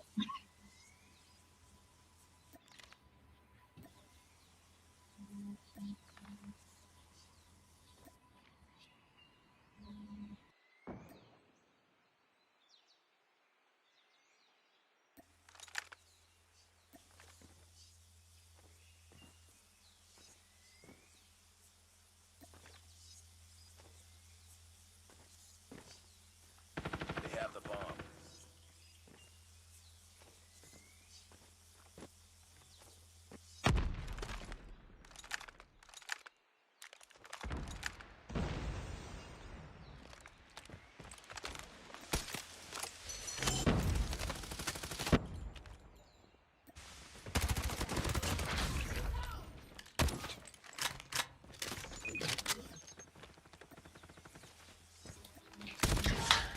All right, well, they were quiet for as long as it took me to get water, and then as soon as I started drinking it, all the bodies have been dropped, and we've got Doppo in a 1v5. Back shots are coming through though.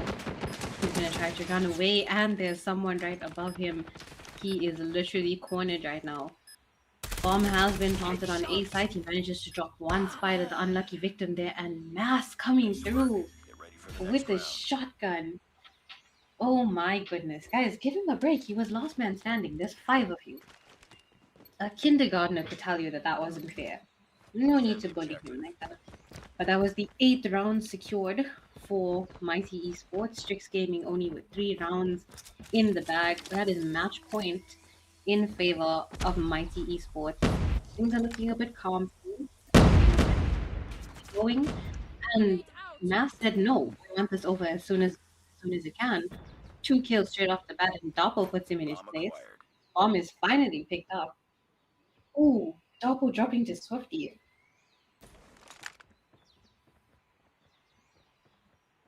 Alright, numbers have been turned around here. Gaming now in a 2v4. Make that a 1v4. Guys, Pfeiffer's not even here. Give him a break. He's AFK. He doesn't want to see the end of the S&D. I don't think any of us want to. Oh my god. Are they going to execute him?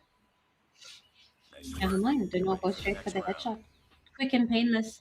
Just end his suffering just like that. 9-3 in favor of Mighty Esports. Now, if anyone predicted that Strix Gaming was going to win that, have you even been watching how Mighty Esports plays the S&D? They're unstoppable when it comes to S&D. So, yeah.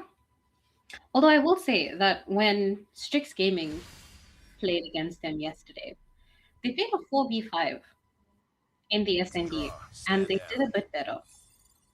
It wasn't 9-3, it was about 9-5, if I'm not mistaken. So that's a bit concerning. You had your full team there, but you only managed to pick up 3 rounds. Something's not quite right. But looking at the kills alone, Swifty with his PKM that I am so sorry for making fun of, 16 kills in the bag. Denor coming through with 15 and Mass with 14, each of them using specific guns, LMG, sniper, and shotgun, while No Limit and Spider were, well, they were like me, they were spectating. And we got Toji on the other side of Strix Gaming. He managed to carry his team with 8 kills, Doppel with 6, Uling and Mandem both with 4, and somehow Cypher at the bottom with 5. I'm not sure how that math is mathing, but definitely Strix has to work on their S&D if they are planning on pushing a map 5. But who knows, guys? Who knows if we even get to see a map 5 tonight? Well, we are going to wait for them to ready up for control. So let us see once the YouTube poll is up for that, who you guys think is going to win in control. But either way, we have forced a map 4, so you guys are stuck here for quite a long time.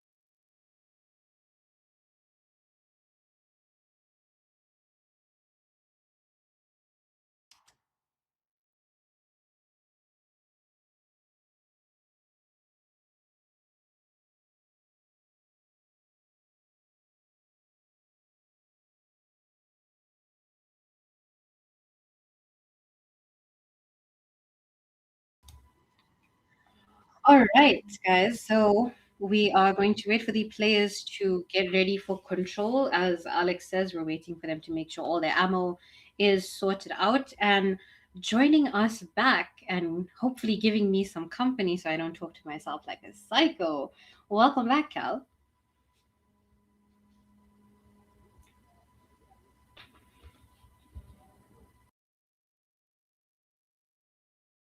Yeah, a couple of things back. I find it fine. I was able to start my stream off with a little bit. So yeah, let's just finish this game. Finish what we started. As currently I see it's a kind of a stalemate, 1-1. Mighty, of course, S&D looks to be a strong series. Strict able to win hard points again. And I mean, the last time we saw Strict get the first map, that was earlier today against GM. We all knew how that ended. So if you're a Strix fan, there's a lot of PTSD from getting the first map and then going ahead to lead the next map. There's a lot of PTSD to do. Definitely. I mean, we did see both these teams in our first match from the Gulag series, and these two have been head to head every single weekend in the Challengers Cup. So there's a long, long rivalry between these two teams. It's almost a pattern that we're seeing. We know Mighty is stronger in S&D. We know Strix is stronger in Respawn. So I'm not sure if we can kind of predict how this is going to go, but I don't want to jinx it. Yeah, hopefully you don't jinx him because he did say if you did say Strix are better at Respawn, then the next few maps are Respawn maps. I mean, if you're a Mighty fan, there's a lot to worry about right now. Hopefully, you guys can actually, evade the worry and start to get into your field. But again, it's console and strike. That's my favorite maps are actually going like fast, but definitely not to play. I hit the maps very much to play, but definitely. So it turns in, and this time around, of course, it's going to be Strix on the attack of the first round here, and Mighty are going to be on the defense. Last was very much close, 24v26, and it's all down to, of course, who wants it more, Heki Joe. Definitely. Strix definitely do prioritize their OBJ. Thank God for that, because that is what you need here in control. Doppel coming through to secure the kills as well. And Denor gets a 2 behind the scenes with his machine pistol. Absolutely insane to see him use something other than a sniper, especially in control as well. Oling with the switch between Type 63 and now with the shotgun in hand, as he's trying to keep Mighty off the point so they can capture. Lives have completely switched up here as Mighty already in single digits and A flag is almost completely captured. Third tick is in motion and it is, well, I was about to say it's gone, but it seems like Strix had something to say about that. B flag, only 1 tick is captured. Not the usual strat that we see. Normally it's a B flag that is captured first because it's further away from spawn. But Mighty are already in the land of no more respawns as well, 12 for 2. Yeah, TV12, and I don't think there's a lot they can actually do here on Mark 1. A flag already locked, B flag after as well, it's been 1 tick already locked in, 2 more to go. And the pistol from that range, well, look at 55, 3 on the kill, but what the hell? Look at 4! And they're trying to do BM1, but I mean, literally, I don't know if this is one of these something, unprecedented. It might actually work out. The TV8 now, it was a TV12. Our 4 players might make. I think that Jason there. Drone finds him. I've got no idea why it masters the pistol, by the way. Probably had the ammo run out for the shot. It was a shotgun and the pistol. I get it now. But yeah. 7-0 and fast farm goes to Strix, and man, I don't know. Well, I'm not sure if we may have predicted it or cursed it, but Strix Gaming, considering they were on the attacking side, they have broken out theory and shattered into pieces. They've won an attacking round, and now they're going to be on defense. K Money has been substituted into the team, and he's unfortunately the first blood for the second round. But Juno and Mass pulling up the kill feed, and No Limit joining the party as well. Ooh, Risk. He comes in with a 2-piece of his own. Swifty pushing right into their spawn with the Sparrow only to get taken down. A flag, the second tick is almost completely captured, 24 for 19, and Mighty have switched up the routine here. Yeah, they're starting to get a little bit of life on the other side. They have to just ditch it. That ball finding Claws, and Claws is going to go all yellow for a big moment there. This was a proper 2 points to kill. It's a back and forth. That best pops out now for tackle. What's in that mid map? You know, stands. You're going to get absolutely electrocuted. And I think against the back, he's still going to get that kill ball belly. As it's 16 and 15, Lives are not getting back on equal footing. And Almighty is out of the position they earlier had. Two scored 2 for them blocking the A flag, and 1 more to go for them. So they need to make sure the Titans are on control. So hopefully, guys get that momentum shift they can do. Well, their match from yesterday in control was relatively close. It was a 3-2, if I'm not mistaken. But considering that Mighty Esports are attacking, they have less than 40 seconds left here, and neither of the flags have been captured. So Strix are doing a good job of keeping them off that A flag, but B flag is feeling a bit neglected right now, as Strix Gaming only have 3 more lives left and 10 lives from Mighty. Make that 9, as B flag has 1 tick captured. First tick is down 2v9, as the last 2 are feeling the pressure here. A flag almost completely gone, and B flag still being captured. Finally contested, handed coming out in spawn here. Oh, he takes out Denor. He still has a chance to respawn though. It's a 1v7, 1v6. It wasn't such a bread. I see it out there. And then 1-1, we're back on par, and this is exactly what a Mighty Esports fan would want. They've been able to get things equal. You hopefully start to get a little bit of momentum shift towards your side, especially on a V1 game mode where you're not really going to be that well versed against a team like Strix, who better on the book are better than you on respawn. So this is going to be a very good move for them. Now look at the start of the round. It's going to be all blue on that kill for the top massacre, but now yellow are also going to come. So you stretch out and find value as well. Not even that was the 90 on hand. They know the war machine still popping. For water value, he's not going to get the kill there. Not only 5 over, and he's going to get put down there as well. 23 and 22. That's not very much close, but there's no flat capture of 40 side of 15 quite yet. Yeah, not a single tick has been captured. Nothing. No one's even stepping on the point. And of course, as I say that, someone proves me wrong and decides to start playing OJ here, and back on A flag, Mandem dropping on the outside, free money, avenging his fallen teammate, and Risk trying to stop the capture that is currently taking place. 1 tick is down on the A flag.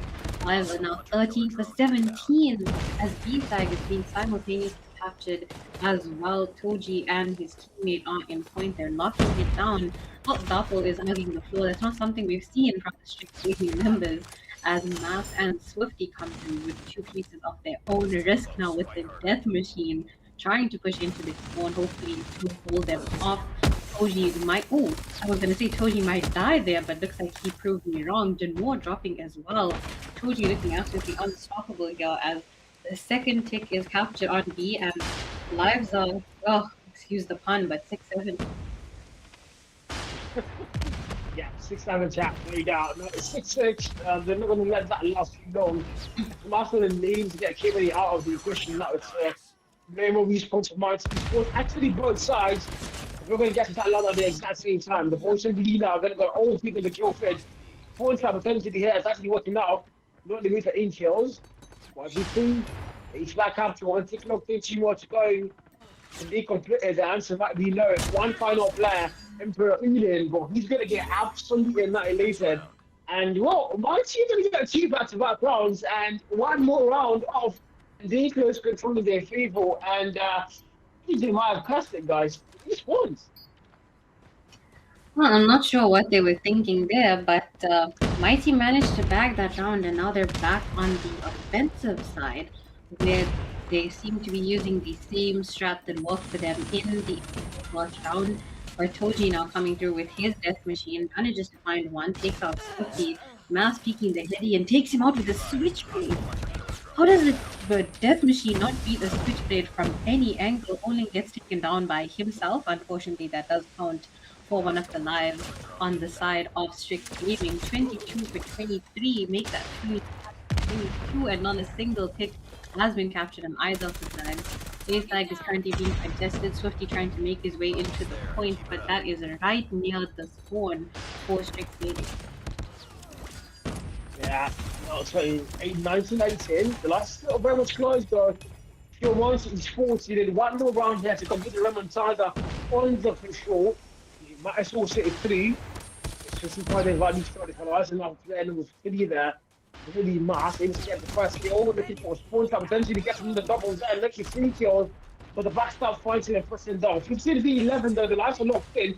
Black capture so far, B-Tick, Q-Tick locked in. What's going to be all there. And eventually starts to make that meter on for 8 flags, which they might not even need to go and do. A 40 VM might still count, it might still work. If you have the lights now, but I think it's starting to jinx it now. The B-Flag capture happens, but a 13 v10. The lights are closed. But if you're Mighty, don't forget, you're one round away from closing things off with control crossroads strike. Lives are currently sitting at 10-8 in favor of Mighty, so things are looking good for them. And No Limit is running around with his Annihilator just activated. K-Money with his Equalizers, though, might put him in a tricky situation as he takes out Mass, pushing right into spawn there. No Limit still on the B flag here, even though there's absolutely no need for that. We're going to start with some rotation. Lives are neck and neck. 1 minute left on the clock. 7 for 7. I'm not even going to attempt to say that again. A flag not even touched at this point. But if we take a look at the, is that a mini map or is that a large map? Look at the size of Crossroads Strike here, guys. You can see that A flag is being held down from every possible angle. Both the teams now no spawns. Hunter Killer Drone is sent out. TV. That 2, and if you're Mighty now, you're in the back 4. So potentially wants to get things started job, and it's a 1v5, but again, it's a personal S&D on now, and he's got to shoot to the last man standing. I didn't even get a chance to complete that sentence. He's going to get wiped out. And 2-2, they got away to around 5, where, yeah, this is it. It's literally a tiebreaker round, and that's what still makes. We need to get an opener here. And who's going to claim control? If you're Mighty, well, you've won S&D. You did get 2 back-to-back rounds in control. You're 2 back-to-back rounds, and you're not just there.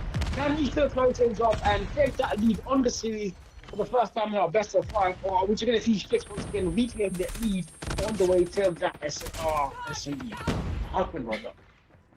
Well, there is a lot on the line here, and both these teams are definitely feeling the pressure. Mighty seems to be able to handle themselves well under pressure, though, as Swifty comes through with a Sparrow. Once again, the A flag in the process of being captured, and Swifty keeping them off the point until K-Money comes beaming through, gets put down by a death machine in the deadly hands of Risk.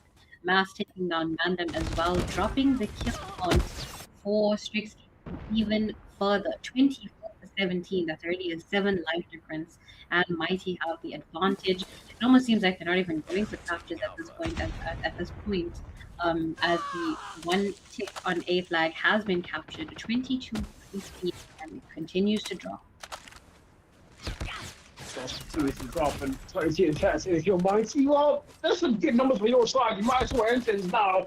Don't start to choke it, because that would be so bad. He's in, the lights are going back and forth, and he starts to get a little bit sweeter on the front board. So, unfortunately, it's now on to them. Can they start to end things? Can they end things? Actually, Power popped out, first little farm of eating, looking for a little more of the kill. But can he start to find the value? They did a lot more than that. Georgie finds a double. It's a 14 v10. The 7 live fusion, now a 4 live fusion. Back to 5. Fire pops out. More machine runs out. I think that back. And Noor finds a kill. Mars finds 1 more. And even Fire still there. Finds the final kill for Aspire. There's a Nikolai now playing with 3 more. Can he do any value? Here when he comes in. Equalizer up against Equalizer, 2-3-5, and nobody spawns here. 4 Strix, this might be the call. They need to make it out. They can't afford to die. Every single player has to give their life very precious amounts of names off. So he finds 1 more, then he gets put down. It's an 8v4 now to go. 7v4 as we speak. The lives are just dropping. Toji putting himself in a very uncomfortable situation. 3v7, 2v6, they just keep on dropping. People are not using their life to full value here. 2v3, 2v2, and all the tables have turned. Numbers are now equalized. 2 seconds, 1 second left on the clock, and oh my god, Strix Gaming come through with the win on time. How does that even happen? Yeah, that's what happens when you go for kills and you forget the ones capturing it's capture flight. I don't know what exactly what just happened. That was absolutely unprofessional for Mighty Esports. I mean, you have the map control, you've got the lights locked in, you might as well fit and step into the hill, you know. It's simple. Get the flag captures if you're on the attack. I don't know what just happened. That was chaotic to watch, but I mean, Strix don't mind. They got the win, and they retaking their lead now in the best of 5 series, and they are one map away from qualifying for the African Tour Series Season 2. So, yeah, Mighty Esports. There's a lot to talk about. What just happened? I mean, they were right there. They were on the doorstep of victory, and it just slipped through their hands because of time. But looking at their kills alone, 3 players from the side of Mighty had above 30 kills. We've got 31, 34, and 30 on the dot from Swifty, Mass, and Denor. These were our top fraggers as well on the side of SND, if I'm not mistaken, in that specific order as well. And No Limit and Risk coming through with more than 20 kills on the board for them as well. While on the side of Strix, there were clearly only 2 players, well, maybe 3 that were pushing for kills. So you can definitely see a bit of a difference here. Man, to be fair, I wonder what the comms are going to be like right now. The comms are going to be insane. I mean, like, how on God's green earth do we let that happen? I wonder what the manager is saying, what the coach is saying. It's cool. Like, right now, Mighty Esports are going to go through the scoring of a lifetime.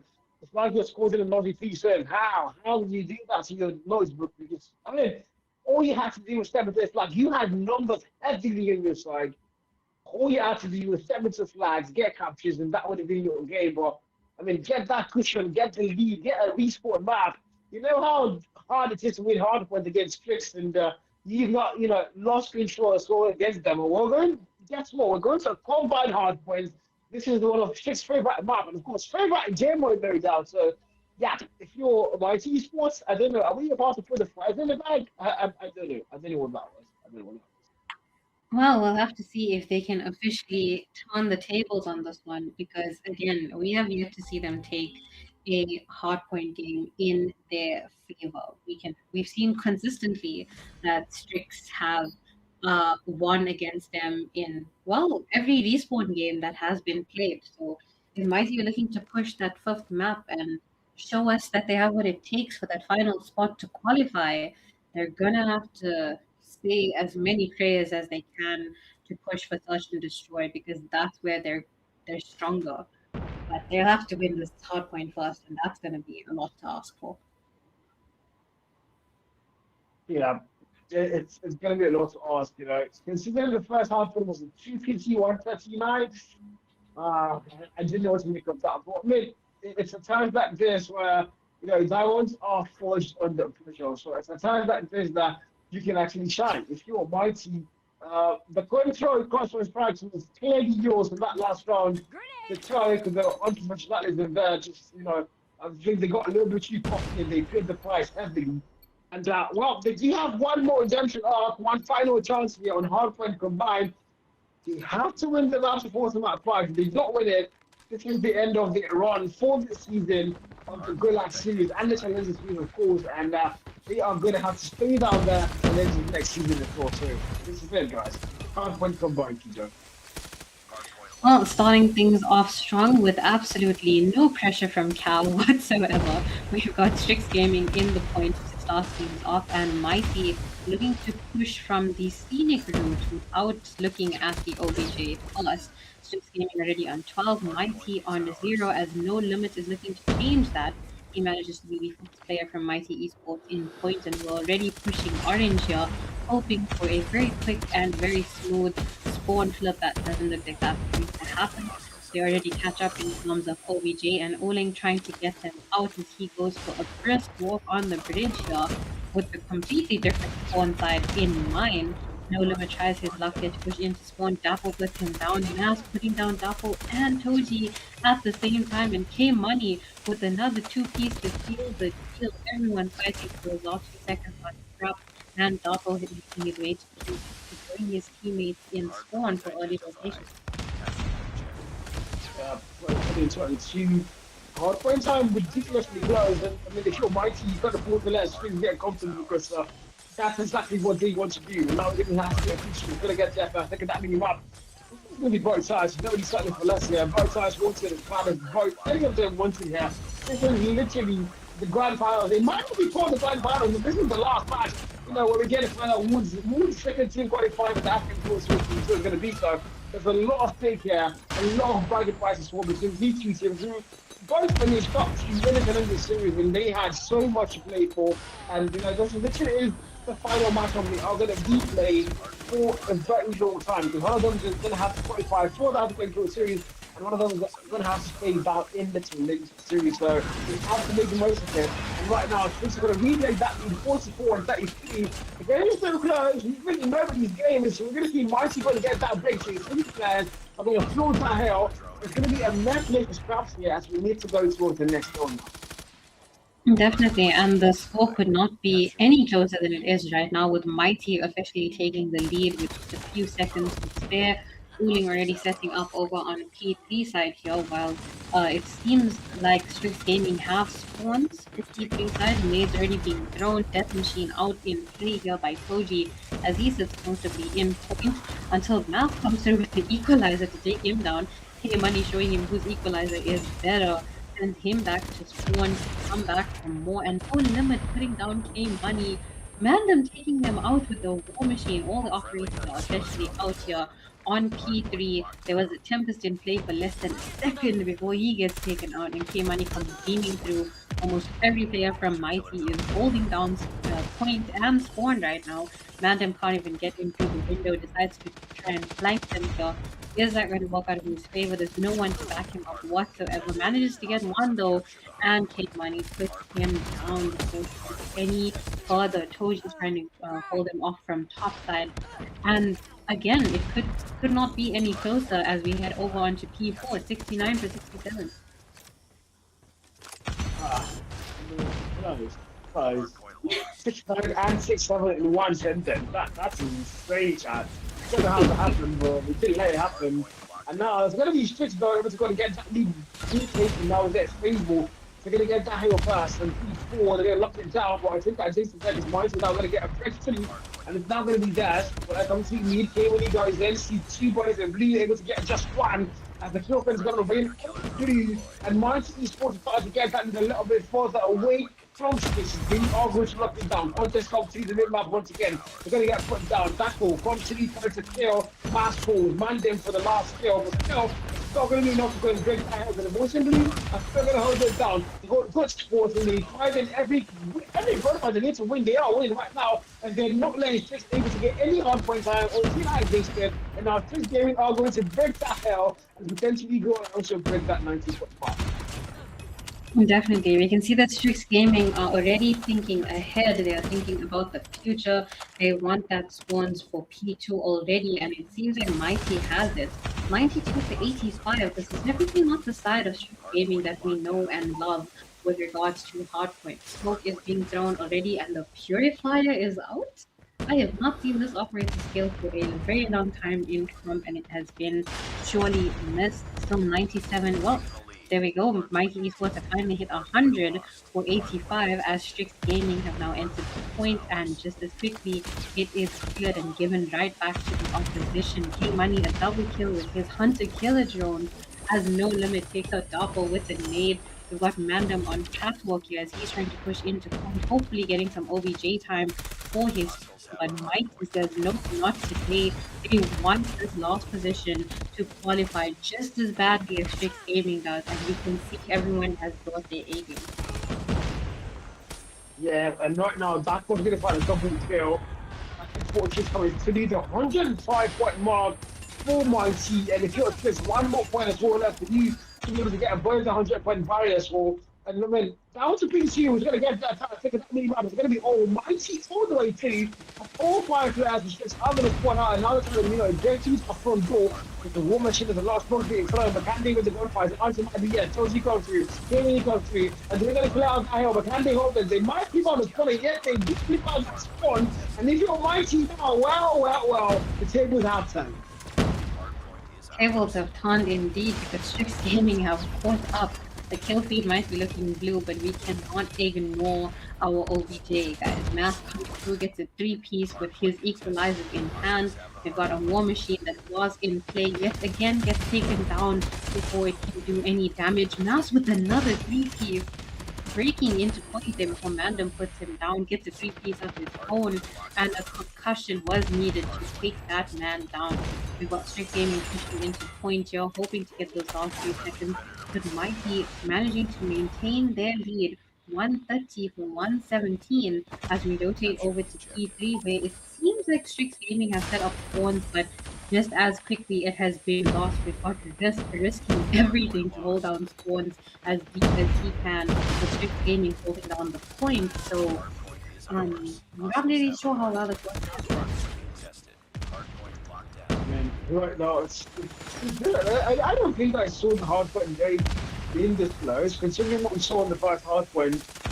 Sure, you thought, yeah, this is really where, you know, they put the men in the coffin and the rest of the have to go down for the challenge once again. But so far, it's really close. It's still anybody's game. The scoreline on all of the 20-point difference, 10-point difference, even the challenge, a 5-point difference. So, not only a lot of skill level for this two sides on Hardpoint to rise, and we've got a strict well. I mean, you can't afford to force them at 5 because, you know, SMDs are definitely chip it down, especially if you're playing against Mighty. You can't afford to let them get any SMD match whatsoever. So, Hardpoint has to be really good and close and top. But now, potentially, they are about to go and take that lead as single play player inside for the start time. And now we're going to see Strict Gaming going to retake the lead as he take all the towards that next time. While Strix Gaming have finally touched down on 150, Mighty Esports not that far behind, 147, as K Money comes to secure P4, he gets taken out double with the 2-piece. We saw a Sparrow in play gets taken out just as quickly, just with the 2-piece of his own, and now K Money is back to cause more damage. Genoa is holding out point over here, 154 to 153 and counting, and Mighty Esports definitely prioritizing their OBJ this time around. They want that chance to equalize the series and hopefully push for that map 5, which will be their playground. Double 2-piece with his Tempest in hand, shocking us and the players of the opposition. Genoa with his War Machine in hand gets a 2-piece, make that a 3 with K Money who gets taken down. Last pushing down OG and Dapo, only with the 2-piece of his own, make that a 3-piece XM4 as he was holding down point as well. And now over a 20-second lead that Mighty Esports had over Strix Gaming before they get those last few seconds on scrap and they rotate back to the middle of the map for P1.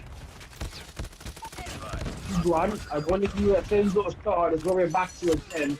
And 176, 160, that's what finding kills, not even getting put down. A double for him, man. Actually, in a small room, he's not going to get smaller, that's for sure. He's going to finally get shot down there. And 176 and 164 with 4 lines, very much still close. But Voice and B are going to get their lockdown. Back to P1, healing, close by. Inside the quickly, he outside the rack of point. What are they doing outside them? Like guys did will eventually get shut down at school and unfortunately can't find its score and we take that what like it's all his wins there. All the risk finds one goal. The Norris all fight off and I told you from behind to get the 1 kill to get that trade off. 186 and 167. Outside of Arsenal then the last 15 seconds on that clock, 4-1. And look at that spawn. These two going to be very, very important.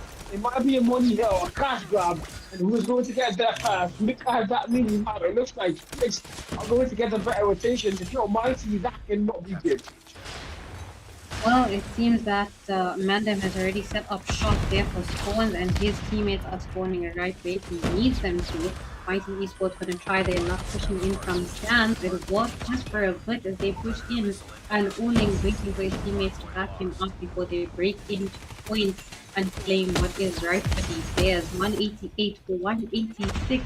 Once again, neck and neck, and we have never seen Mighty keep this close and maintain that equalizing rounds, well, equalizing points here with regards to a hard point.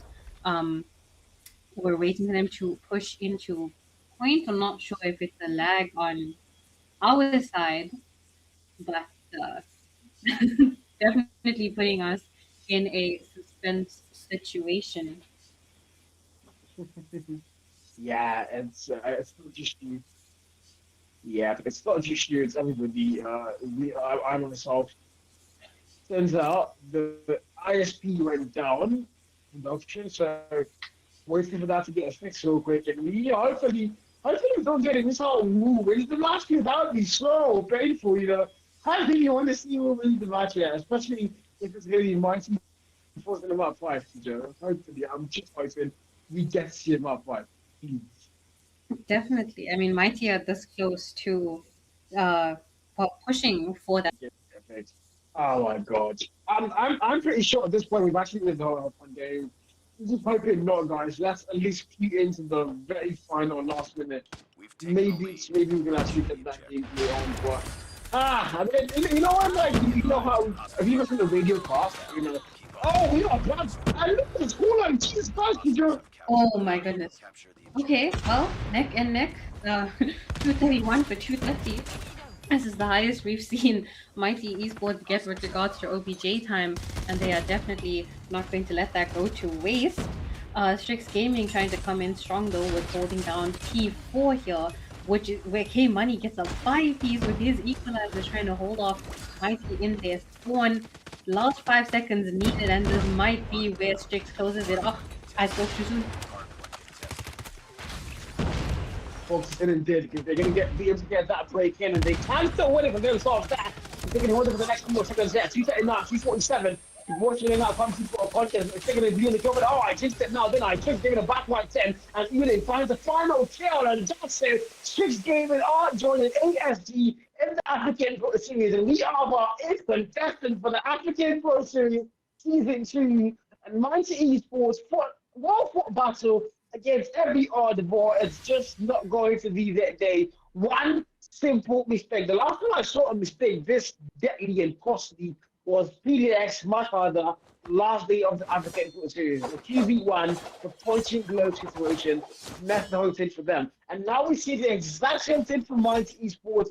This stage is going to be control, had the life advantage, had the map control, and they refused to capture the flag, and they messed the whole thing up. And ultimately, they switched that game for free, and Hardpoint, no matter how hard they fought, Strix Gaming was still going to be the better team on the Hardpoint. And that's at 31, that's where we put the prize in the bag, and that's all she wrote for this game. I'm honestly so in shock. Mighty had every single opportunity to honestly take the comeback that they very well deserved. They got thrashed by Strix Gaming in our first round of our upper bracket. They let the control slip through their hands. Now the hard point, they were doing so well. Oh my goodness. I'm so disappointed. Yeah, I mean, not everybody can get the fatal ending. That's it. AFT and Strix are going to get that fatal ending, but Nonagon and Mighty, particularly Nonagon, by the way, came down from the actual APS season 1, and then they're not even able to make it out of the Gulag. So, man, that is disappointing here for Nonagon, and I don't know what's actually the that situation. Mighty Esports again, top 2 to really get a chance to play in their own events, by the way. They finally get a chance to play in the highest level of their own events. It's a fatal ending for that team. And we're looking forward to seeing what these 2 teams that have qualified from the Gulag are going to do in the African Pro Series. I'm just hoping they don't finish bottom 2 because it's going to be so funny. Well, it definitely is something to celebrate. ASG, finally, let me welcome you to the tournament that is sponsored by you. I hope that the other teams are kind to you because you are giving them money at the end of the day. So by all means, do not take it offensively if they are unkind because they've been through a lot. They're doing their best. And well, hopefully they welcome you into season 2 with opening arms. Yeah, I mean, hopefully the EPS is kind to ASG. And of course, Strix, by the way, another Nigerian team. We did say maybe we're going to have 2 Nigerian teams qualify from the event, so we can have 4 Nigerian teams in the main event. We already have CS7 and ECL currently in the APS. We thought Nonagon and Strix were going to qualify, but I mean, Nonagon did not really the best one for them. Strix, though, however, able to make it there. So we now have 3 Nigerian teams in the African Pro Series Season 2. And it's safe to go and say, Nigeria are, it's still making waves. And the Ghanaians, they finally got the top prize, top edge. Because ASD called them on YT says, thank you, Kido, Forget the other cluster. Wow. Wow. Wow. Wow. Guys, give me a raise. Wow. PSG sponsor me.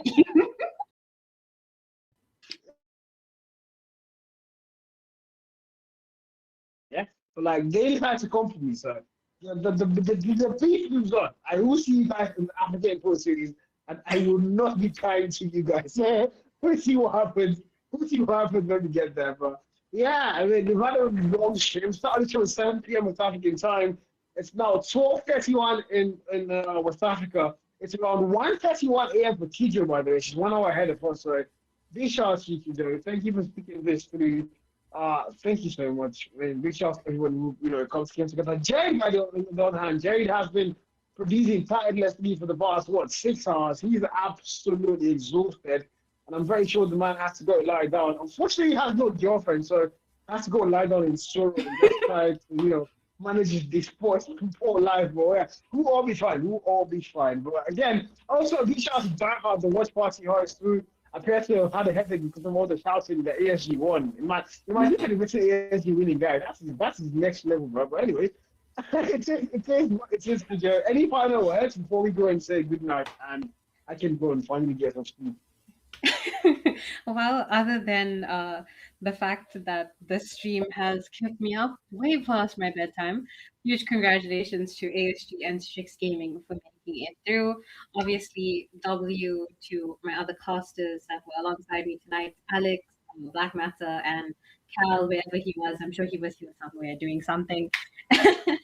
Obviously, to our production team, Jared behind the scenes, who broke my sleep and told me to cast because everyone else wasn't sure.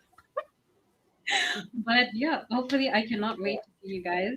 Make sure that you're here for season 2. And until then, good night, I guess. Good night.